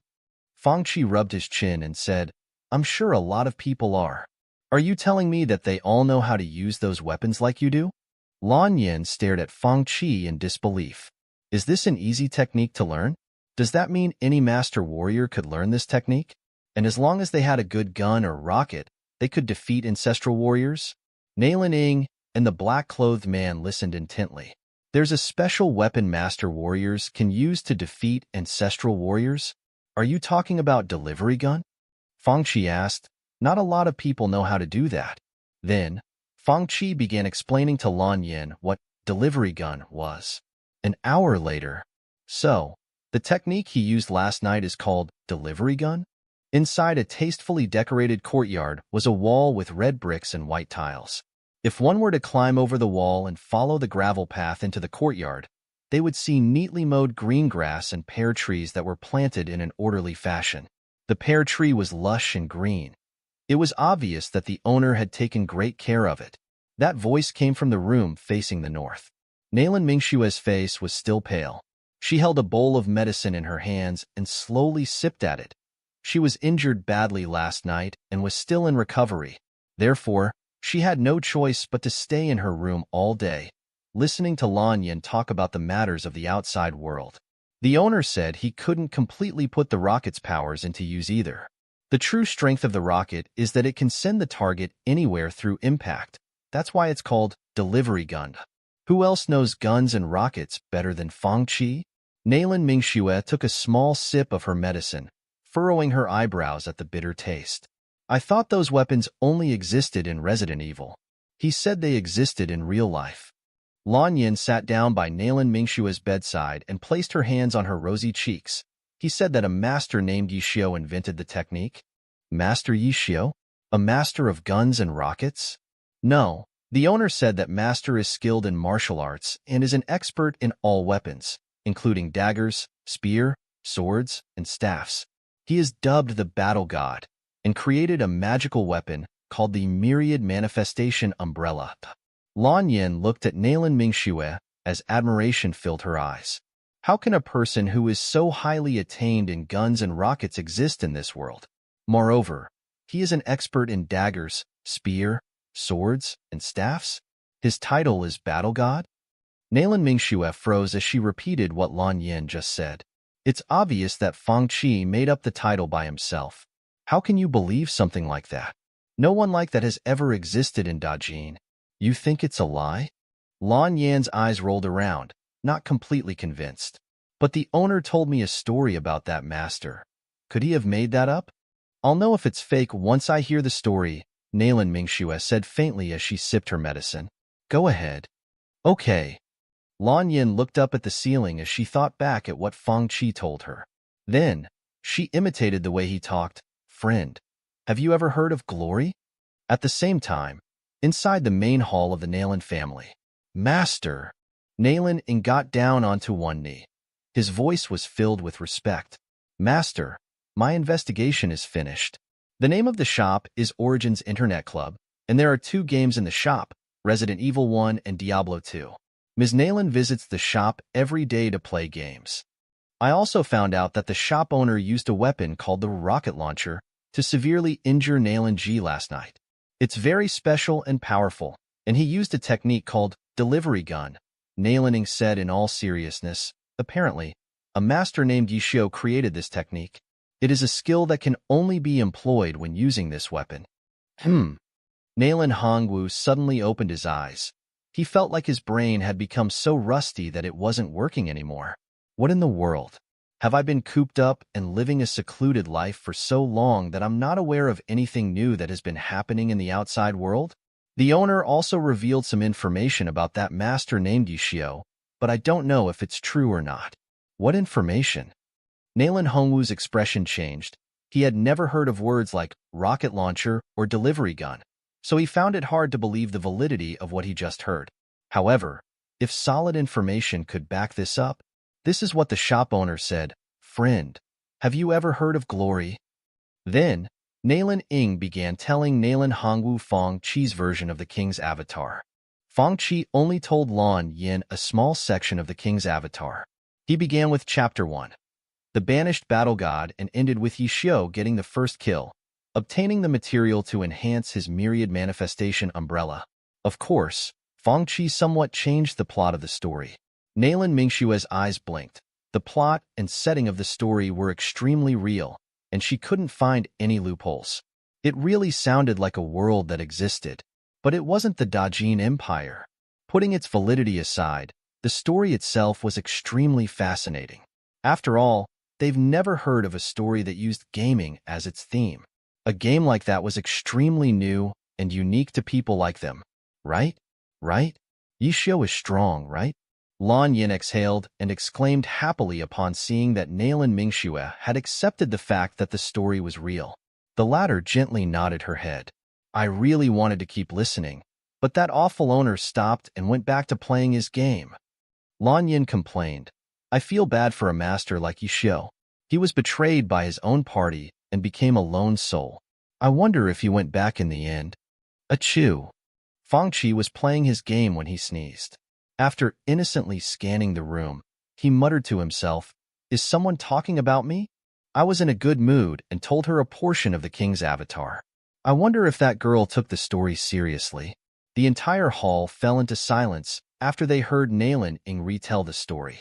The silence was horrifying, as if it were the calm before a storm. How much of what you said do you think is real? After a long time, Nalan Hongwu finally asked as he emphasized each word. He was clenching his teeth and suppressing his anger.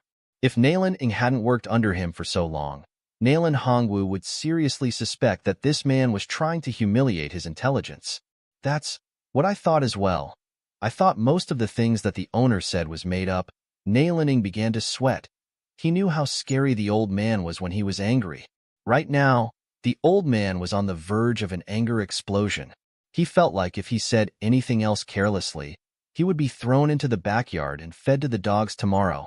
Therefore, he quickly described to Nalan Hongwu how he felt while trying out Diablo 2 at Fang Qi's internet cafe.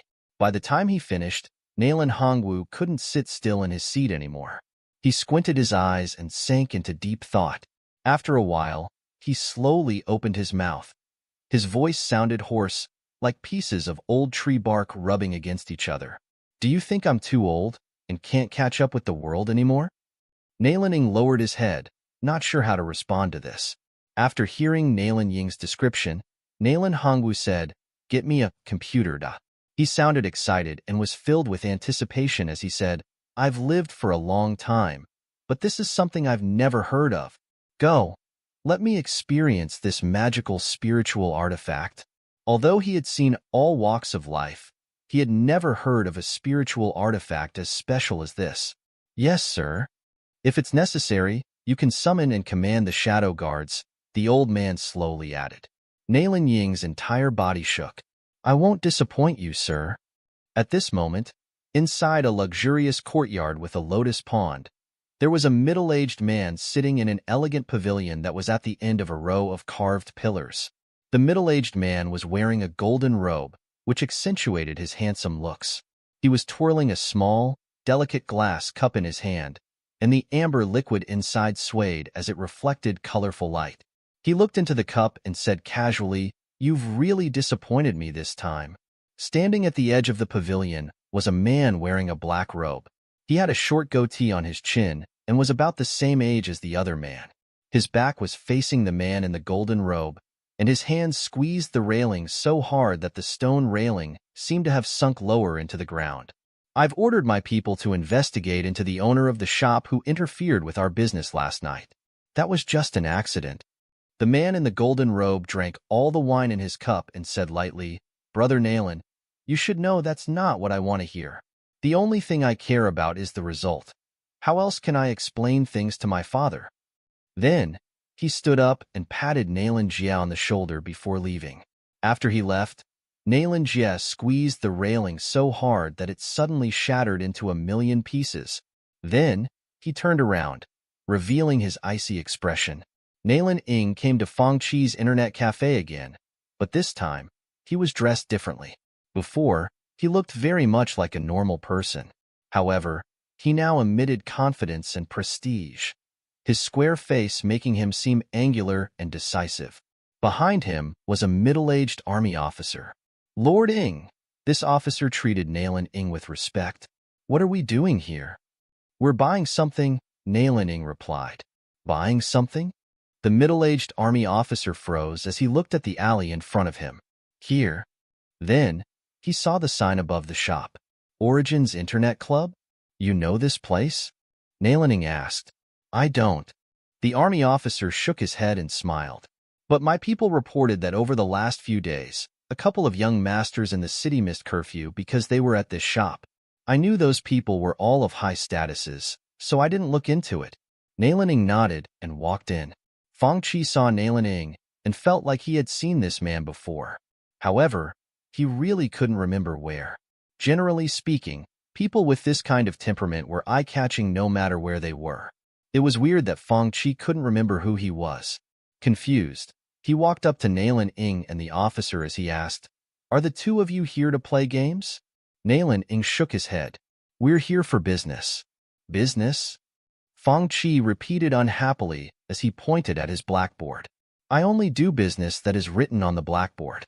There's nothing else to talk about." "Say that again, kid." The middle-aged army officer, who was standing next to Nailin Ing, shouted, "I can close down your shop tomorrow if I want to." Nailin Ing smiled and said, "This is Gong He, deputy commander of the city guards. I'd like to buy a computer from you. It's not a loss for you, so I suggest that you agree. Money's not an issue." Gong He sneered as well. "You should be honored that Lord Ing is interested in something here and learn how to tell good from bad." Fong Chi's face fell. "Are you threatening me?" "We're not." Nailin Ing smiled as he pulled on his sleeves. Then, he said with confidence, "I am stronger and more powerful than you are at the moment, so you have to admit defeat." "I have to admit defeat?" Fong Chi looked at him and said calmly, "What if I don't?" "What if you don't?" Gong He sneered as he waved at the door. A team of city guards immediately barged in. Gong He glanced over at Nailin Ing. After seeing the latter nodding, he continued, "If you don't agree to sell the thing called the computer, I'm going to close down your shop." Gong He. Just then, a person stood up from the second computer in the first row. His expression was arrogant and icy, and he was wearing a silver hairpin. "Who dares to call me by my name directly?" Gong He turned around and saw An Cheng's icy face. "What do you think you're doing?" An Cheng asked angrily. "Young Master An?" Gong He was immediately dumbfounded by who he saw. This shop was extremely secluded, and it was in the civilian district. Gong He was ordered by his higher-ups to go buy something with this prestigious mid-aged man. But why is the young master here? Gong He's brain stopped working for a second. "Why are you here, young masterin? Do I have to report to you?" And Cheng shouted, "Get out!" "Get out?" Gong He began to sweat as he pointed at Nailin Ing and then back at An Cheng. One man was his big boss's son, and the other one was from the force that his boss didn't even dare to offend. What was he supposed to do?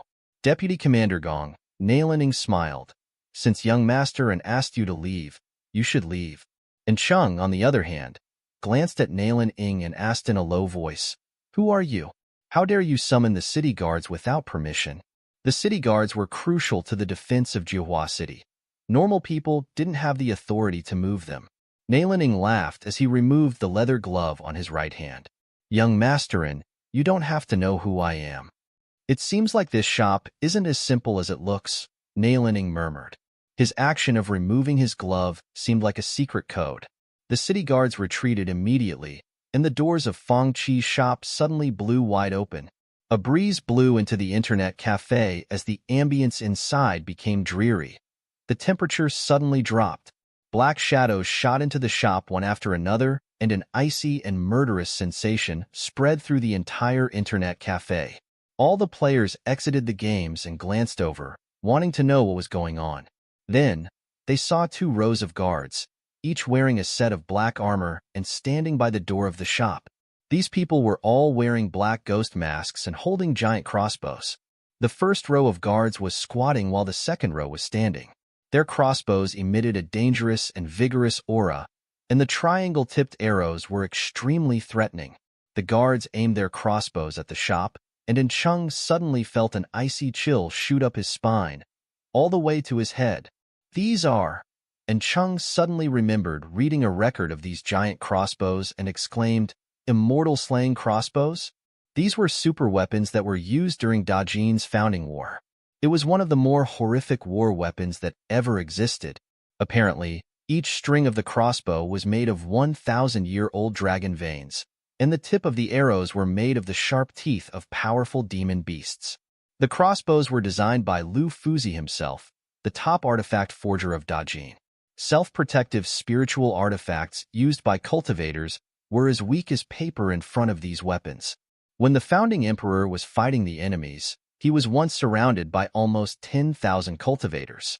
His elite guards used these weapons to launch a surprise attack against their enemies, killing more than half of the high-level cultivators and successfully breaking out of encirclement. That battle became Dajin's most classic example of the weak winning against the powerful. How can so many immortal-slaying crossbows appear at the same time? And Cheng's head went blank. Although he knew that these crossbows weren't as powerful as they used to be, being pointed at by them was still horrific. Even Thought and Cheng and some of the others were all cultivators, they were still scared. In the entire southeast region of the empire, not even the Castellans owned weapons like this. There was only one powerful force that was equipped with these crossbows. You are? By now, and Cheng had figured out which family this man was from. If he remembered correctly, the leader of the elite guards was from the Nalan family. My name is Nalan Ing, Nalan Ing answered casually. And Cheng's body froze as he began to regret kicking Gong He out of the shop. Why in the world would a small shop like this offend a great power like the Nalan family? During the Founding War, Nalan Ing was already a level 8 ancestral warrior and was a part of the elite guards. How powerful is he right now? Since he is here, then it is clear who is behind all this. And Cheng thought. Even Cheng's father had to step aside in front of people like Nalan Ing. No wonder Gong He treated this man with such respect and even sucked up to him. Now, can we talk about you selling one of your spiritual artifacts? Nalan Ing sneered. The Nalan family rarely appeared before other famous families, but their fame and power didn't fade away, not even a little bit. Fang Qi glanced over at Cheng's expression and turned back around as if nothing was going on. He asked, "Can you put away your scrap metal? You're scaring my customers." Huh. Nalan Ing froze, and Fang Qi continued in all seriousness, "Or else, I will assume that you're causing trouble." Everyone in the shop was dumbstruck. After all, Nalan Ing wasn't a second or third generation heir of a powerful person like Xiao Yolv. He was a legendary individual who participated in the founding war that happened centuries ago. Did Fang Qi just ask him to put away his scrap metal? Is he crazy? I know that a powerful cultivator is supporting your shop. Nalan Ing nodded. Not everyone can defeat someone like Su Fuwei. But, he pointed at the shadow guards and said, "Do you know what cultivators call the shadow guards of the Nalan family? Cultivator killers." He answered his own question in a low voice. Someone's causing trouble. Fang Qi turned around and pulled out his chair. He was planning to sit back down in front of his computer. Nalan Ing was confused by Fang Qi's words and actions. Many troublemakers have been detected, lightning tribulation activated. Then, they heard an extremely loud rumble. Crack. A white light flashed before the shop. Then, everyone saw something spectacular. The Shadow Guard breakdance crew. Nalan Ying's expression was as splendid as it could be. All the customers inside the shop looked at what just happened, shocked once again. Those who tried to or wanted to cause trouble instinctively retreated half a step. Nalan Ing didn't even know how he left Fang Qi's shop. Nalan Mingxue sat on her soft bed and listened to the newest report Lan Yen brought her. She was a little dumbstruck by what she heard. Did I really try to take the shop for myself? She was relieved that she was someone who made plans before acting upon them. She wasn't in such a hurry to achieve results, or else her ending would have been the same as Xiao Yolv, Su Fuwei, and Nalan Ing. She quietly closed her eyes, and her long eyelashes shook slightly. "Tell them to stop investigating the shop," she said. After passing Resident Evil 1, players like Song Qingfeng and Su Zixin began testing out the new game, Diablo 2. Those who first started playing all had the same thoughts in their minds. The game was fun, new, and good for training. However, once the players slowly evolved from newbies into experienced gamers, they would be attracted by different aspects of the games because their interests and hobbies were different. And Cheng and his friends were obsessed with obtaining additional skill points. Li Haoran looked into different items and gear. And young girls like Su Zixin and Shan Qingqing liked to dig deep into the plot of Diablo 2, searching for the hope amidst the despair. After reading so many novels that praised the heroes and made their endings happy, the dark theme of Diablo seemed sharper and more interesting. If one were to pay close attention to the plot, they would notice that from the first scene, the player would hear about and even interact with former heroes. However, each and every one of those heroes were met with miserable fates. Their fates were so miserable that the player would wonder if there was really hope left in this world. The two girls, Su Zixin and Shan Qingqing, recorded important and plot-related dialogue in their little silver notebooks. After reaching their playtime limits, they often sat in the resting area to the right of the playing area and flipped through their notebooks, trying to figure out the plots and clues they uncovered in the game. It was as if they were flipping through the treasures they spent so long trying to obtain. Zixin, take a look. This is the story of Bloodraven, who we fought today. Xingqing only began playing Diablo today, so she was interested in the story. Kasia and Akira said that Bloodraven used to be a heroine who helped in defeating Diablo. Oh, this is the information I got from Song Qingfeng on Tristram and Deckard Cain. Oh, I heard rumors about the Dark Wanderer everywhere in the encampment, she said with excitement. If we can piece the puzzles together, I'm sure the story's going to be amazing. Suzy Sheen frowned. Too bad that we don't know much of the plot yet. At most, we can only piece together the beginning. If our progress is the same as the owner's, perhaps we can write an entire novel. You're right. Xingqing closed her notebook with a dejected expression on her face. Then, her face lit up. Why don't we ask the owner about the things that happen later on in the game? It's a good idea, Suzy Sheen said, but the dull owner only plays games and makes money. He doesn't care about anything else. I wonder if he'll even help us. Let's go try first. The two of you want to know the plot, so you can piece everything into a complete story?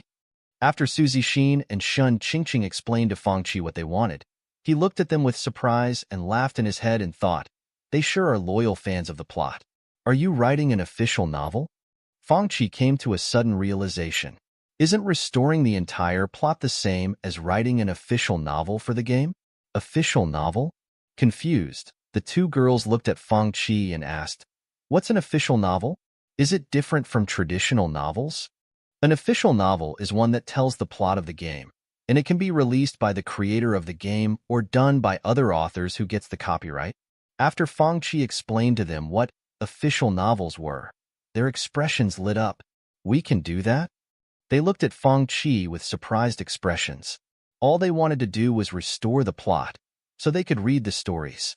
But thanks to Fangqi's words, they realized that they could sell the story to the public.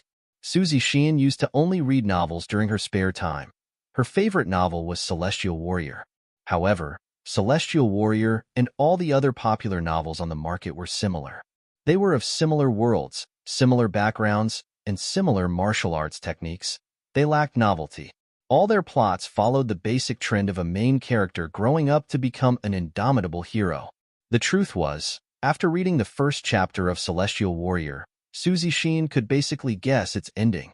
If this novel wasn't somewhat interesting in some aspect, and if there were other entertainment options in this world, she would have given up on the book a long time ago.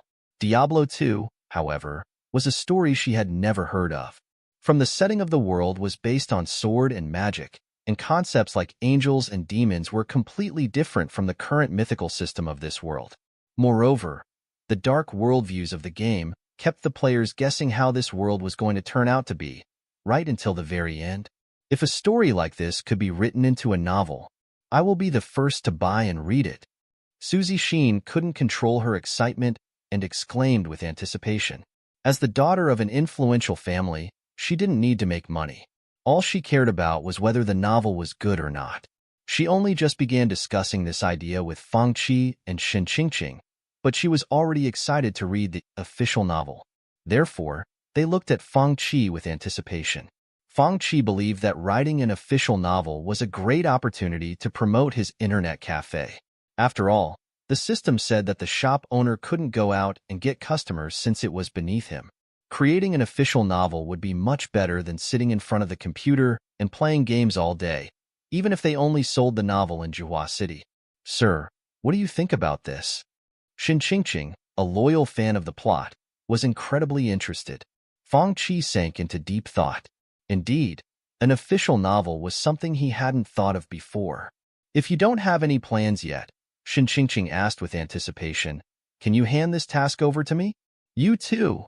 Fangqi looked at Suzy Sheen and Shan Qingqing with a worried expression. Sure, the girls were beautiful, but writing a novel required skills. Qingqing is a talented girl. Suzy Sheen commented unhappily as if she saw right through Fangqi's worries. Yeah. Fangqi still hesitated. If the person writing the novel had a deep understanding of the game, the story itself might be more impressionable. Why don't you give it a try? If I approve of your writing skills, then you can go ahead. What are you talking about? Song Qingfeng and the others walked up to them upon seeing the three of them engaged in a heated discussion. Don't worry. Susie Sheen leaned back on her computer chair and closed her eyes in satisfaction. She smiled and said, "We're talking about publishing an official novel for Diablo 2. What? A novel for Diablo 2? Song Qingfeng exclaimed. Compared to Resident Evil 1, Diablo 2's storyline was much broader. Moreover, since the game gave the players more freedom to explore, they paid less attention to the plot. However, that didn't mean Diablo 2's plot wasn't interesting. There were just way too many interesting aspects of the game. Therefore, upon hearing that they were going to publish a novel, they were immediately interested. When Brother Buche and the others were talking about the skills in the game when he turned around and pointed at Feng Qi. The owner said that he's going to publish a novel for Diablo 2. What's the storyline of Diablo 2? And Chung froze. I only paid attention to the items and skills and completely ignored the plot. Stuff like demons and angels. My focus is on the combat, and I also didn't really listen to what the game was talking about. It's interesting, though. The plot is more original than the popular novels we have right now. Ouyang Chung chimed in. Should we buy one when it comes out? Let's ask the owner when the novel will be published. Buche added. I know that Bloodraven used to be a heroine and Tristram was destroyed by the demons. I have no idea why everything happened. If that's the case, they glanced at each other and wondered, are we really able to read stuff like that? I kind of want to read it. Before, novels weren't worth reading because they were all just unrealistic fantasies. But for the first time in their lives, they were interested. Inside the grand hall of the Nayland family, Nayland Hongwu slowly opened his eyes and asked, Did you bring a computer back? I'm useless. Nayland Ing lowered his head. Nayland Hongwu's eyes emitted a dangerous light as he asked and emphasized each word. What happened? I thought I told you to bring the shadow guards. At the mention of this, Nayland Ing couldn't help but think back to the shadow guards break-dancing outside the internet cafe. He replied with a long face. He is too strong. I don't even know when he did it, but the shadow guards were annihilated. They were all struck to the ground by a lightning technique. Lightning technique? Nayland Hongwu repeated with a grim expression on his face. The lightning technique of cultivators gathers the lightning from the heavens and earth, but there are usually clear signs of such a strike beforehand. How come the shadow guards weren't able to dodge it? The opponent, Nayland Ing said as he clenched his teeth, didn't show any signs of attacking. No signs? Nayland Hongwu stroked his white beard and murmured, So, you're saying that the cultivator used his own spiritual powers to create lightning and took down the shadow guards in the blink of an eye? A cultivator like that is bound to be in the divine ocean realm. He then closed his eyes again and said, A cultivator like that isn't someone you can defeat. It's not your fault. I'm sorry.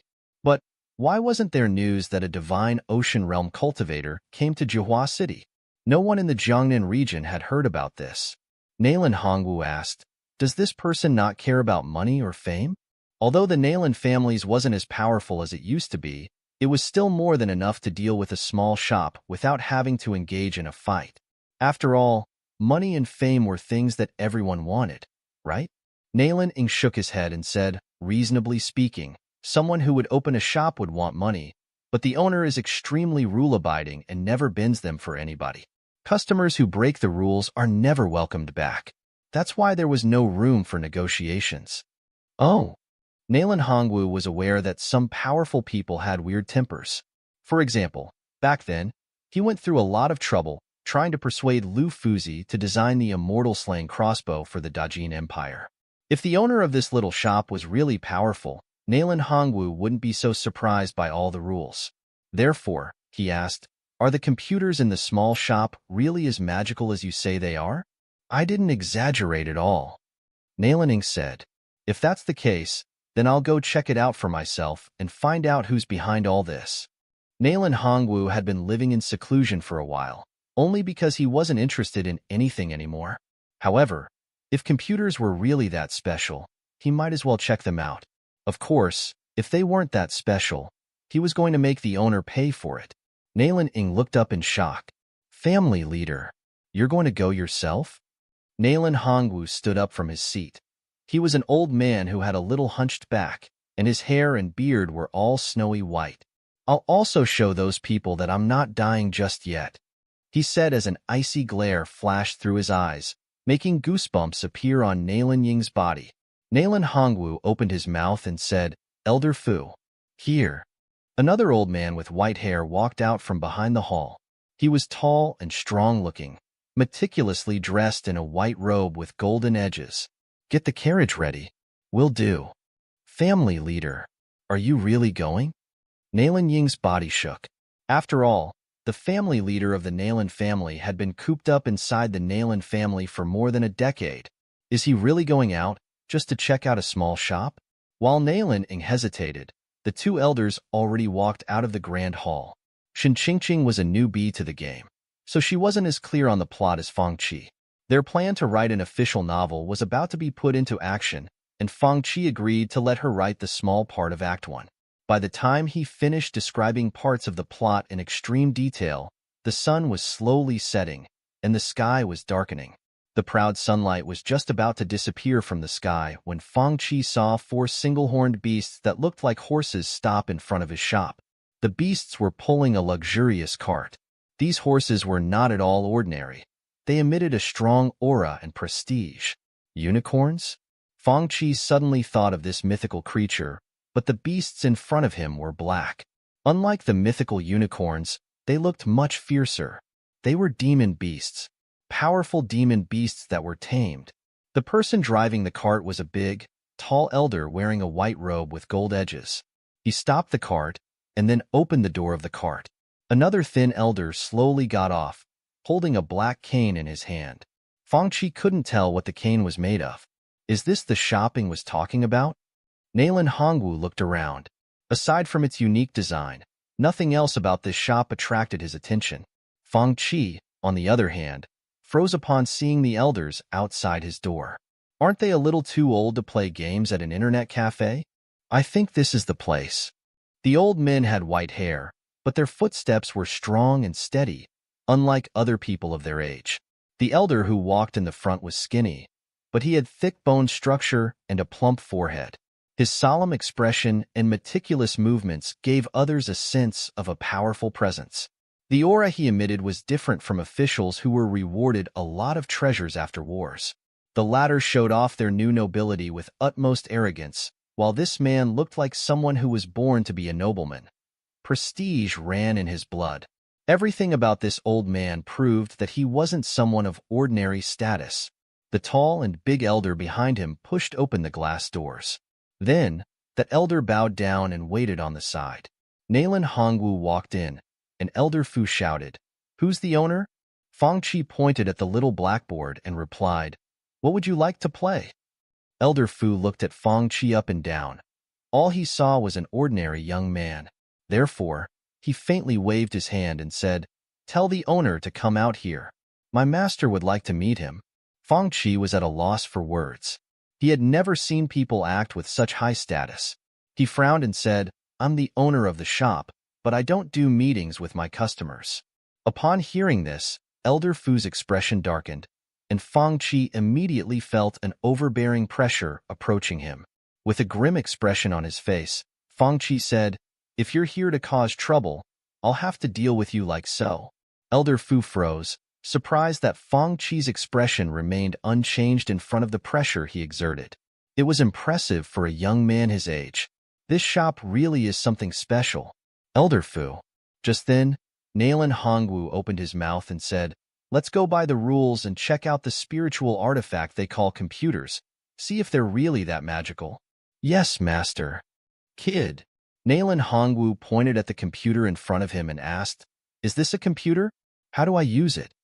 First, decide what you want to play, then I'll tell you how to use it, Fang Qi replied emotionlessly. Then, Diablo. The elder tapped his cane on the small blackboard. It's simple. Just as Fang Qi was about to explain to them how to use the computers, the tall elder grabbed his right hand and smiled. Kid, I'd like to make things clear first. If the spiritual artifact here is really that magical, then fine.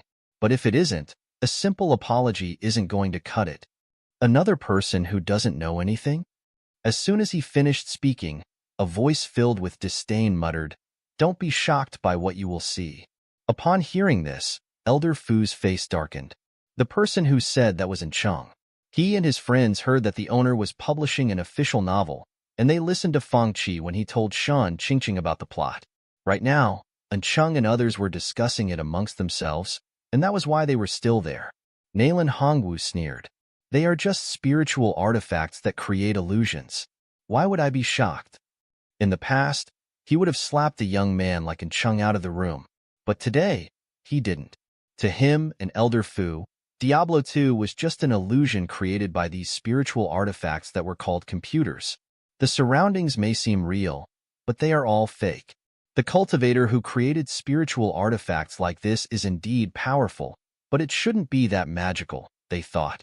Back then, when I barged into the blood-smelting factions, Wild Sand Blood, Ray, and I saw a desert that stretched for miles and a bloody ocean that was endless.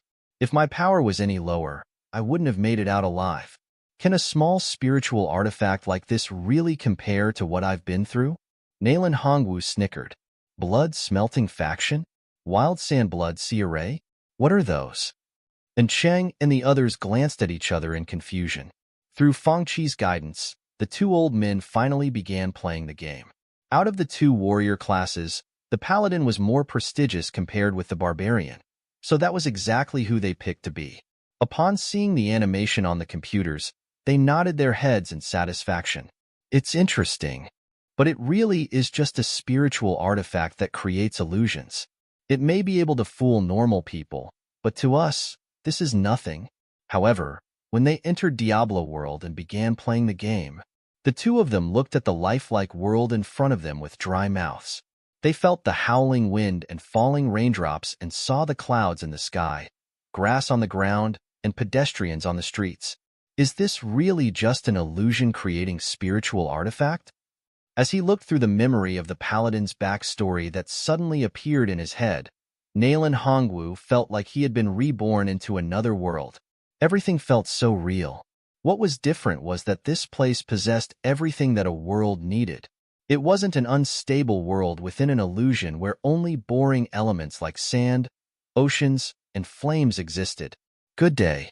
It's nice to meet you, prestigious paladins.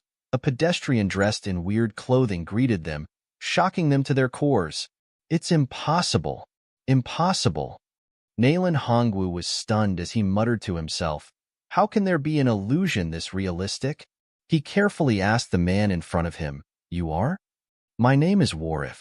As you can see, I'm a caravan leader." Naylan Hongwu and Elder Fu were completely dumbstruck as they talked with this NPC. Is this really just an illusion? It feels like a real world. It is shocking that a spiritual artifact can take things this far. Neither of them had seen or even heard of anything like this. Their disdain quickly turned into shock.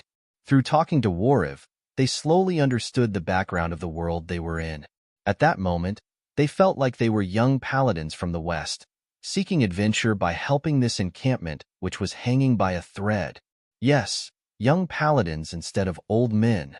Fu, when was the last time that we fought side by side? Naylan Hongwu felt his body being injected with youthful energy.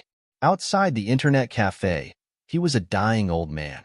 But inside the internet cafe, he was a young man in his 20s or 30s with a body made of steel. He waved his weapon in the air, stirring up a sharp wind and creating whistling sounds within the encampment. I think, a few hundred years ago. Elder Fu took in deep breaths of fresh air as the weapon in his hand shook with his hands. His strong physique and high spirit made him feel like a man in his 20s or 30s as well. That was when he first stepped his foot into the chaotic world back then. As elders who had been through bloody wars and fought all over the region, they never lost their pride and passion. However, the empire was now peaceful and didn't need heroes anymore, so they had nowhere to place their sentiments and aspirations. Therefore, they had to live the rest of their lives in seclusion and hand the future over to their successors. Naylan Hongwu looked up and howled, "My long sword will sweep away all obstacles." Do you have what it takes to bathe in blood with me again? Upon hearing this, Fang Chi's face twitched as he thought, can the elderly suffer from 8th grader syndrome as well? What was the point of practicing martial arts and cultivating? Warriors could live up to several hundred years, and cultivators could live for thousands of years. If given the choice, who would want to see themselves senile and powerless? At his old age, being able to become a strong young man in his prime was something that even ancient sages failed to achieve, let alone Nalen Hongwu. No wonder he couldn't control his emotions. After almost an hour, those playing in the internet cafe were all youngsters or middle-aged people. No one had ever seen elders here. This made Chang and the others curious, so they glanced over in Nalen Hongwu's direction. Elder, you've been playing for so long, but why haven't you used your attribute points? Elder, your skill points aren't used. Didn't you use any skills while playing? What's a skill point? What's an attribute point? Nalen Hongwu was enjoying his battle when he was interrupted, so he replied angrily, don't bother me, or else I'm going to kick you out. And Chung and his friend's expressions immediately darkened. We were just trying to remind you that you need to learn skills. Why would you threaten to kick us out? Learn skills? Nalen Hongwu, who hadn't used any skills throughout the game, glared at the young men beside him and said, I've learned so many skills and techniques over the years. What else do I need to learn? Go away. I don't know where you kids came from, but stop bothering us. Elder Fu scolded, leaving Chang, Ouyang Chang, and Bu Che completely speechless. After a while, Fu, did you notice that the monsters in here are becoming more and more powerful? Nalen Hongwu's character looked like he was in rough shape. Gulp, gulp. Elder Fu, who was drinking potions like crazy, only had a little bit of HP left. In Nalen Hongwu's screen was a blue carver that emitted lightning. It led a group of carvers, who shouted Rakanishu as they chased them. Am I going to die here today? Nalen Hongwu shouted, Fu, let's retreat. Our internal essence isn't strong enough. Let's train for 10 years first and come back to teach these monsters a lesson. After playing for a while, Fang Chi was just about to leave to buy some food when he saw the two elders' characters sitting inside a hostel. They were sitting cross-legged and were deep in meditation. Huh. Confused, Fang Chi walked up to them and said, Elder, your stamina bar is full. Why are you meditating? Go away. I just encountered a powerful monster called Rakanishu. Nalen Hongwu was annoyed by Fang Chi's sudden disturbance, so he snorted, I need to cultivate for at least 10 more years to defeat it. Let me meditate for 10 years first. Elder Fu sneered, the monster emits a giant ray of lightning when we tried to kill it, so we have to use our essence to fight it. If that wasn't the case, we would have killed it a long time ago. WTF? Fang Chi was dumbfounded. Are they really going to cultivate 10 years to defeat a Rakanishu? Who told you to do that? Kid, why aren't you speaking anymore? He's probably never encountered a monster as powerful as a Rakanishu. Fang Chi looked at them again and said, Others can kill this monster with their eyes closed.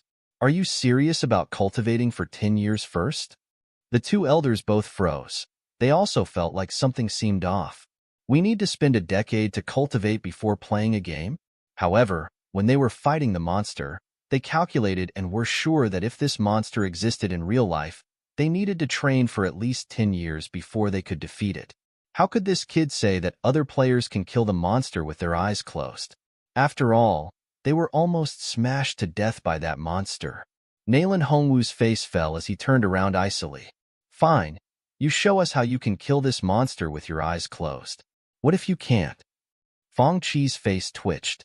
I'm level 18 already, so I can definitely kill a tiny boss that is level 3 or 4 easily. Want to bet on it? Nalen Hongwu smiled.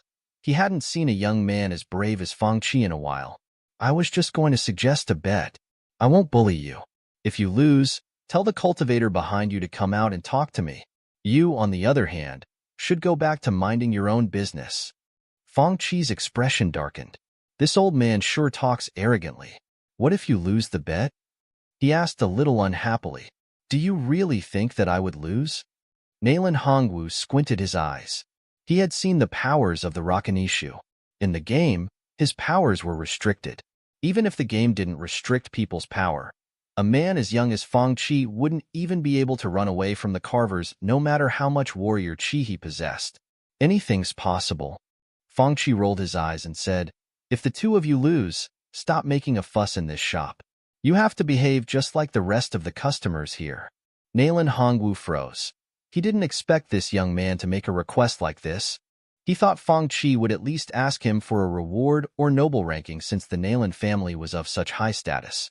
Even if this kid doesn't know my status, he could at least ask for a couple thousand crystals. However, to Nayland Hongwu's surprise, the request was so simple. Therefore, he answered without thinking, "I accept your challenge. Come take a look for yourself." Fang Chi sat back down in his spot, teleporting himself to the stony field. "You're a paladin as well?" Upon seeing Fang Chi's character, they looked at him in disdain. They were both paladins, so they were well aware of this character's capabilities.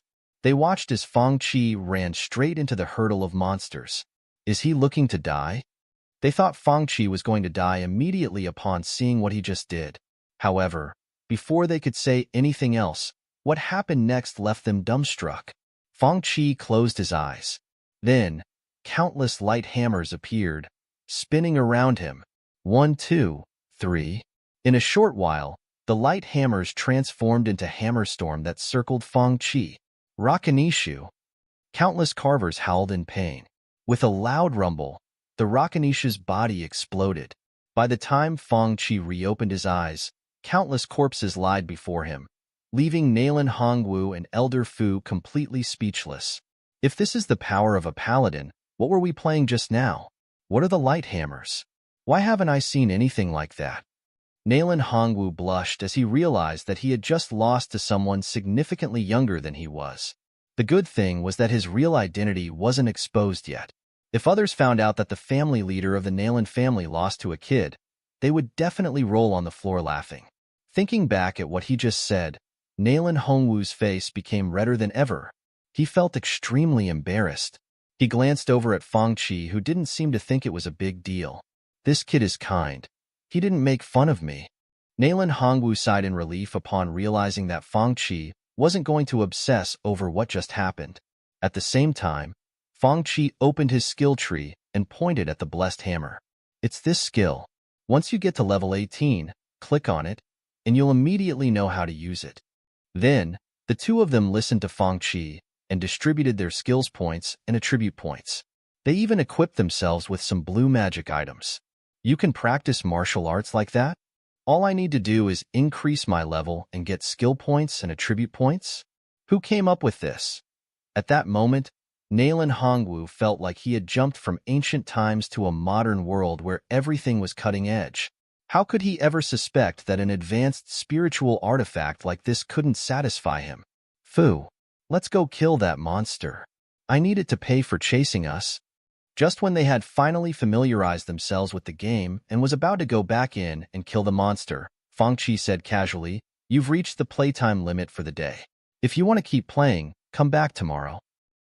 Nayland Hongwu was speechless. Didn't he just think that this kid was kind? He was so immersed in the game and was just about to go on a killing spree when he was told that his time was up. Nayland Hongwu felt like spitting out blood. Is he kidding me? He really wanted to pull out his sword and strike Fang Chi. Do you like this video? Let me know by giving it a thumbs up and leaving a comment below.